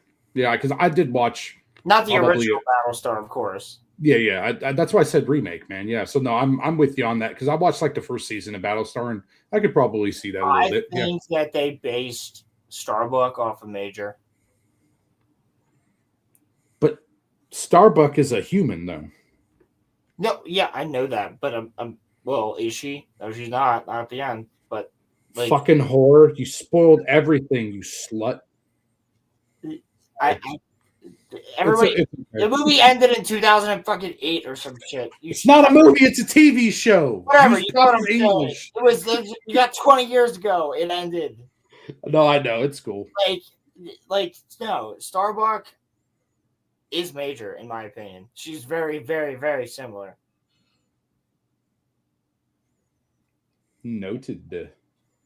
No, well, hey, I strongly encourage everybody to check out the different properties associated with Ghost in the Shell, since it can be so relevant to today, as well as just something interesting. You know, I mean, again, if you didn't like the serious tone Major had in this, well, then if you watch, Standalone Complex, she has a little bit more fun to her, and they ask, True. They give these story arcs a little bit more time to breathe too, as well as having like some episodic stories where you get more familiar with the team, and everybody's more involved. In the movie, it's obviously a condensed experience, and the director had a specific vision in mind, So I've seen multiple different parts. So I don't know what after the movie was actually Standalone Complex and what wasn't that I've seen clips from. Sure, Standalone was kind of its own thing. It's like a retelling all of its own. But I didn't even know that there was a sequel to this movie, and it did come out in like 2004. So this was already after Standalone Complex already started up again. And then after Standalone Complex's 2 seasons, there was a series of movies based on it as well. And I think like one of them's like Arise or something along those lines. There's a series of movies. So there's like 3 of them. Yeah. Mm-hmm. I think I watched the first one and I saw clips from Standalone Complex. Like Appleseed for me came across as a crappier version growing up of Ghost in the Shell and stuff like that. Even though I'm pretty sure Appleseed doesn't have anything to do with it. It just like maybe the art direction and sort of like the futuristic take and stuff sort of gave me that impression. And so I was like, oh, well, I don't like that. It's not as good as Ghost in the Shell. Never heard of Appleseed, but I get you. Yeah. Anyway. But yeah, that's all I had. I know that I've done a lot of talking too on this, but again, I think Rolando, you probably got some life stuff happening. You okay, buddy? Just nod if you can hear me. Yeah. Blink your eyes 3 times. Yeah. All right, good talk, buddy. Well, I don't know. I mean, we can go to stories. I think the verdict's in. Somebody call. He's gonna go backstage until he has something to say. Yeah, you're cool. So, yeah. I mean, do you guys? I guess maybe what's your votes, unless you have something else you want to talk about on it. So, I can give you my vote. So Roman already gave it an A. He said, yeah. I would give it a B with the caveat that I will probably like it more in the future if I come back and watch it again. Yeah, makes sense. You son of a bitch! You stole my exact answer. Like that was the exact thing I was gonna say. Was I'll give it a B. On a scale of 1 to 10, my friend, you're fucked. Get fucked. Yeah, pretty much. Like I literally was like, yeah, it's a B. But if I watch it over and over again, like if I watch it a couple more times, I'll probably like it more. Like, because I've had that experience with quite a few different anime movies. Princess Mononoke was one of them. Spirited Away was one of them. Nausicaa was definitely one of them. Castle in the Sky, other anime movies from other things. They're just popping into my head because I'm looking at them right now. But like a lot of these anime movies, I watch. I'm like, if I'm not already into the story, right? Like if it's a one-off like this. But sure. Ghost in the Shell, I happen to just love cyberpunk shit. I can see myself loving this if I rewatched it. Like, it would take me probably 1 rewatch to really be like, yeah, no, it's an A. Yeah, whenever I get back around to it, we'll see how I feel about it, and I will update you on that muffler tape. Well, Yeah, you and I that's fun. can That is if we haven't had some catastrophic falling out and don't talk to each other anymore. Yeah, I mean, I that highly is- doubt it, but yeah. Yeah, if you maybe have a lawyer in your Discord or something, I don't know. The fucking God lawyer. damn it. Holy shit. Anyway, I'll drink to that one. yeah, there you go. I never fucking did anything wrong, but anyway, Same. yeah, nobody did, but for sure, Oh, it's a good shit. Crimson, What? I would watch that movie with you again. If you wanted to sit down one night and be like, hey, buddy, let's grab a couple beers, watch the movie, I'm down. We watched Crimson would have to stream it because his internet is dog shit. Oh, I'm sorry. Yeah, I said that out. Well, then I guess Muffler Tape is now forced to watch it with us. Look at that. It's just the two of us. I don't Oh my know where he God. went. Like the Where old, could he have gone? he said I don't know. he just said BRB anyway. Nah, fuck him. Okay. That's cool. Dude, I gotta say, this freaking background we got going on right now is pretty fire. Thanks. I put like a little bit of effort into it. That's okay. It looks good. That's what matters. Yeah, I know. Anyway, so I feel like Mononoke had like the highest rating of the night. Honestly, I expected you to, after all that talk, I expected you to give Ghost in the Shell an A. But it was interesting to hear you say it was going to be it was a B for you. Obviously, Batman Ninja ended up being the fucking lowest rated movie of the night. Like that does not surprise me. I was like, well, I smoked a bowl, I had some fun, it was fun. Whatever. Like me and Muffler Tape were not happy with that movie. The movie's fucking weird. It's everything thrown at the wall. It's brain rot, key jangling bullshit is what that movie is. And then, of course, I'm gonna fucking simp for my own movie, genre, because I fucking love that shit. Yeah, dude, I had my cigar, I had my fucking beer, I was chilling with both of them, and I watched the movie. I'm sitting there smoking a cigar, and I'm like, this is weird. And then it got weirder, and I was like, this is really weird. And then I was like, there's a monkey mech. Is that racist for me to say? Like, there's a monkey mech. I'm like, monkey mech. It's a mech made out of monkeys. Dude, it's literally so on the nose that it's bat mech. Robin, get the bat mech. It's the bat mech. Like, bro, the movie is ridiculous. That's why I said to Roman, he's like, well, it's not ridiculous. It's maybe be insane in points. I'm like, no. Ridiculous. The movie is quite literally. You should legitimately ridicule it, yes. Yes. It is ridiculous. Muffler's back. Hello. I'm back from my sabbatical. I was going to say, what's going on, everybody? I'm back from my sabbatical. Immediately gone. Gone again. 3 At strikes. least you didn't say the no word. Roman, yo, you did early. I was like, be careful. You almost said the SH word. Wow. So I did have a the funny SH thing. word? What? Yeah, SHM. Oh. The one that Roman got in trouble for earlier. The one that I won't say. So Yeah, it's shenanigans. I see. Yeah. Yeah, the fucking gay word that he really fucking loves. He fucking says it all the time. I know, man. And he insists that he's not a homosexual. Yeah, he So went to a strip club one time. He's good to go. I don't know, like, I guess I had a small topic since we covered what we needed to cover, and there was something funny I wanted to do for you, Crimson. So earlier today and last night, I got a list of 15 things related to this year in anime that we had just gone through, and it's kind of like a top 10 list, but it's also like not 100% because It's my bullshit list because some of them I haven't actually watched. I just know I'm really going to enjoy them when I get around to them.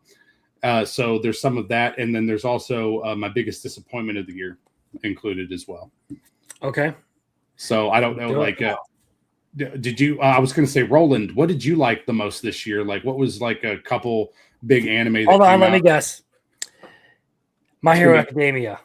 Yeah. Yeah. That was one of them. Basic ass bitch. No, I would say Reze. Okay. All right. The Valid. Reze. That would be my favorite. What else did we get this year? Bleach, right? Was Bleach this year? Yeah. I don't know. There was no Bleach this year. No, Bleach took a year-long break. Don was this year because though, if season 2. Bleach had been out this year, it would have been on my list, and Bleach was not on my list. Dandan's my favorite. Cool. Because all right, okay, I like the way you think, man. Because that was going to be my number one on the list too. Yeah, Dandan's number one, and then my secondary would be the other one. Well, I mean, if we're talking about like the top like 10 anime of the year for me, like Dandan's up there, but I think Apothecary Diaries beats it out for me. Fair enough. Okay, Apothecary is in my list, but I'd never completed it, and so that's why I couldn't rank it higher than what I did. Dude, so that first season is so fucking awesome when you get to the end of it. You just have that holy shit moment. Yeah, 100%. Well, I gotta watch it. I know I do, so don't spoil anything, please. That's why I'm being vague about it, dude. It is like anyone who hasn't watched the Apothecary Diaries on here, you need to get on that shit. I want to, but like for me, it's like, bro, the voice of Satoru Gojo is one of the main characters. Okay, word. But like, Kaiji Tang is Jinshi. Like, Bleach ended right before, so that's why I always assumed that it was like 2025. You know what I mean? Like, but realistically, it would be my hero. Actually, oh fuck, man! Between Dandadan and My Hero, My Hero wins. I'm sorry. Wow. Okay. Don't worry. My Hero is on my list, but it's not where you think it is. For 10 years. Yeah. I have watched this show for 10 years. Yeah. Like, I'm invested in every single motherfucking person in My Hero. Yes. Okay. Well, fine. I'll cover my list then. Okay. So this would be fun. Crimson will probably chime in a few different times too here. So it'll be My Hero or Chainsaw Man, regardless. Like, for my answer. Sure. Okay. So for my number one, it was Dandadan. Okay. And this was a tough one for me because, again, I often draw the parallel between the mangas with the animations as well. Same. Between Dandadan and Chainsaw Man. Okay. And both of them were really good. I would just say that overall, I have more fun with Dandadan and it makes me feel better as a person with that series because it's so like hopeful compared to how horrible Chainsaw Man is. And it's great, but it hurts so good. Okay.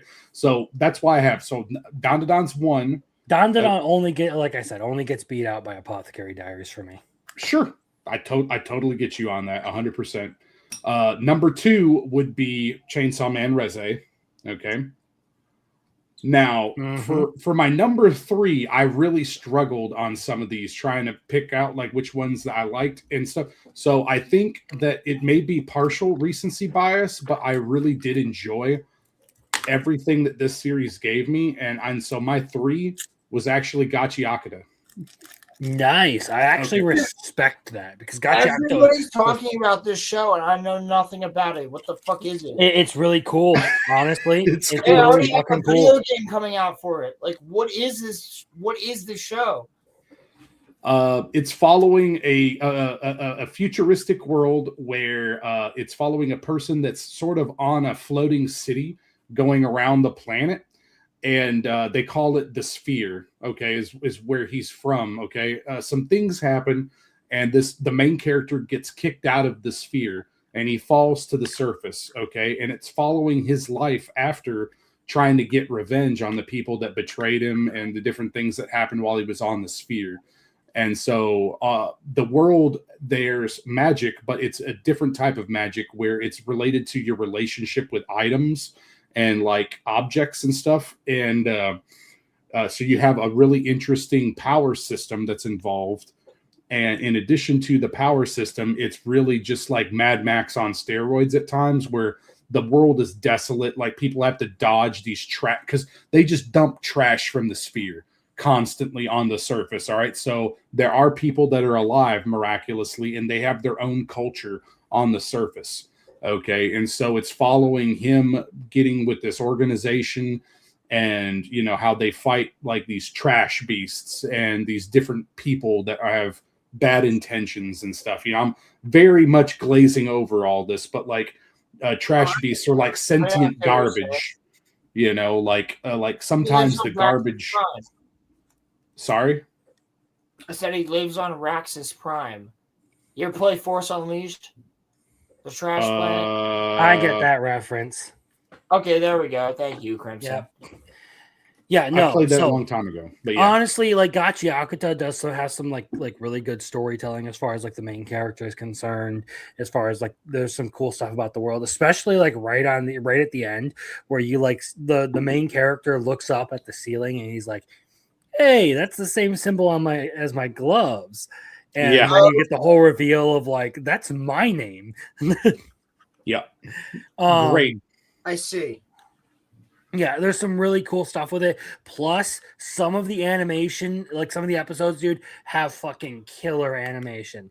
You get towards the end there's an episode where they literally assemble like the animation Avengers. Like they get Chansard and a bunch of other people to start doing shit for them. It's fucking sick. Wait, did you say Chainsaw? Chansard, Vincent Chansard. He's a French guy that's really talented. Yes, okay. He was incredibly inspired by Naruto versus Sasuke. He has a bunch of stuff for One Piece. Okay. He has worked on ReZero. I see what you're saying. My Hero Academia Vigilantes. Yep. And it's funny you should mention that because you know, my number 4 is My Hero Academia Vigilantes. Yo, Vigilantes though. Have you guys noticed the main character is dressed in the same sweatshirt that Deku wears? No shit, Sherlock. Okay, well, some people don't realize that. They're both All Might fanboys. It's like the most obvious thing of all time. Crimson, if I were to bring that up to Roman, do you think he'd remember it? He doesn't even fucking know what My Hero Academia is. Which it is superior to the big two in the United States, in my opinion. Okay, like Marvel, DC, My Hero Academia is better, but that's not saying much. Yeah, dude, fucking My Hero Academia is amazing. All Might versus All for One, their first fight in season 3, episode 10. Fuck off. That shit's amazing. I was always more of a fan of Overhaul versus Deku. Overhaul versus Deku has better animation and a better feeling. But when All for One says that Tomura Shigaraki is the grandson of Nana Shimura. Nana Shimura, yes. Yeah, like that's fucking like when All Might just goes like United States of Smash. Come the fuck on, bro. That's amazing. Yep. I would say Vigilantes reignited my love of that franchise to get like all together with you, to be perfectly clear. Like having that perspective change can mean the world of difference in a universe like My Hero Academia, you know, and granted it's slightly earlier in time too, but it feels so good and grounded to have street level shit, right? Because they talk about how the Marvel universe got total batshit insane, right? And the reason it did is because they just kept raising the stakes and stuff. And it just becomes like unbelievable at a certain point, right? My Hero Academia Vigilantes keeps everything grounded to the point where it just feels much more believable Well, and that's what's- relatable, and the payoffs are fantastic in that first season. So I Yes. put it at my fourth. I really enjoyed it. I mean, that's what Spider-Man and Batman used to do. And Yes. then you had Star Wars doing that for a while, where Star Wars was making a lot of really grounded stories where it was just about a guy with a gun. It wasn't, he didn't have any abilities or anything. He's just a guy with a gun doing his thing. Clone Trooper, maybe. You know what I mean? They would do something very, very, very, very, very ground level, simple shit. And it would end up being one of the best stories, right? Damon or Damon, something like that. People are gonna be mad at me. Damien, that's who it was. Fucking great character in Star Wars, and just a guy with a gun. There's just a couple books about him, just doing his thing. I get it. No, I think the break from all of the the world is at stake, Deku. Yes. You must defeat the big bad evil guy kind of stuff was really good break for My Hero. It kind of brings things back to a lot of what made it pop off in the beginning, if you ask me. Exactly. Was just this underdog hero sort of story with Koichi. And Knuckle Duster is a great addition. Also, Pop Step's ass. Honorary top 3 characters, Pop Step's ass. Yes, agreed. Yeah, Pop Step has a nice ass. That is true. You need to watch more of it with me, man. I think you'll get into it. I will. Dude, I've only caught up to where you and I stopped. I will watch. Which was one fucking episode. I still have to laugh at the nickname being Freaky Fist Geezer. Yeah, that's pretty good, actually. How will they call muffler tape from now on? I mean, you can if you really want to. If you have the guess. ability, you should rename him that in Discord. Muffler goes, I'll take it. I'll deal with it. I'm chill. Freaky Fist Geezer. So here's another one that Roland definitely is not familiar with. So my number 5, Clevitas. I had to put it in my top 5. Hell yeah. Dude, that would have been, I'm pretty sure that would have been my number 5 for the year. That would have been number 4 for the year for me. Clevitas is so fucking good, dude. It came out of nowhere for me too, man. I'm really glad I gave that one a shot with everybody, and the storytelling was really impressive. The characters and the world building. Final 2 episodes with Drell and everything. Oh yeah. Yes, it was great. Crimson. For those of us that don't know, what is it about? Yeah. So Clevitas, the premise of the story is humanity is penned in on all sides by powerful creatures called the Dark Beast Lords. There are 4 of them, one for each cardinal direction. So our main character, Alicia Glenfell, is one of a party of heroes who is sent out with magic weapons to defeat one of these monsters. And the whole raid fails miserably. They all get killed. And it pisses Clevitas off, the titular character, so much that he goes straight to the capital of the country that made all the weapons and fucks everything up. Yes. But in doing so, he ends up acquiring a small human child that is just, bequeathed upon him by some random chick in the rubble. And because he has no idea how to deal with a child, he decides to resurrect our dead main character to breastfeed the child. The problem is that she's not lactating or anything, so they have to go find another woman to do that. But they at the very least have a hero who is a badass with a sword. So it's basically from there, Clevitas has taken an interest in humanity and is kind of judging them whether he's going to completely wipe them off the map and just, be done with history, or if he's going to, just from the shadows support their rise to prominence again. There's a lot of lore in it. It's a really crazy series. The deeper you get into it, there's some wild fucking shit that you learn. And the animation's actually pretty good. That final fight between Alicia and General Drell is fucking awesome. Absolutely agree. A lot of the different fights are interesting just because of the flexibility that you get from having Alicia be the way she is in being undead technically.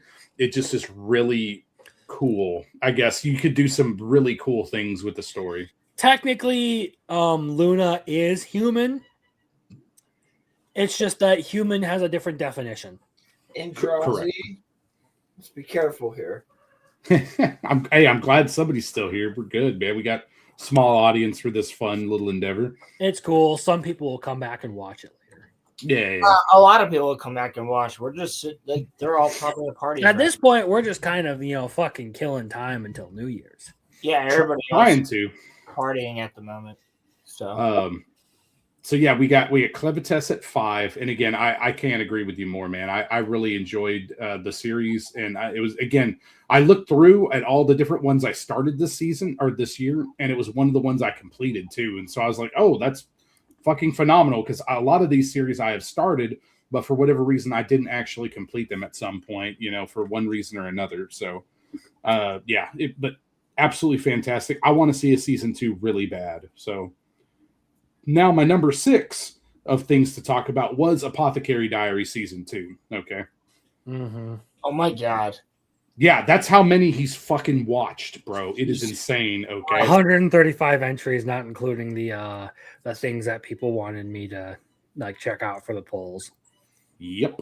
So probably over 140 anime that I have watched this year. I'm just glad that San is still visible. Yes. I love her so much. Continue. Like that's something else actually I never mentioned about the movie. Her character design is fucking awesome. Oh yeah, dude. I mean, I think she's sexy as fuck. I do like San a lot. So, anyway, so Apothecary Diary season 2, right? So again, Roland, this is one we know you said it's on your list and stuff like that. How familiar are you with the property? Do you understand any of the basic ideas? It's an isekai, am I mistaken? No, it's not an isekai. This one is sort of like China, during it's a pseudo historical drama. Correct. Okay, yeah, no, I have heard of that. Yeah, and the main character is an apothecary, that works. I know areas. Yeah, I got you. Right. She works at a brothel, though. Essentially. Oh, so she's making like sex drugs. She's making a lot of different kinds of drugs. Well, a lot of different drugs. I would assume that she would be making like aphrodisiacs and things like that.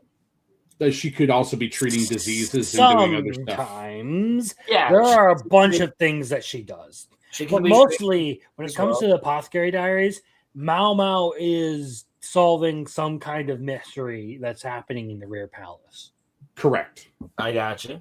Yeah, so she gets noticed to the point where she starts working at the palace because of some different events that happen, and so she's working around these noble ladies, essentially. What would be the courtesans of the emperor and stuff, right? So and again, it's a mystery series. You have a lot of really good character development. Like, it's one of the ones I would define it as a romance as well. And I do appreciate the series quite a bit. I wouldn't, because apparently the author really hates Jinshi. That's gay as fuck. Sorry, retarded. Yes. Yeah, I agree. That's bad. Okay, well, that depresses me a little bit. But anyway, so Apothecary Diary season 2, I want to finish it here pretty soon. I have it at my 6. It's a great series. I think you're going to enjoy the hell out of it. Roland. So next up, I have this is a personal fan favorite of mine. I really enjoyed this series because I read the light novels first, so it really hyped me up. And I watched it weekly every single time it came out, the day of, and that was Evil Lord of an Intergalactic Empire. So I really like this series. This is my trash isekai love fest. Okay, I really enjoy it. The main character is literally cucked to death, Roland. Okay, and wait. What? He's cucked to death. Okay, like, meaning that he literally had. Oh, so he was married to a woman. Okay. And he has a kid with this woman that he believes, okay? And he's working real hard, okay? Well, anyway, he gets fucked over on his job, All right, and but people lying about some stuff, and so he takes the fall for it. Okay, he ends up losing his job. His wife leaves him for the manager, essentially the person that got him fired and like made him take a fall for everything. So she gets with him. Turns out she was with him the whole time, and that's not even his kid. Okay, so he had all these horrible things happen to him. His whole life was basically a lie. Yeah. And don't worry, we're going to make you pay child support and stuff too, even though that's not your actual biological daughter and stuff. And so he's literally working away and gets sick and dies from getting cucked to death. Essentially, that's what it is, right? He starts over and he's like, "Well, I'm gonna be the worst person ever in this next life." And turns out, if you are reincarnated into a sci-fi world that's like Dune or something, right? Where it's a feudal system and like you have these powerful houses and everybody, it turns out he's actually not that bad of a person compared to those standards, believe it or not. Right. Okay. I like that. Yeah. So it's kind of funny in that regard, right? But he is desperately trying to be like this evil, terrible person, but he is still so much better than anyone else who's out there. Correct. It's like comical. Everyone in this universe is such a piece of work that even if he tried, he couldn't be worse than them. Yep. And so he's literally out here like, I want to kill a bunch of people just because I can, and he's still better than any of the other fucking nobles in his fucking empire. Yeah, he's against pirates though, so you probably won't like that part because he's like, they want to take my stuff. That's my stuff. Nobody takes my stuff and stuff. Right? So that's I'll take stuff right now. Right, but so it's one of the premises of it. But it has mecha in it. It has space fights. Between ship to ship combat. It has magic. It has magic involved with it too. It's It's crazy. It's almost like you're describing a better version of Batman Ninja. Yeah, kind of. Yeah, that's possible, I guess, But he does get a harem as well, of sorts, it's definitely a better version of Batman Ninja now. Yeah, he has a wonderful robot maid that's amazing. Hold on. I got this covered. Actually. I have something for this. 理想的な柔らかさ、俺の美意識に間違いはなかった。何をなさっておいでですか。検品だ、検品。Yes. Inspect the goods, baby. Gotta inspect the goods. All right. Mm-hmm. So between I'm that, saying, I don't blame him. I would be sucking on that maid's titties all day. I would be fucking yes. Whatever you say, ma'am. But there was so the reason why I used Dune as a reference is because it's almost like there was a Butlerian jihad that happened in this world because AI is really frowned upon. It still exists, but like you're not supposed to use it and stuff normally. And he's like, I don't give a shit about any of that. I'm going to use the AI, and ends up where he gets a lot of different advantages and stuff. But he has that. There's the awesome chick that works on his mech. And then there's a bunch of other stuff too, but it's a fun series, man. And it only gets better over time. So again, my trash pick is number 7 for me for the year. Respectable. I have that in the very good category on my list. So it's up there. Sure. I was very pleased that the fact that I almost forgot, but Shangri-La Frontier didn't end last year. It actually continued into the first part of this year. So hey, season 2 of SLF is my number 8. Hell yeah. I mean, I don't include it because it's a carryover from last year, but it's still a good show. Oh, yeah, 100%. It was something that I completed that happened to still be airing this year. And so I was like, I feel compelled to include it, So for your reference, Roland, Shangri-La Frontier, or SLF for short, is a game isekai situation, not unlike, well, you can't call it an isekai. I guess it's kind of contentious to say that, but just consider it a game VR situation that's kind of like what you're dealing with, oh my God. It's, I keep wanting to say solo leveling, but it's just not. Why? SAO. It's SAO. Yeah. Yes, thank you. Good God. Anyway. So it's a lot like that, except there's no death game involved. It's literally like, hey, do you just want to explore these awesome worlds and have like, just be like the grungiest gamer, like I don't know if you ever like Dark Souls, but the guy that was like, let me solo her or let me solo him or whatever those videos were back in the day, he shows up, doesn't wear armor, just has like, a pot for his head, kind of what you're like, and he just rolls up and just solos the boss or whatever, right? It's one of those situations, okay, where you're dealing with a trash gamer and just watching him break these games is fantastic as he goes through and just has a good time with a define large trash gamer. The reason he's called that is because he's infamous for taking on literally every broken game in his world. Yep. And that's like, funny enough, it's such a big part of his character that the first intro is literally called Broken Games. Yes. I love that opening. It's fantastic.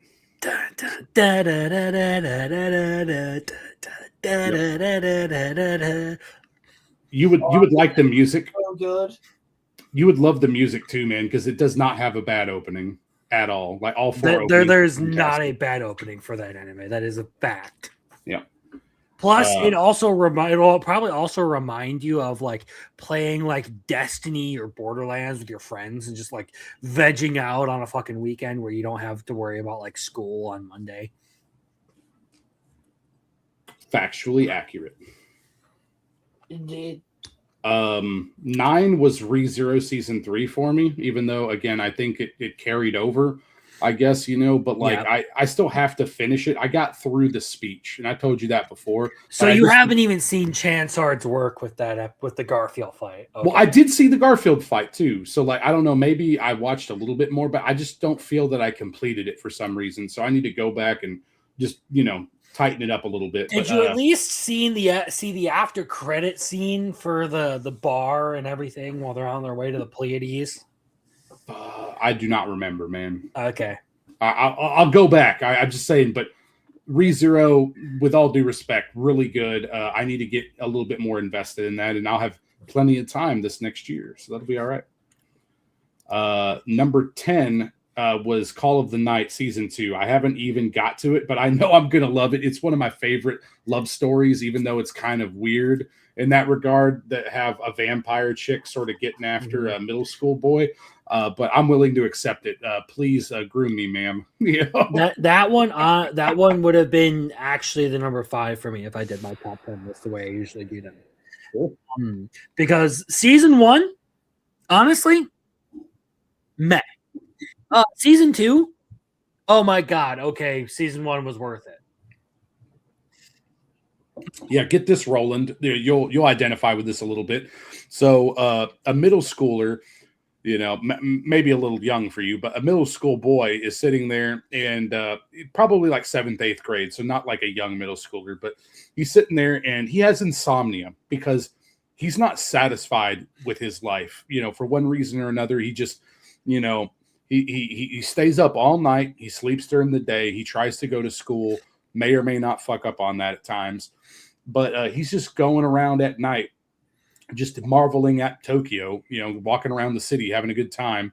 And then all of a sudden runs into a vampire. Well, I mean, he goes to a place, runs into a vampire, and she starts sucking on his blood and stuff like that. And they develop a connection. He's not a vampire or anything, but one thing leads to another. And she's sort of his battle buddy at night, where they hang out like all the time at night and stuff. And so that's the idea of it. The concept, the phrase Call of the Night would be pretty similar to, a woman of the night tempting you, like, a prostitute or something, right? So it's like the call of the night, like trying to get him out, and so he just, it's a very great vibe series that also has a lot of really good story elements that I guess get really developed in season 2. So it may be one of those ones, if you just need some chill music to relax to or something, season 1 is great for that, because Creepy Nuts does like the insert songs and everything. They were one of the reasons why the manga got made, was because that inspired the mangaka, and then he requested them. Something.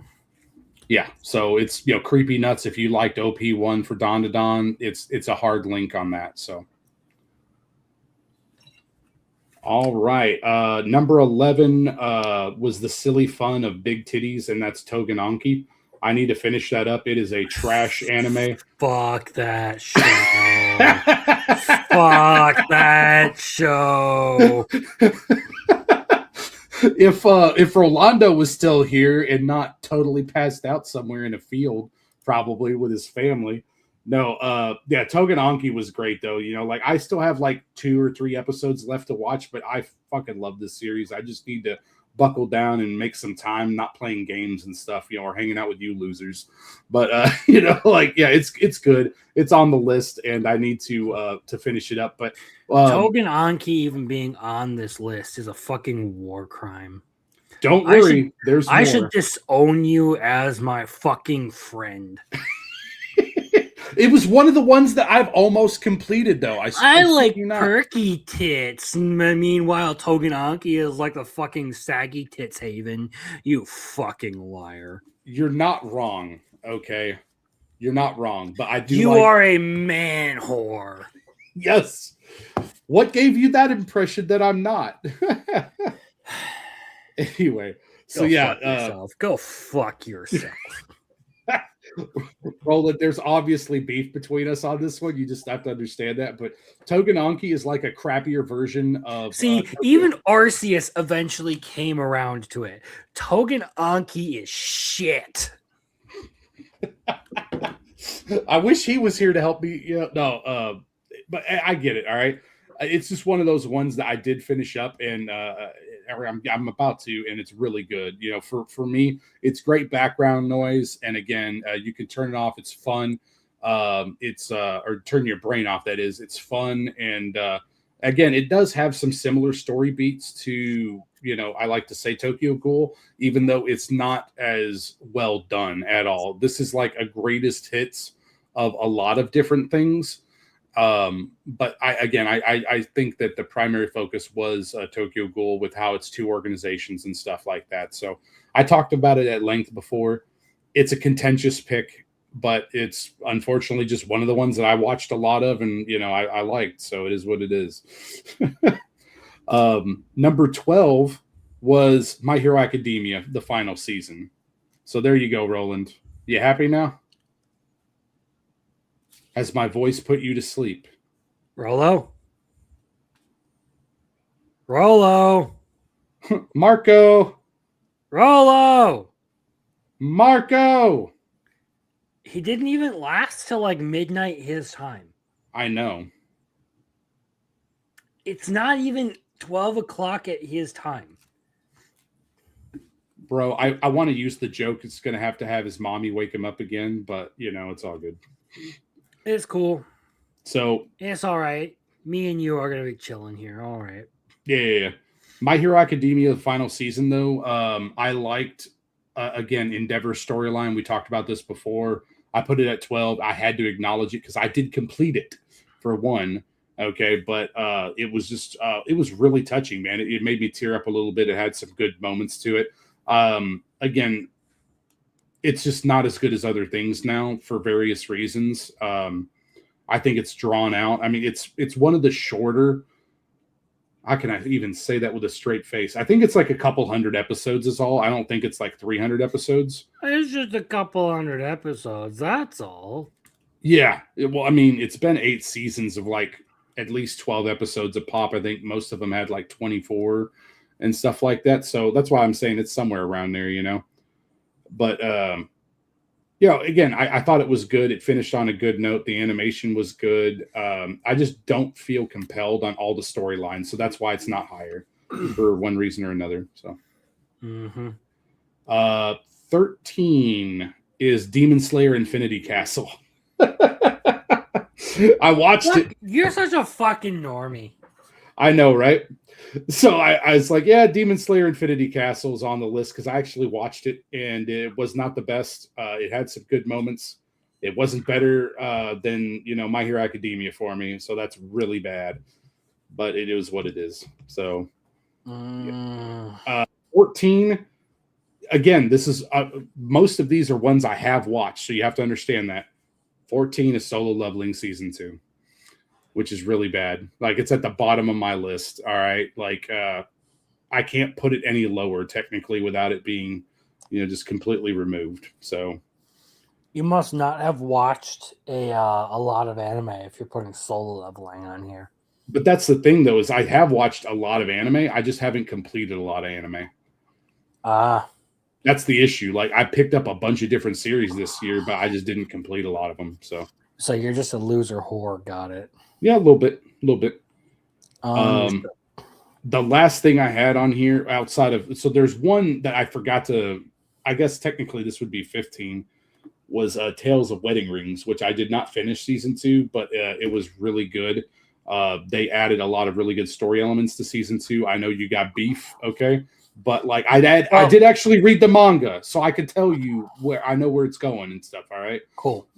I've got another 4-day weekend, I think, so I'm probably going to use the time from here to Monday to catch up on Trigun, Chain Soldier, and maybe that if I can fit it in between doing my video on NHK. Okay, cool. Nice. I'm glad that you're doing a video on NHK too. I mean, that's pretty cool, man. So. That's the whole idea behind having chat vote on things is I'll do a live review and then like an even deeper dive in a video the next week. Nice. Okay. Well, hopefully we'll get a couple more good ones on there for you. I know this next week. It diversifies the content on my channel. It does. And it's fun to talk a lot of shit in chat and then try to get people to vote on stuff. So. Looks like I'm going to be doing one on Love, Chunibyo, and other delusions in the near future, too. So, I was seeing that.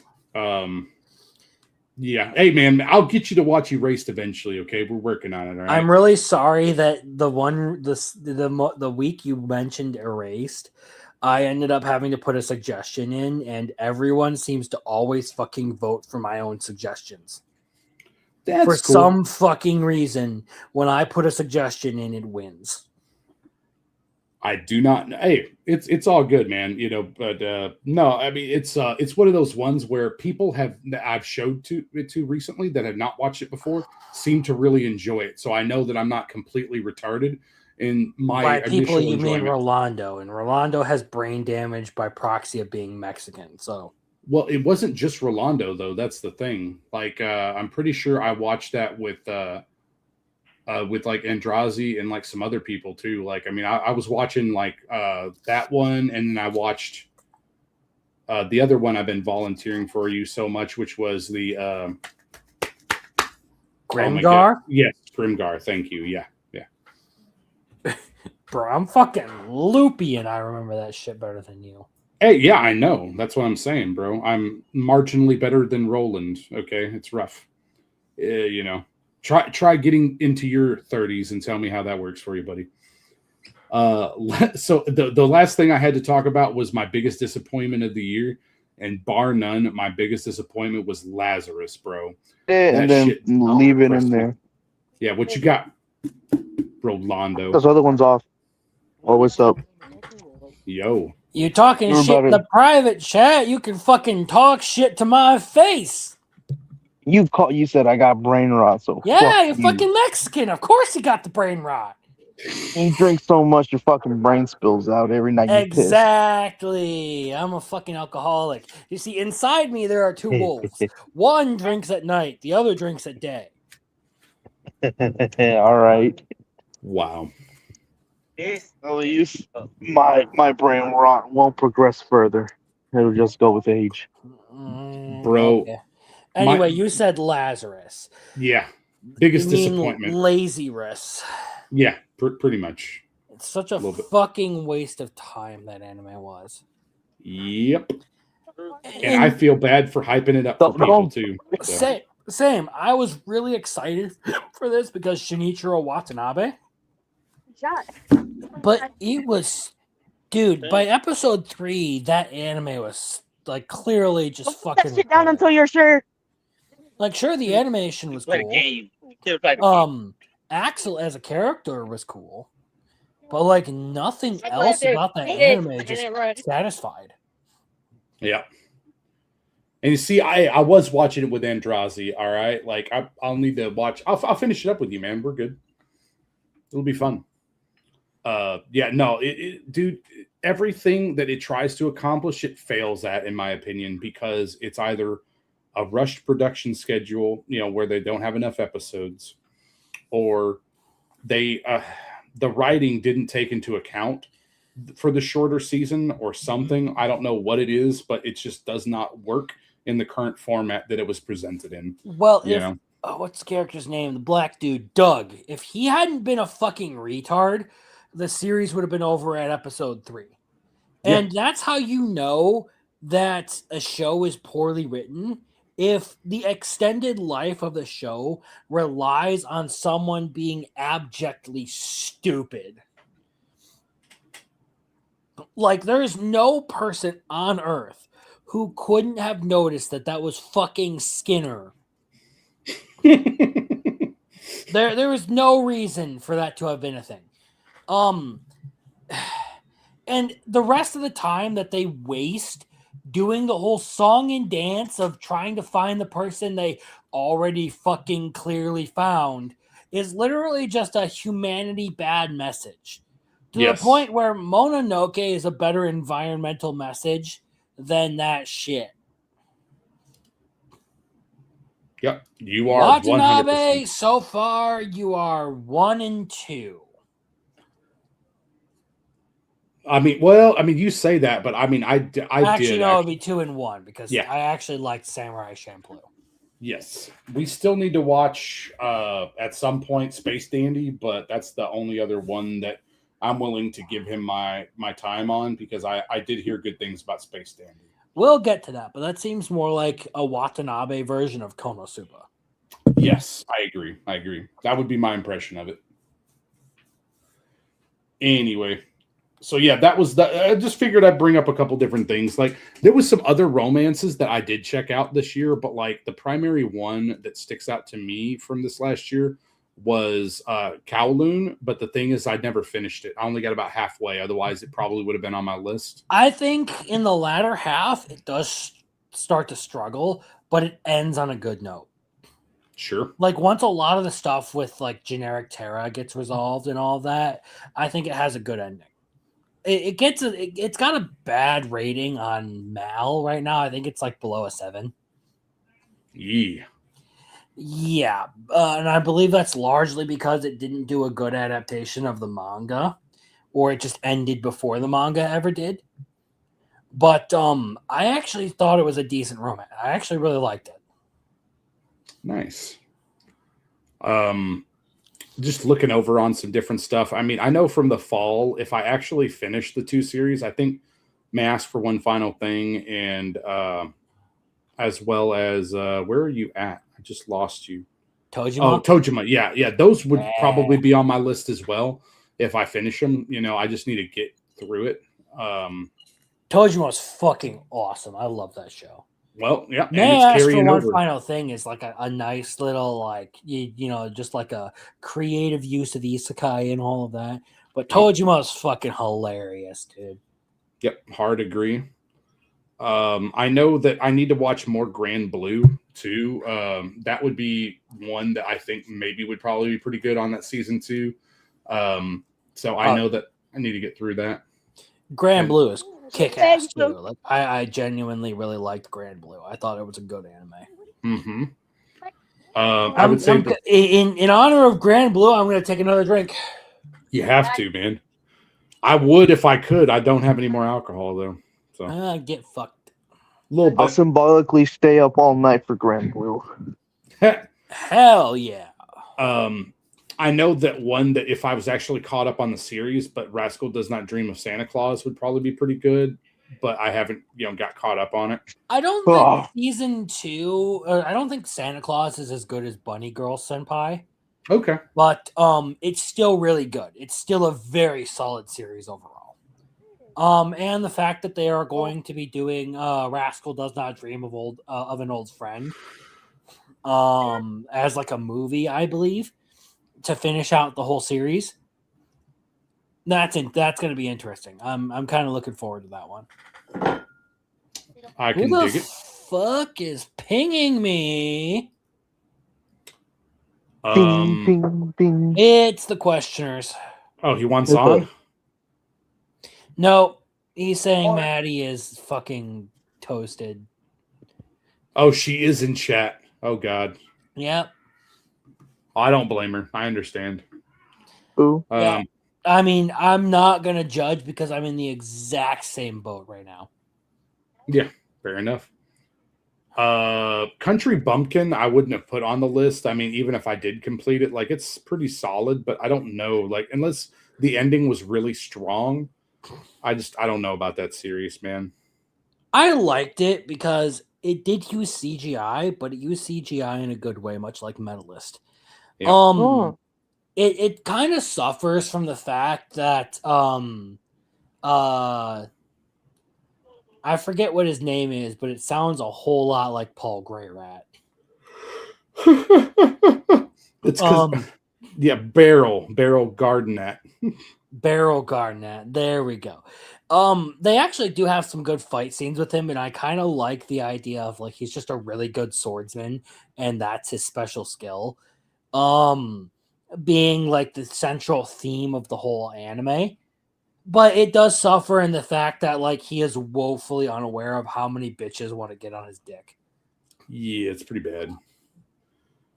Demon Hunter would be another one that would probably be on a list if I were to complete it, but like I just can't finish that series yet. I gotta get on that because I know the storytelling is really strong overall. So The storytelling's good, but the animation suffers a lot. yeah. Especially as you get later in the series, there are episodes that just aren't even complete. Like me and Biggles and Little Chad, we pointed this out. Like, I don't remember exactly which episode it was, but the whole thing was just like incomplete. Like there were literally like scenes where the backgrounds weren't even drawn in. Yeah, it looked bad, dude. Big time bad. It was embarrassingly unfinished. If that series had had good animation, it probably would have been one of the biggest anime of the year. I would agree on that. I mean, it seems aside from being aired on what the fuck is High it Dive. from High Dive, yeah, that one. That's probably another inhibiting factor to it. But like the storytelling on that one is so fucking good. Like the way they do characters, the way they resolve arcs, the way they do everything is just so fucking good in that anime. Yeah, I agree. I don't have any issues with that. The other one that I never watched the first season, so it inhibited my ability to watch the second season. But 100 Girlfriends would have been really good and probably on my list. Like personal, I don't know if I should describe it as a guilty pleasure because a lot of people love it, but I did. When I first started reading that series, it was a guilty pleasure for me.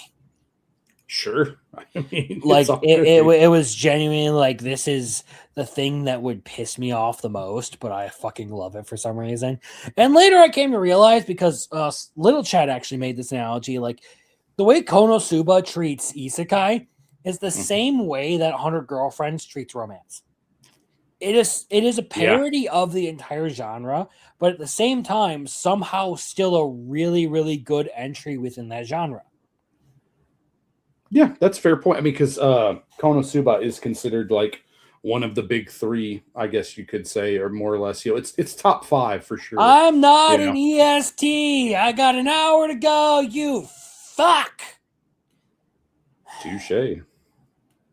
Sorry. I'm getting close to the bottom of this bottle of Alden Skull. It is bad. It's real bad. I'm fucked up. Oh, you fucking Florida man piece of shit coming in here wishing us a happy new year. Well, guess what? You have a happy new year, you fuckface. Yeah, happy new year to you, you fucking cunt. You filthy animal. It's okay. I'm glad I made friends with Arceus this year. This was probably like one of the best things to happen this year was like we started talking and hanging out together. Yeah, definitely agree. I mean, dude, having him around has been great. We've been having a lot of fun. When he's not worried about his car for some like I give him a lot of shit, but like he's a cool dude. I like hanging out with him. It's the whole reason I still hang out with him is because I like hanging out with him. Good God, sir. I almost want to go. I don't know what that emoji is. I'm seeing double, so I don't know what that is. I can't see what that is. It's almost like a Christmas tree, but not really. Like it's like, is that a thong on somebody's head, or like is that a bee or What the fuck is that? confetti? That does not look like any confetti I've ever seen.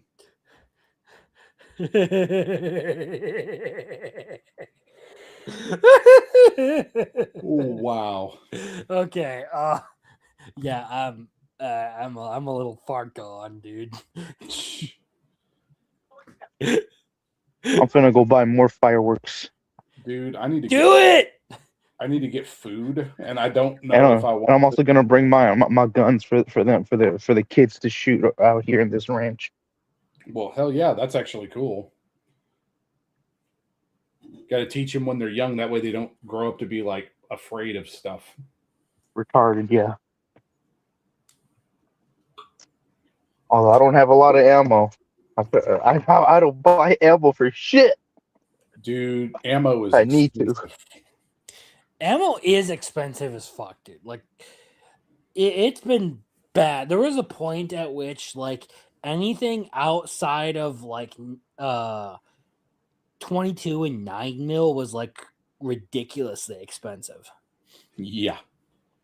Trust me, I have a very old firearm, so I completely get that idea on, yeah, so. It's fucking funny, too, because I have a handgun that shoots 35, it shoots, what does the M1 carbine shoot? 34 carbine? That's a good question. I am not for sure what caliber it fires, man. Either way, the M1 Grand, whatever that shoots, I have a handgun that shoots that. So it shoots a rifle round. Wow. Okay. Yeah, that stuff was like $1 a round at one point. Yeah, that's kind of the way it is with what I have too. So yeah, I definitely agree with you on that. I need to take it to a place where I can practice a lot more, but that's not. No, the one I got is a collector's item from like my grandfather. It's an Automag 3 chambered in 34 carbine. Nice. It's a really cool. So like, I believe what my father has referred to it as is like the Dirty Harry gun. Okay. So it's that, but it's chambered in carbine instead of 45 ACP. Interesting. Okay. It is very satisfying to shoot. It's a fucking awesome gun to just take out and have like a good time with, but because it's a model that isn't necessarily wasn't like super well, the best way I could say it is it has its issues. It jams a lot. Okay. So it's one of those things where it's like it can be a problem if you don't do a bunch of maintenance on it. Sure. I mean, I've only taken mine out one time, but mine's an heirloom as well. And the thing about it is that it actually has been well maintained. And so, yeah, like I only fired so many rounds through it, and then I turned around and I went ahead and I started cleaning it and stuff too. So I totally get you on that. Mm-hmm. It's fun. I mean, I just need to do it more, and it costs money, and I'm a gamer and spend my money frivolously. So, yeah. My brother actually has like a bullpup shotgun that he got for Christmas, and we did some like meat shooting with that shit. He also got a 25 round drum mag with that shit. Holy crap! It's a fucking semi-automatic shotgun with like a 25 round drum mag. Good Lord, man. It will fucking break your shoulder if you're not careful. It is fucking brutal. But at the same time, just unloading 25 fucking buckshots on a target is hilariously fun. That would be great, to be honest with you. Like, Yeah.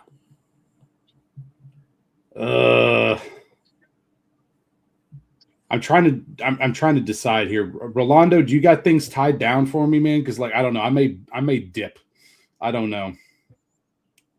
For right now, I think it's talk. As long as my sister I doesn't mean, stand up. if you want to just like run through, I don't know. We'll see. Maybe. Oh yeah. You wanted to do the one trailer too. My bad, man. I mean, I don't have it all in one piece, but we can like run through announcements and everything for like what we're going to be doing for the next season. And if you just want to cut it short and not go all the way to New Year's, that's fine by me. Well, I could probably wait till after New Year's because I mainly just want to like stop by a gas station or something, to be honest with you. But no, we're cool. You do have it all though because you have it all uploaded in Discord. So technically, all you have to do is share your Discord, but you have to do that carefully. Well, I have all of the pieces like individually uploaded as clips. Oh, okay, perfect. Okay, never mind. Yeah, then. so we could play one and like discuss one. Honestly, I was hoping that Rolo and Roman would be here. Yeah, so we could talk about our picks and why we chose them. Yeah, but unfortunately, Roman had to bail because he's fucking gay. And Rolo fell asleep, so he's backstage. Yep. I put him to sleep, man. I'm sorry about that. Yeah, the fucking No, he does that himself. He deserves it. No. I was asleep too, but I woke up. Congratulations. You're better than your other half. All right, so shall we do we want to just start going through some of the New Year's stuff or the next year's Fictionology announcements and stuff and what we're going to be covering? Yeah, I don't mind. I mean, it's just we got 45. I don't know, Rolando, I covered all that stuff from this year. Was there anything that you wanted to talk about or that you heard me say that you were interested in or I think I fucking woke up at the later end of the year what you're talking about. Well, I'll put it to you this way then. What were some of your big moments in anime this last year that was from 2025, not like an earlier anime before 2025? This year? Yeah, something that released this year, basically, or was releasing during this year. I mean, the best part, it's straight up the Resident movie. That fucking movie.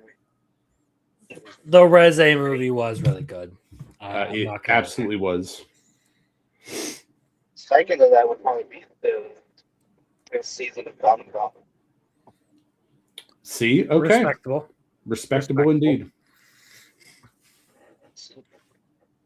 I mean, I need to finish Gachiakuta, Fire Force. There's a bunch. I'm behind. God, that first part of season 3 of Dandadan is horrible. Or not Dandadan, sorry. Fire Force. The first part of the first season of the third season of Fire Force is horrible. I know how it ends, so I'm locked in already for Fire Force. But yeah, but for me, Gachiakuta, I'm surprised. No, I shouldn't be surprised, but I'm glad it is so well adapted to anime. I'm glad. Same, actually, it's been really good, and honestly, it getting a season 2 has me excited. I'm really looking forward to that. Definitely agree. I had it as my third for a reason. It's really good. Mm-hmm. No, but did you have anything else you got, Rolando?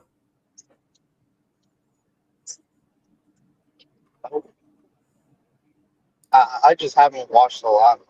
I've been mostly playing video games more than anything. What was your opinion? Was Borderlands 2 graphics better than Batman Ninja, or was it worse? I mean, mechanically, you could do a lot more motion in Borderlands 2. And the Borderlands 2 fucking art style is very unique. And it does look great.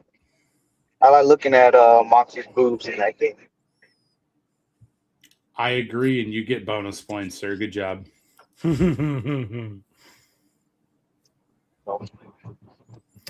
All right. Shall we start playing some of these clips and talking about the entries that we got for the upcoming year's Fictionology entries? Sure. I'm down. I can definitely talk about ones I'm more familiar with too. So yeah, no, Yeah. we're good. I mean, I have a couple of entries pulled up here to talk about for like some of the things that we're less familiar with because of Mhm. Roman. Yeah. Fucking leaving us high and dry on that one. Thank you, Roman. But I guess here we go. Here, so to those of you who are familiar, so Fictionology covers a specific subject with every stream. The idea is that we all watch the same stuff, and then we all come to the table with like our own opinions and stuff on it. We like do it like a roundtable discussion kind of thing, deep dive it. The idea being that like we have some fun with it, we get into some deeper stuff, and we introduce each other to different things that we might not necessarily have watched before. So this upcoming year, I had each of the guys who are regular panelists, that would be myself, Muffler Tape, Roland, and Roman, all pick 3 series each to do a show on. And there were specific requirements for different shows. Everyone had certain limitations on what they were going to do. And this is what we all ended up deciding on. So here is entry number 1.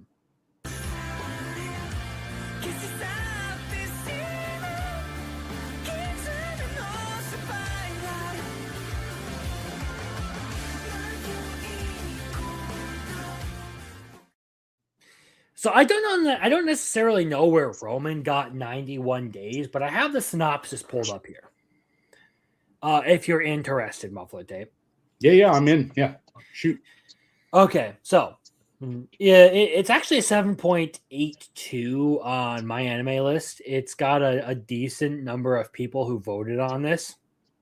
Okay. So, as a child living in the town of Lawless, Angelo Lagusa has witnessed a tragedy. His parents and younger brother have been mercilessly slaughtered by the Venetti mafia family. Losing everything he holds dear, he leaves both his name and hometown behind, adopting the new identity of Avilio Bruno.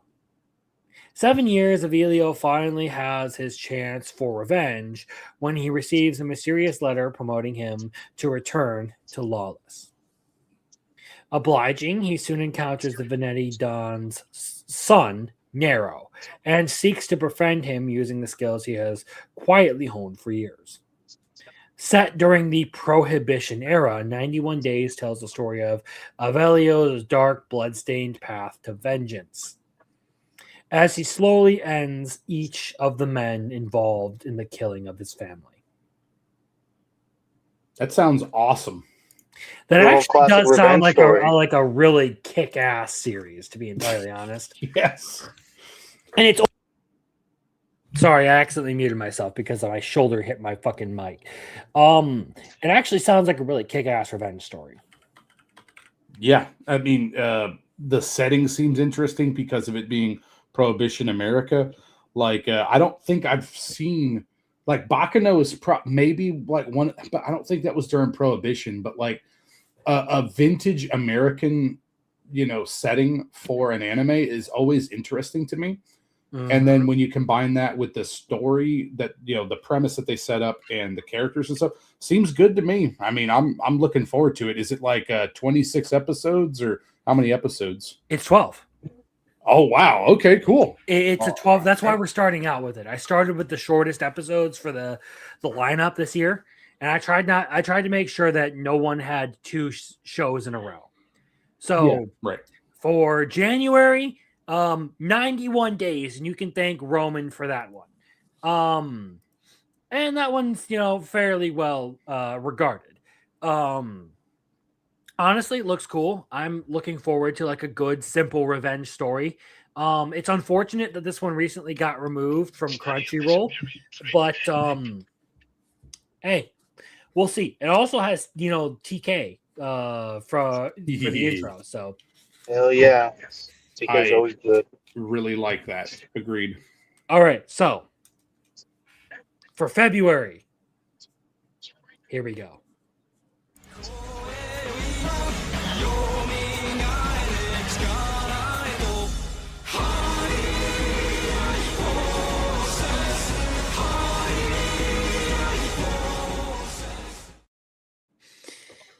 So February ended up being my pick because it was just the most convenient to, and we will be doing Berserk, which does require a little bit of reading. This is the first Fictionology where I'm actually requiring people to do some reading.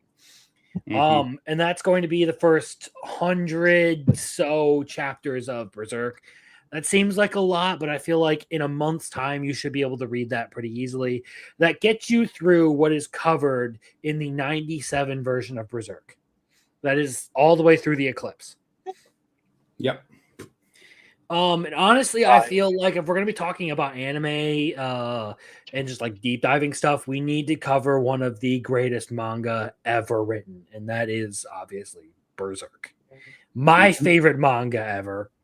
So, yeah, 100% get you on that. You know, I am very interested. I've already been reading a little bit of Berserk. I haven't read recently anymore, but I am in the Golden Age arc right now, so I'm really looking forward to going through that a little bit more.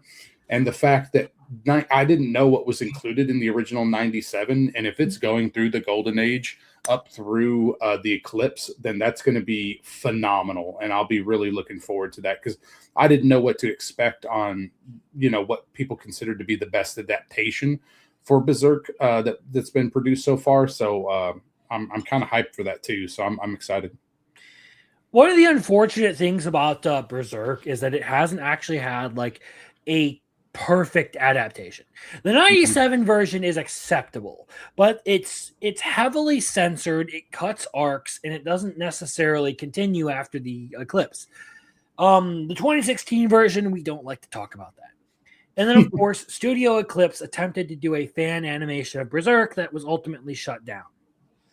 Yeah, the Black Swordsman arc was really good. That's one I have read because that's sort of the introductory arc to the series of Berserk and encountering the hand and stuff like that. And so then it obviously there's like a big jarring shift, and it shifts to the Golden Age after that, you know. So that's kind of where I've read so far, just, you know, buying them and reading them in order kind of sort of thing. Yeah, so like I said, the reason I chose this one specifically for Fictionology is Berserk is widely considered to be the greatest manga ever written. I mean, on my anime list, it is one of the it is the highest rated manga of all time. Yep.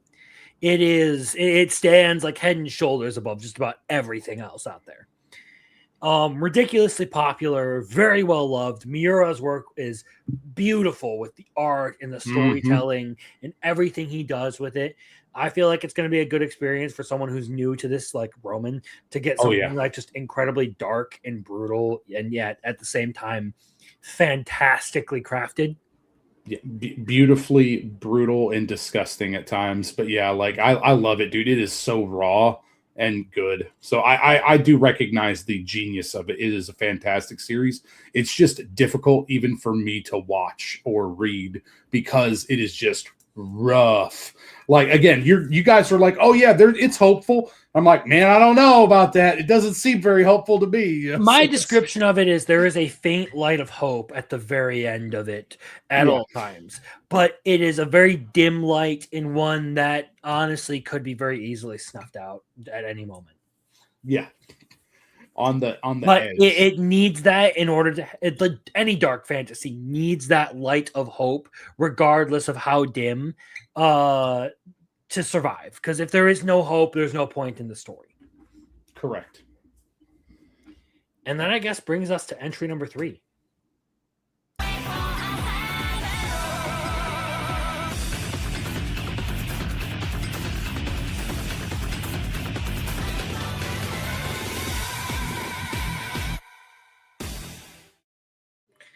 So what do you think, Muffler Tape? Why specifically Black Lagoon? Well, I was going through and I felt that we were trying to, like, what I wanted to do more than anything else was trying to find iconic series that have stood the test of time, that were really well regarded, and bringing them to, you know, some of the newer folks on the crew, right? You know, so, you know, even Rolando, to a lesser extent, you know, he had not watched this series before, and we started watching a couple episodes already, you know, but we'll get him finished up. Maybe he'll be able to participate some. But the thing is that it was going to be a toss up for that or for Akame ga Kill. And based on feedback and talking with everybody, I decided that we would go with Black Lagoon. Black Lagoon is a fantastic series. You know, it has a really interesting main character and a way of looking at a very violent criminal world that is unique and very hopeful, even though it is still like the ending is always depressing to hear because it's very much a look at Revy, but it has iconic characters. It has a great group. It is a great seinen is the best way I can tell everybody that. It is not a shonen at all. It's just held back, I think, by the fact the manga is not completed yet. But outside of that, I think that it's a really strong entry and one that everybody should have watched in order to consider themselves an anime fan, in my opinion. So it's great. I mean, I can tell you something more specific if you want. I don't know if you had thoughts. If you've seen it, you know. My observations of it is it's a good pick because even someone like me who has watched a ton of anime but still needs to go back and catch up on some of the greats, this is a good pick for me because I haven't seen Black Lagoon. So I'm looking forward to this one because it gives me an excuse to catch up on shows that I might not necessarily have gone back and watched on my own. And Black Lagoon gets a lot of good reviews. So I'm honestly looking forward to it, even in spite of the fact that the series has been on hiatus for like 10 plus years and there's been no word about resuming it. Yeah, the author has really bad issues with depression. And so that's what I guess inhibits him from being able to continue writing fluidly on it. But he'll occasionally put a few chapters out here and there. Happy New Year. Me saluting Jeremy. But I appreciate it. We still got about 30 minutes to go before the new year, before 2026. So with that said, this brings us to Roland's pick for the first round. Mm-hmm. And honestly, given the tone that we've had so far for Fictionology, this one's kind of unique.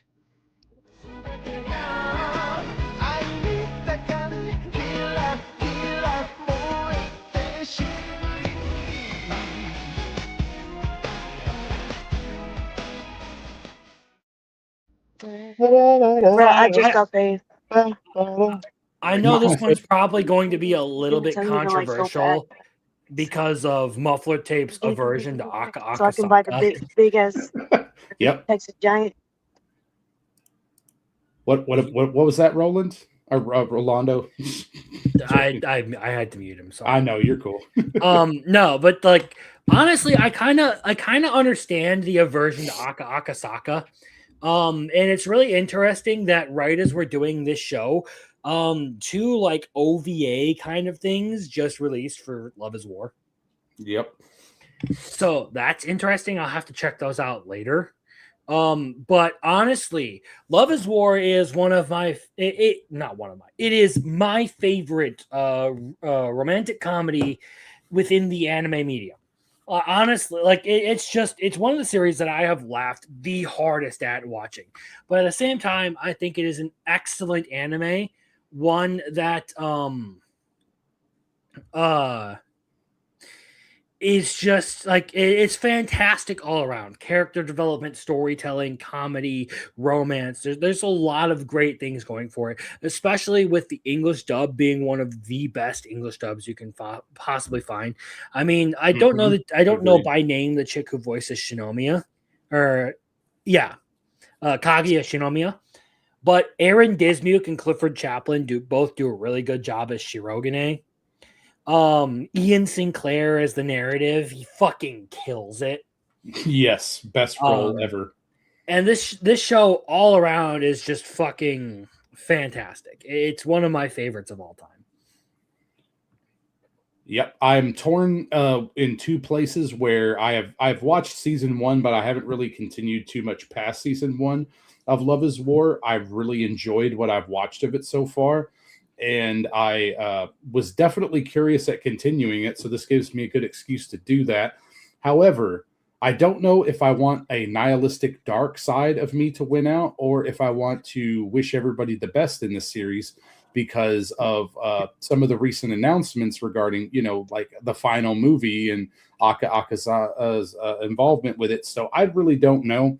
I guess I want everybody to have a happy ending. But if it goes tits up, I'll be very, very happy too. I'm not going to lie to you. So welcome to the Oshinoko world, everybody. Merry Christmas. So as far as I understand, apparently Kaguya Shinomiya is actually like a photographer within the Oshinoko universe. Like she's doing like a bunch of stuff for Ruby and everything during like a shoot or something. What? It's actually the same universe? Yeah. Apparently, at some point in the manga, Ruby is doing like involved in a photo shoot and everything, and she's talking about how much she liked the photographer and everything. And it cuts to like, so what was her name? And it shows a picture of Kaguya Shinomiya, and then it cuts to a panel showing her name like registered in a magazine and everything. I can actually send it to you. I have it saved on my phone, but so maybe it went well. My point is like, as far as Akasaka is concerned, the dude's been on a losing streak, so it's really kind of upsetting to hear that he would be involved in changing the ending of Love is War. However, I will say with confidence that everything up through the theatrical release of The First Kiss That Never Ends is a very, very good romance anime. And if that's all you ever watched of it, you would have a very satisfactory ending. Okay. You would get everything you would want out of it. All of the character development, all the comedy, all of the romantic progress. That's all you would need is just to get to the end of The First Kiss That Never Ends, which is 3 seasons plus 4 episodes that occupy the length of the theatrical release for that. I'm going to do it. I mean, it's going to be part of my job, and I'm hoping that I'm going to have a good time after, like, because again, season 1 I had already watched before, and I just, again, I'm very bitter, and so we'll see if, as a lover scorn, if I will be able to get past that or not. So yeah, Akasaka has not earned himself a lot of credit recently. He's been doing a terrible job of building up faith with his fandom, especially after, Marsha Crown not being very popular, Love Agency being very popular, his battle royale, like Raccoon City battle royale, whatever the fuck that was. Oshinoko, he basically threw a tantrum and just the ending of that. Yeah, I'm glad I didn't care about Oshinoko. Kiss my ass. Oh, I'm sorry. But hey, we still got more announcements, like the next pick on the list. Yep. And this comes from me.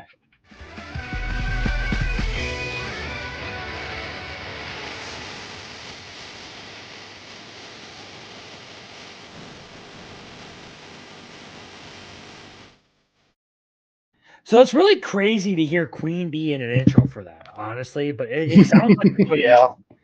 Agreed. I like Queen Bee. Yeah. And this one's very interesting because this is a Roman pick. He's not here to talk about it, so I have it pulled up because I've never seen the series. But it's an 8.26 on Mal. Yep. So it's very well liked. It's a remake, as far as I'm aware. A remake of a very old anime. That's a highly regarded anime, though. So, yeah. Yeah. So, here's the premise of it. The greedy samurai lord Daigo Kagemitsu's land is dying. And he would do anything for power, even renounce Buddha and make a pact with demons. His prayer is answered by 12 demons who grant him the power he desires by aiding his prefecture's growth, but at a price. When Kagemitsu's first son is born, the boy has no limbs, no nose, no eyes, no ears, nor even skin. Yet still he lives. The child is disposed of in a river and forgotten. But as luck would have it, he is saved by a medicine man who provides him with prosthetics and weapons, allowing for him to survive and fend for himself. The boy lives and grows. Although he cannot see, hear, or feel anything, he must defeat the demons that took him as sacrifice. With the death of each one, he regains a part of himself that is rightfully his.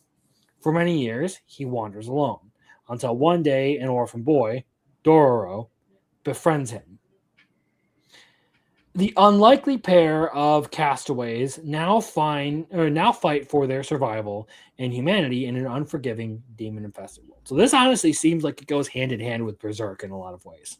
Hell Pretty yeah, cool. it does. Yeah, 100%. Honestly, that premise sounds really fucking badass. Very metal.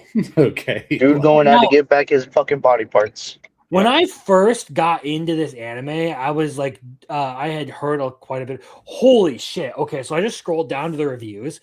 Here's the ratio on the reviews 209 recommend, 30 mixed feelings, 13 not recommend. This is a very well liked anime. A lot of people like this thing. If you like it enough to write a review, yes, you are a very passionate, like 100%. And that's a big deal. Again, with marketing is the best way I could say that. It's harder to get somebody to recommend and provide a review on a recommend than it is for somebody that's pissed off to write a negative review. It's much more easy for them to just, I'm going to trash this because I hate it so much and stuff. So. Well, honestly, like, again, I'm really like down for, like, destroying demons, getting revenge, all that kind of stuff. That's cool. So honestly, as far as Roman is concerned, like, he's had 2 pretty good picks so far, like, that I'm confident that I'm going to end up enjoying. Yeah. Sounds like it. And same, sorry. Yeah, no, that's fine. Again, the Queen Bee intro for that, the art style for it looks pretty cool. It's 24 episodes, 8.26 review. So, hey, it looks like so far Roman's 2 for 2 as far as next year's anime picks goes. He's we're teaching him well. All right, he's beginning to believe. Maybe his taste in anime is higher than Western media. Yep. We'll see. I'm not so sure about this next one, so we'll have to see about this. I wonder if you guys have ever seen anything about this next one.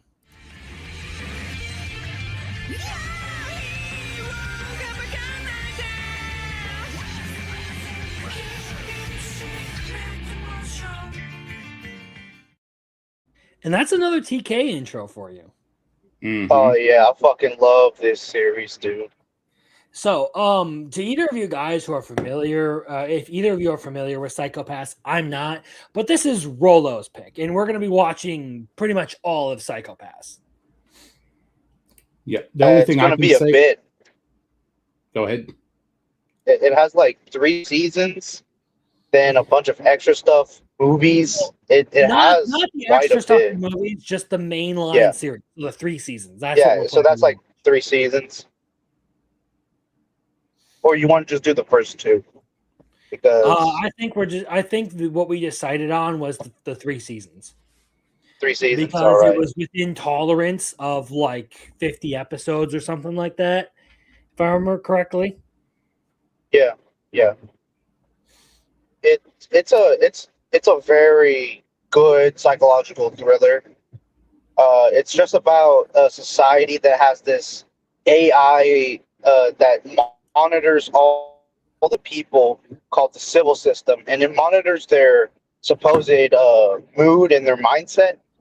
And there's like 3 stages that a person is in. The stage where they look like they have their mindset being very civil, not erratic or anything. The yellow stage where they're a bit more, they're called a latent criminal, where they seem to be in a mindset of that they could snap if they're pushed any further. Then the red zone is them being a criminal, and that's where they could be basically just blown up by their dominators, which have 2 settings: stun, and if the fucking lethal round hits you, you basically swell up and blow up. Yeah, I was hearing, because of the monitoring system, that it's supposed to be kind of creepy, kind of like make you think about current day stuff, with being monitored and stuff like that, so yeah. Yeah, I heard it's really good. And then another what happens is a wrench gets thrown into the system where there is a man that seems to be aiding other people into doing like murders and like complete serial killer behavior. But this guy they cannot find because the system sees him always as a civil person. He seems to not like he seems to be able to control how he feels all the time because he seems to be a psychopath. Yeah, that makes sense. You know, like you're talking about like oh man, I haven't watched that one. It was the scene with Christian Bale in it, right? Like that's American Psycho, right? Yeah, American Psycho. Yeah, it's like, oh yeah, you know, we're totally good. You know, it's like you creepy man. Yeah. Yeah, but even then, whenever he gets like, you know, erratic and stuff, he like, you know, shows emotion. Like this guy just seems to like almost feel nothing. And it has a lot of like philosophy in it where it talks about books that have, you know, talked about their type of system and stuff. It's pretty it's very great. It has great action, great art. Yeah, psychological stuff, crime thriller, those kinds of things seem like they're going to be up my alley. So Psycho-Pass is another one that seems like it could be cool, especially because I do enjoy me a little bit of sci-fi. So yeah. Agreed. The characters are great. They are fucking great. We will be the judge of that when we get to June of next year. Anyway, this brings us to July. You ready for this one, guys?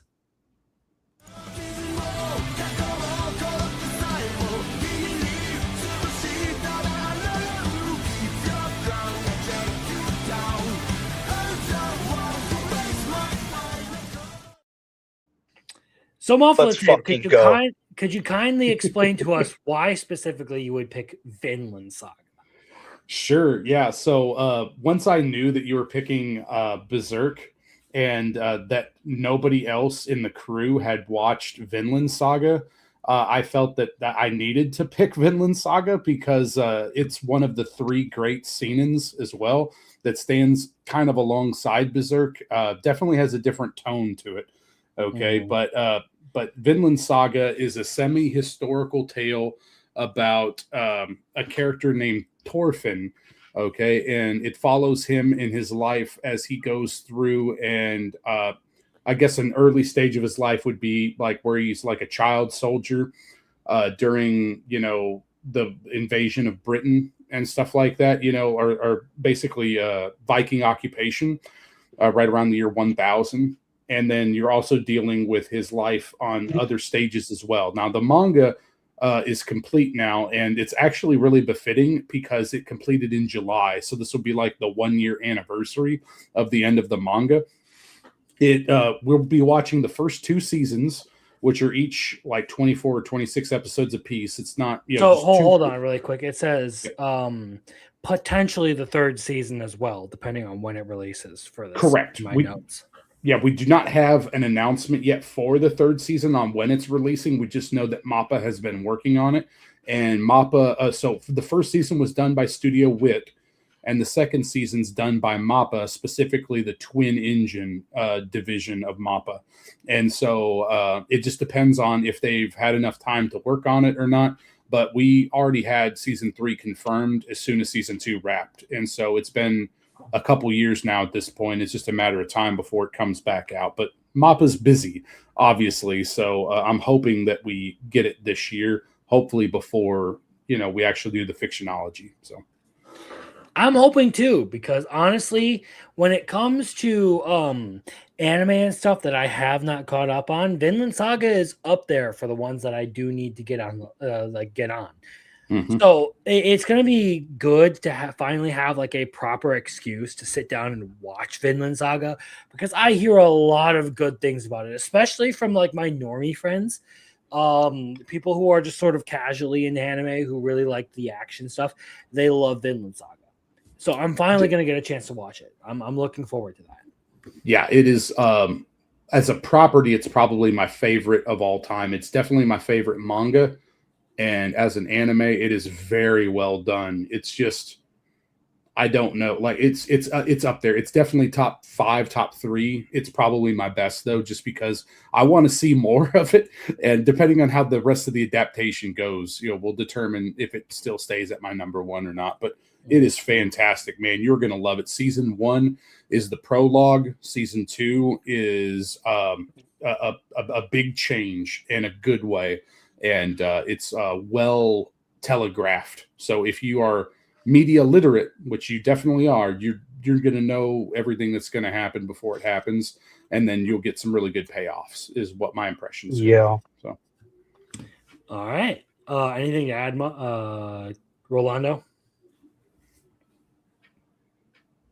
I just feel like it's gonna be great to see like more confirmation that I will not be gaslit into thinking that season 2 was not a great fucking season. And yeah, I won't 100%. oh my We're going to goodness. see if what everyone says about season 2 is true. However, another season 2 that's going to be coming up soon that everyone is going to be required to watch now that I know the length of it and when it's going to be airing is involved in the next one.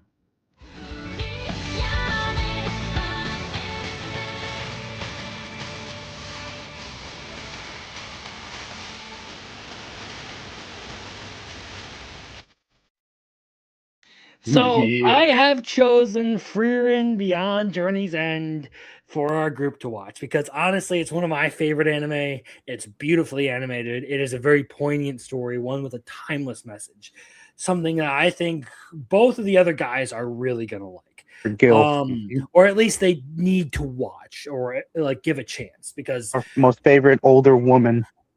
yeah, Yes. also silver haired elf waifu with small titties.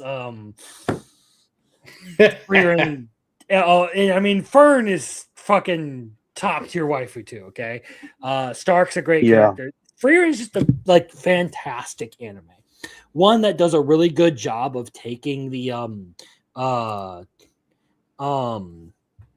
fantasy genre and doing something unique with it and bringing in a sort of like timeless message about the cultural aesthetic of the cultural aesthetic of Mono no Aware.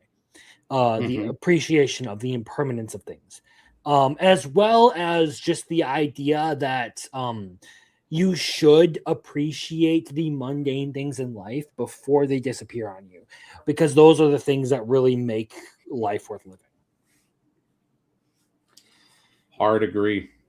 I can't wait for season 2. We're going to find out here in a couple weeks, and I'm a little sad that we won't get to Mocked of the Golden Land because the El Dorado is a fucking epic art. Like with the whole dye gold stuff that goes on in there, and like everything with like one of the sages of destruction being involved. It's a really huge part of the series, but at the same time, I understand why the studio would want to take a break from animating that series because it is a very high quality anime. It's better animated than it has any right to be, is the best way I could say that, because it goes and it pops off and it becomes really special at times. I mean, like even the non fight scenes, I guess you could say, are very beautiful and very well done. It's elevated clearly during a couple pivotal scenes during season 1 for sure. So yeah. As far as that goes, it's really nice to see Millet rejoining the cast for like the intro this time. It looks like they did the outro Anywhere Anytime, and let me just say that the music for Frieren is beautiful. I love the whole soundtrack, the intros, the outro. They only use one outro for season 1, and then they have the group that did the outro come back for the intro, I'm assuming, because that's who they play for the trailers for the upcoming season. Either way, I'm really impressed that Madhouse just went all in on this, and I am so happy that they knocked it out of the fucking park. And this being the highest rated anime of all time, I feel like the group has to watch this at some point because it's almost required. Yes, they need to experience peak. Okay, it's a requirement. I agree. And well, okay, so the next one is going to be a little bit of an experience, and I don't know which way it's going to go. Because honestly, I don't know if you would categorize this as an anime, but I didn't feel like fighting the fucking retard on this choice, so we're stuck with it at this point. There's no changing it.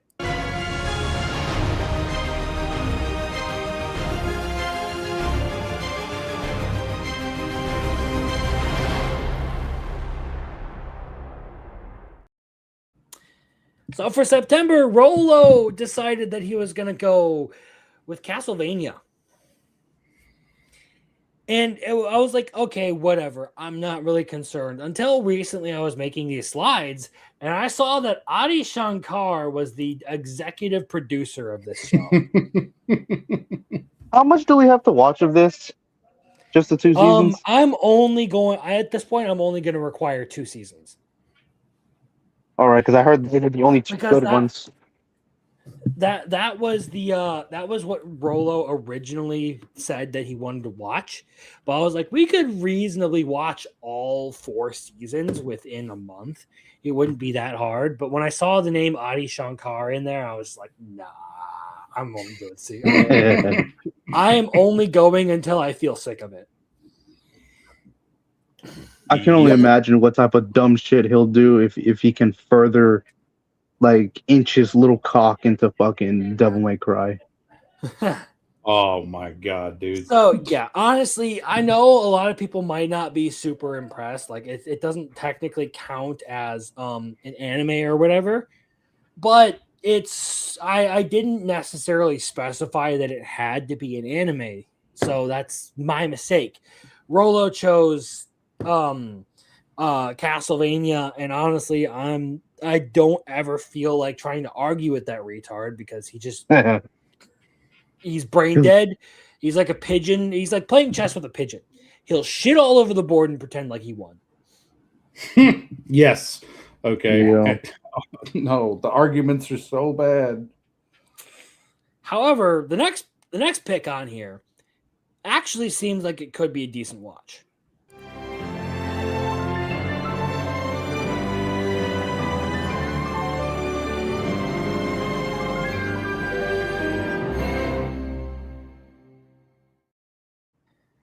So this one's a little weird because Roman picked some really interesting ones that I'd either never watched or never heard of. Yeah, like 91 Days in this one, I had never heard of. Dororo I had heard of, but I had never watched. So here's the premise of Forest of the Piano. A tranquil tale about 2 boys from very different upbringings. On one hand, you have Kai, born as the son of a prostitute who has been playing the abandoned piano in the forest near his home ever since he was young. On the other hand, you have Siuhei, practically breastfed by the piano as the son of a family of prestigious pianists. Yet it is their common bond with the piano that eventually intertwines their paths in life. I'm looking at this right now because I'm concerned if this is boys' love or not, but oh god. Music, performing arts, school, genre, drama, source, manga, demographic, seinen.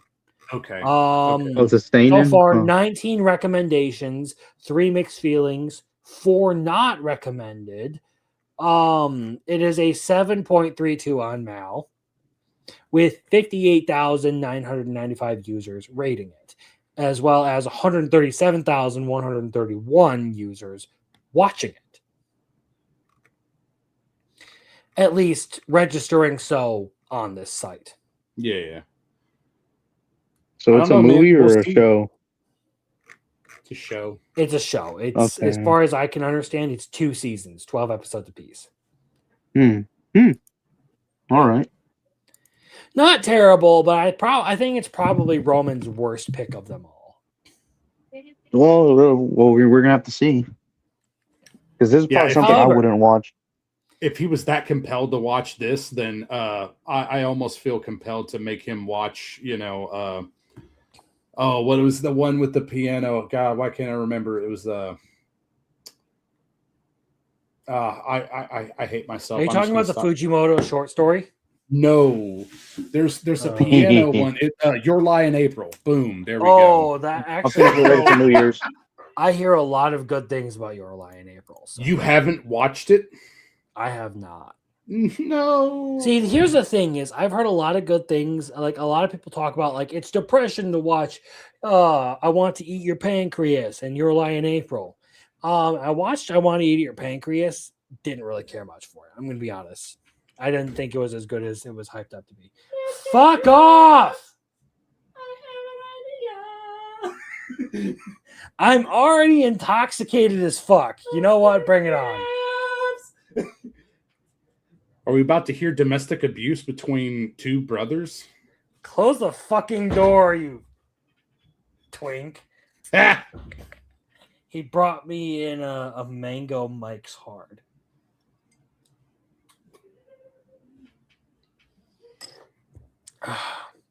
You know, it's actually not that bad. You probably cut the extreme alcohol you've been shoving in your face. So yeah.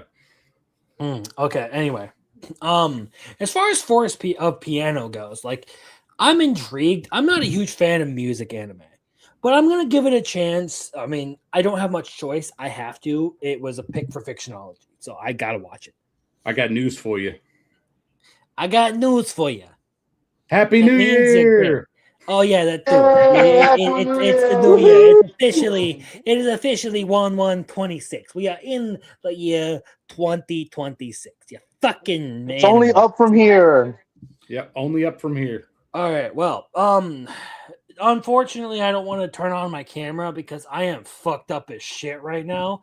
So you're just gonna have to accept me doing this. And doing the cheers and things, and everyone. I hope you have a drink. I hope you got something good to drink right now because we're gonna do a fucking cheers to a good 2026. I hope you guys all have a good year.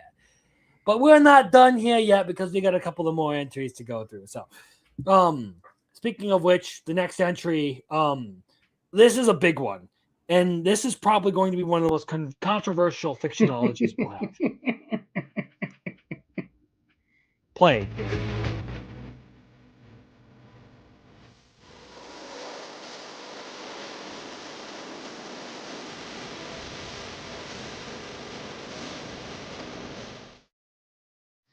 So, Muffler Tape, I kind of know why you would pick Mushoku Tensei for a fictionology because, frankly, when it comes to genres, isekai is a very well represented genre. And if we're talking about isekai, we need to talk about the greats, and Mushoku Tensei is up there.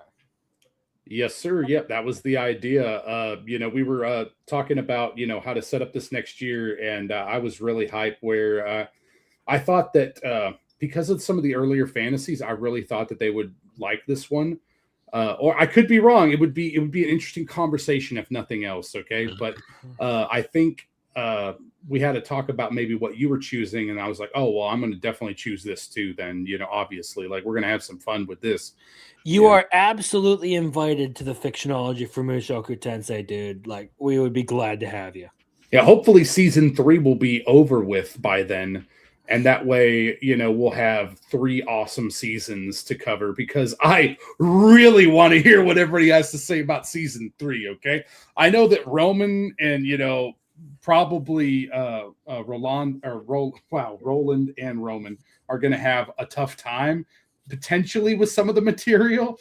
Okay. But I think if we could get it past like some season 1 stuff, get them into season 2 and whatnot, I think it'll be very interesting, and the way everything pays off in season 3, it's going to be a big deal. And I just can't wait. I'm really excited for this next year. It's going to be really interesting because Mushoku Tensei is definitely one of those anime where like it does require you to like stop and think about a lot of the things that happen and really take in the deeper meaning of everything that's going on. And it's one of those shows where it's all about the idea of like it's never too late to change course in your life. Yes. It's never too late to make corrections, and you should always strive to be a better person. And honestly, as far as that goes, Rudius is a really good example of someone acknowledging their flaws, being able to, reconcile with that, and continually point out in themselves the things that they need to change. And like fantastic character. A really good pick for Fictionology because there's probably going to be a lot of good discussion around that one.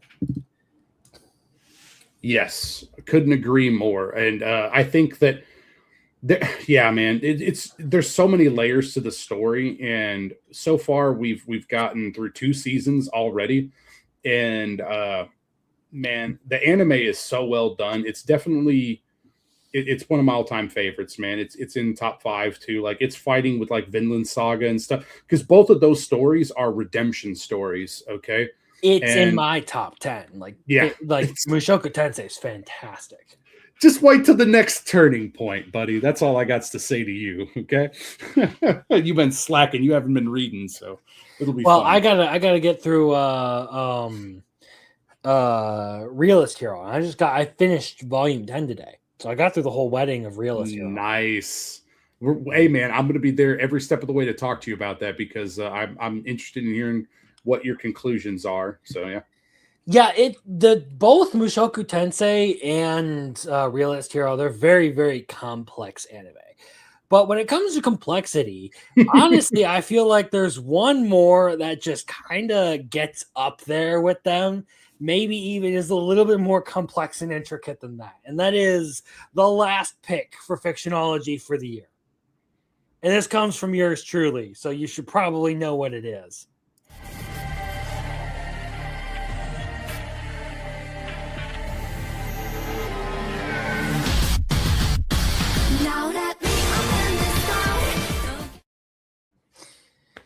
Slaps.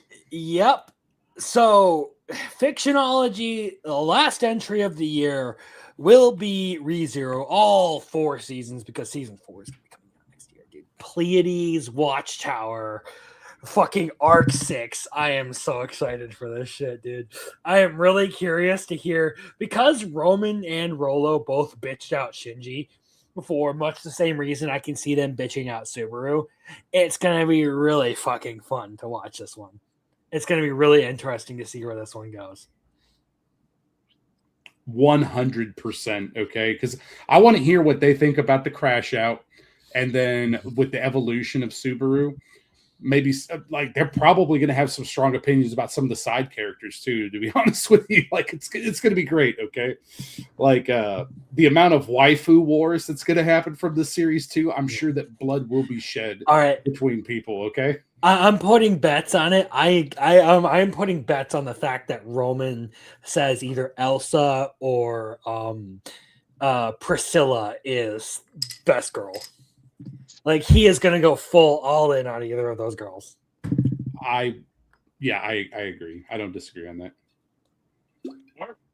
Well, here's the thing. That's the reason why it is the last episode of the season.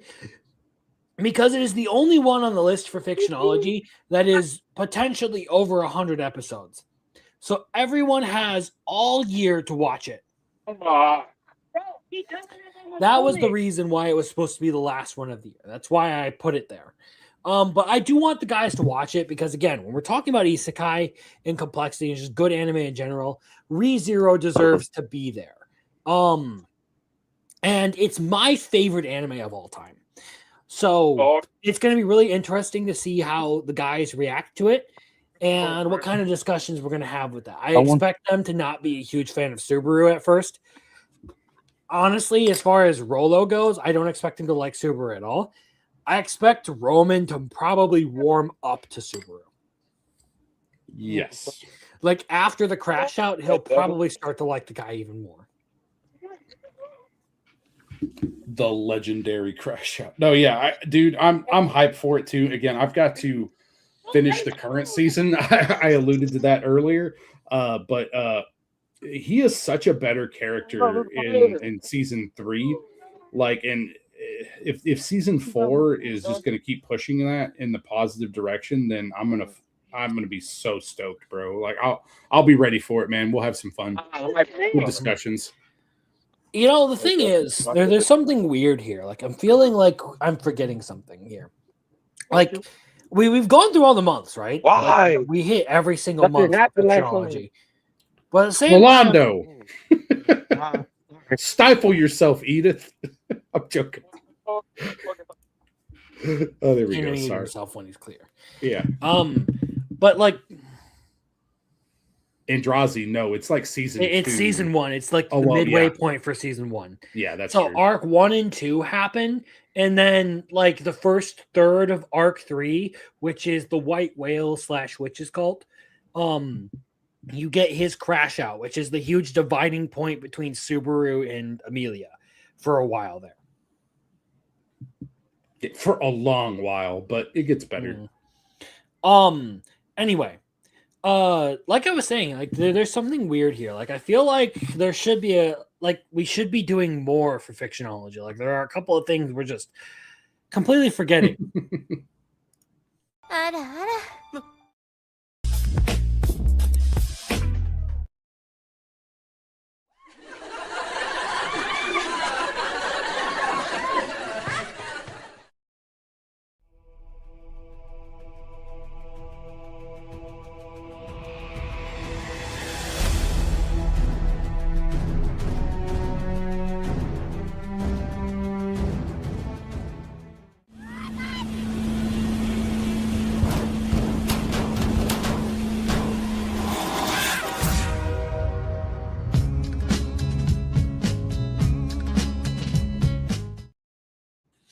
So there are a couple of specials for Fictionology that we're going to be doing this year. And those are the 4 so far that I have planned. So around Valentine's Day, we got the idea, not around Valentine's Day. We got the idea to, around Valentine's Day, do a bit of like a After Dark special. Talking about ecchi and all of that other stuff. So hopefully we'll be able to get force the guys into, watching a couple of interesting shows and having some fun around that time. The comedy thing, that's an April Fool's thing. It's probably going to happen right after the Fictionology that happens in March because, they're end of the month sort of thing. And we'll be going right into just talking about like good comedies and stuff. There are a couple of that I think we have lined up for that. Those we're kind of keeping under wraps for the time. They're supposed to be like sort of like more entertaining things. And then the other 2 are just game series that I know the other guys really, really like, that I also happen to like. So Halo is one that I know Roman, Roland particularly, and some of the other guys that are involved with the Roll of Rome cast really like Halo.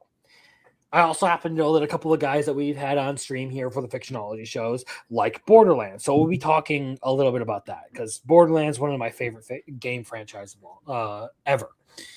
The later entries, 3 and 4, not necessarily the greatest, but Borderlands 2 is among my favorite games of all time. And I wanted an excuse to, talk about video, like do a little bit of a break and have some fun with some other stuff with Fictionology and not just have it specifically contained to anime. So these are 2 things that I feel like I personally need to experience, Halo particularly, or like that I feel like I want to talk about. So that's why we're going to be doing Fictionologies on those. It's not necessarily that I feel like it would be like a huge thing for the audience, but it's a pretty like good excuse for me to play through the Halo games and to go through Borderlands again because honestly I like Borderlands. Halo gets a lot of praise. It's huge in the gaming community, and I could probably get a couple of really autistic people that I like hanging out with on the stream for it. One person who may or may not be named Lethal Lightning. Oh, snap. There you go. That'll be fun. If I can get him around, I'm sure if I mention, hey, we're going to be doing Mushoku Tensei and Berserk, I'm sure he'll be there for those. Definitely agree. Okay. Like, dude, that Mushoku Tensei panel may be pretty vast, bro. Because, like, that, I think a lot of people have opinions on that, especially after season 3, too. Like, I'm just excited, man. Okay. I'd be excited on that one quite a bit. As for the After Dark and the comedy stuff, again, those are Valentine's Day and April Fool stuff. The idea behind them was to just have some fun nights for Fictionology, to branch the guys out into a little bit more anime, because they're much more normie than us who are still here. Mm-hmm.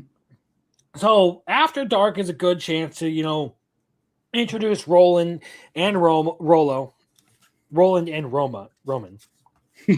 I'm really fucked up. Oh God. R1 to 3, sir. You just have them numbered. Yeah. R1 and 2. We'll go with that. Yeah. To introduce those guys, as far as the After Dark stuff, like we can introduce them to a lot of like the popular ecchi stuff. Golden Boy, Go Danner, stuff like that, right? That gives me a chance to actually like watch some of that stuff myself. The comedy stuff, it's more so just having a good night. Not necessarily required watch time, but just bringing your favorite comedy to the table and talking about it and trying to convince everyone else, and just, kind of just shooting the shit for the night and getting drunk like we are now. That's more so the comedy night. It's just kind of a hangout and having fun. Talking about comedy anime, pretty much. Yeah, Garzy's Wing will probably be brought up and discussed. Arceus, you're good, buddy. Either way, those are the specials we have planned for now. No specific dates yet. I mean, we still kind of need to figure out when it's going to work for everyone for those holidays and everything. But so far, that is everything that we have planned out. You can expect the full panel to be around for all of the main line entries for each month. The specials, those are going to be more figuring out who is going to be there and what we're actually going to do for them. Hey, maybe we even like start up some like streams and stuff where we're doing like co-op campaigns and all that shit. So that's all kind of content that you can look forward to. But I keep hitting my mic. I am terribly sorry, everyone. That being said, that's all of our Fictionology announcements. And there's one more thing I would like to say before we close out the stream tonight. And that is, well, one, Happy New Year to every one of you beautiful bastards out there who has been watching us for this year or more. I genuinely appreciate that everyone would like tune in and actually like hang out with us in the chat and all that. Like, it's honestly amazing to me that people would take the opinion of some like pretentious asshole know-it-all nerd on the internet like me seriously. Like, you would sit here and hang out with me and like not get sick of my bullshit. That's what friends are for, buddy. It amazes me that people like still hang out with me to this day, because I'm an asshole. I'm going to be entirely honest. I'm an asshole. And when I get drunk, I'm even more of an asshole. But that being said, I hit a couple of milestones. I made a couple of good friends this year. I hung out with a lot of cool people. I don't necessarily know if you and me, Muffler Tape, started hanging out this year, but I know definitely like I met Arceus this year. Mm-hmm. And we've made a good time of it. Like, he's a cool dude. Andrazi is another guy that I got to meet this year.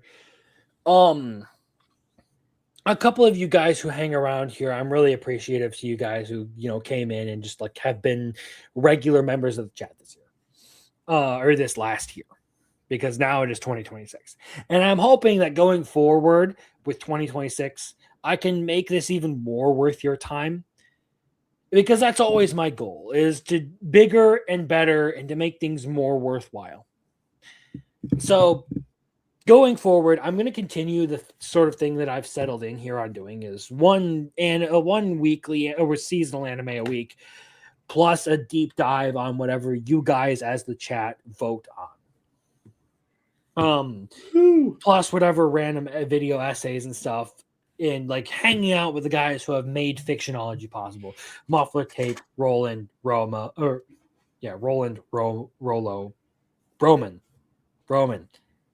don't know why that's so hard for me. R1 and R2. Yep, that's what I'm telling you, bro. Okay, you're coming around. I am too fucked up to say Roman. This bastard right here. Yep. Oh God, that's unmuted. this bastard. Anyway. As far as those guys are concerned, I'm really appreciative to them of like actually like getting in on the monthly Fictionology stuff and tuning in and like being a part of it. Like honestly, 2025, as far as this channel is concerned, has been awesome. Like there have been a bunch of cool people that I've been able to interact with. A lot of you viewers who are out there who take part in the streams and everything, like you guys have been great. Like we've gotten monetized and we've hit 1,000 subs this year. Honestly, like it's more than I could have expected out of this YouTube thing that I do as a hobby because it's fun. So going forward into 2026, I hope you guys kick ass. And everyone who participates in the stream and everything, or who hangs out with me and everything, like, yeah, you guys rock. Even if I'm an asshole to you all the time, like, just know that I appreciate you, like, tolerating my bullshit.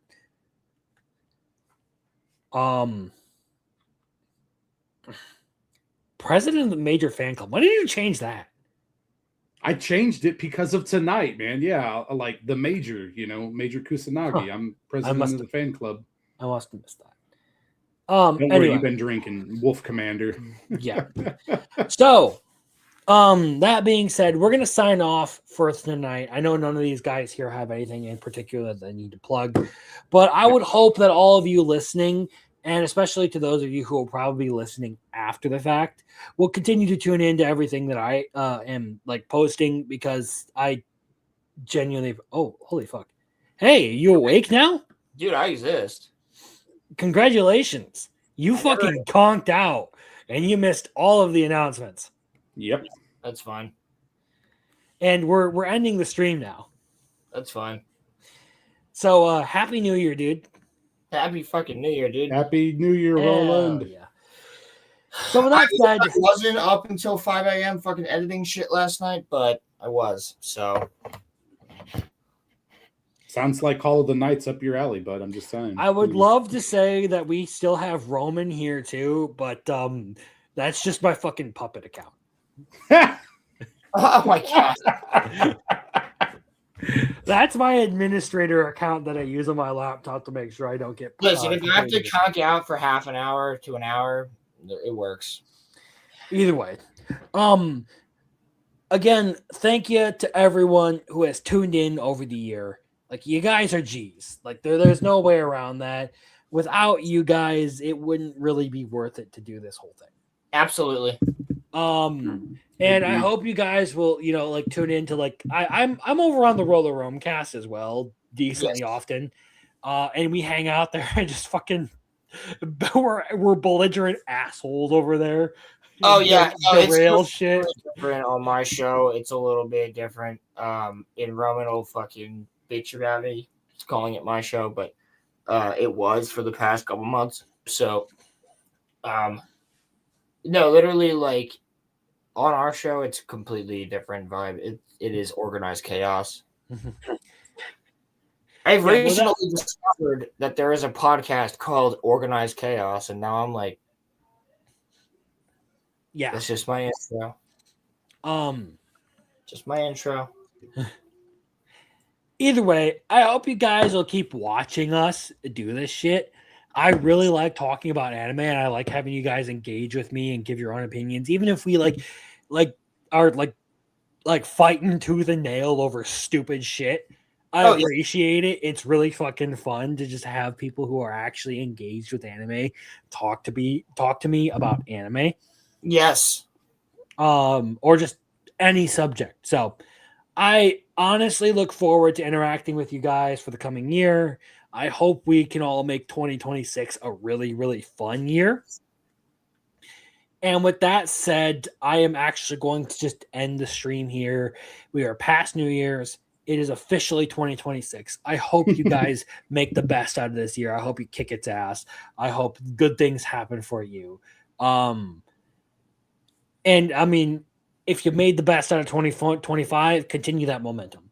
If you didn't, you better kick this year's ass just to get revenge, okay? Hell yeah. And Happy New Year. Here's a small little drug addicted cat girl for you. Happy New Year! Happy New Year! Happy New Drug Year. addicted cat.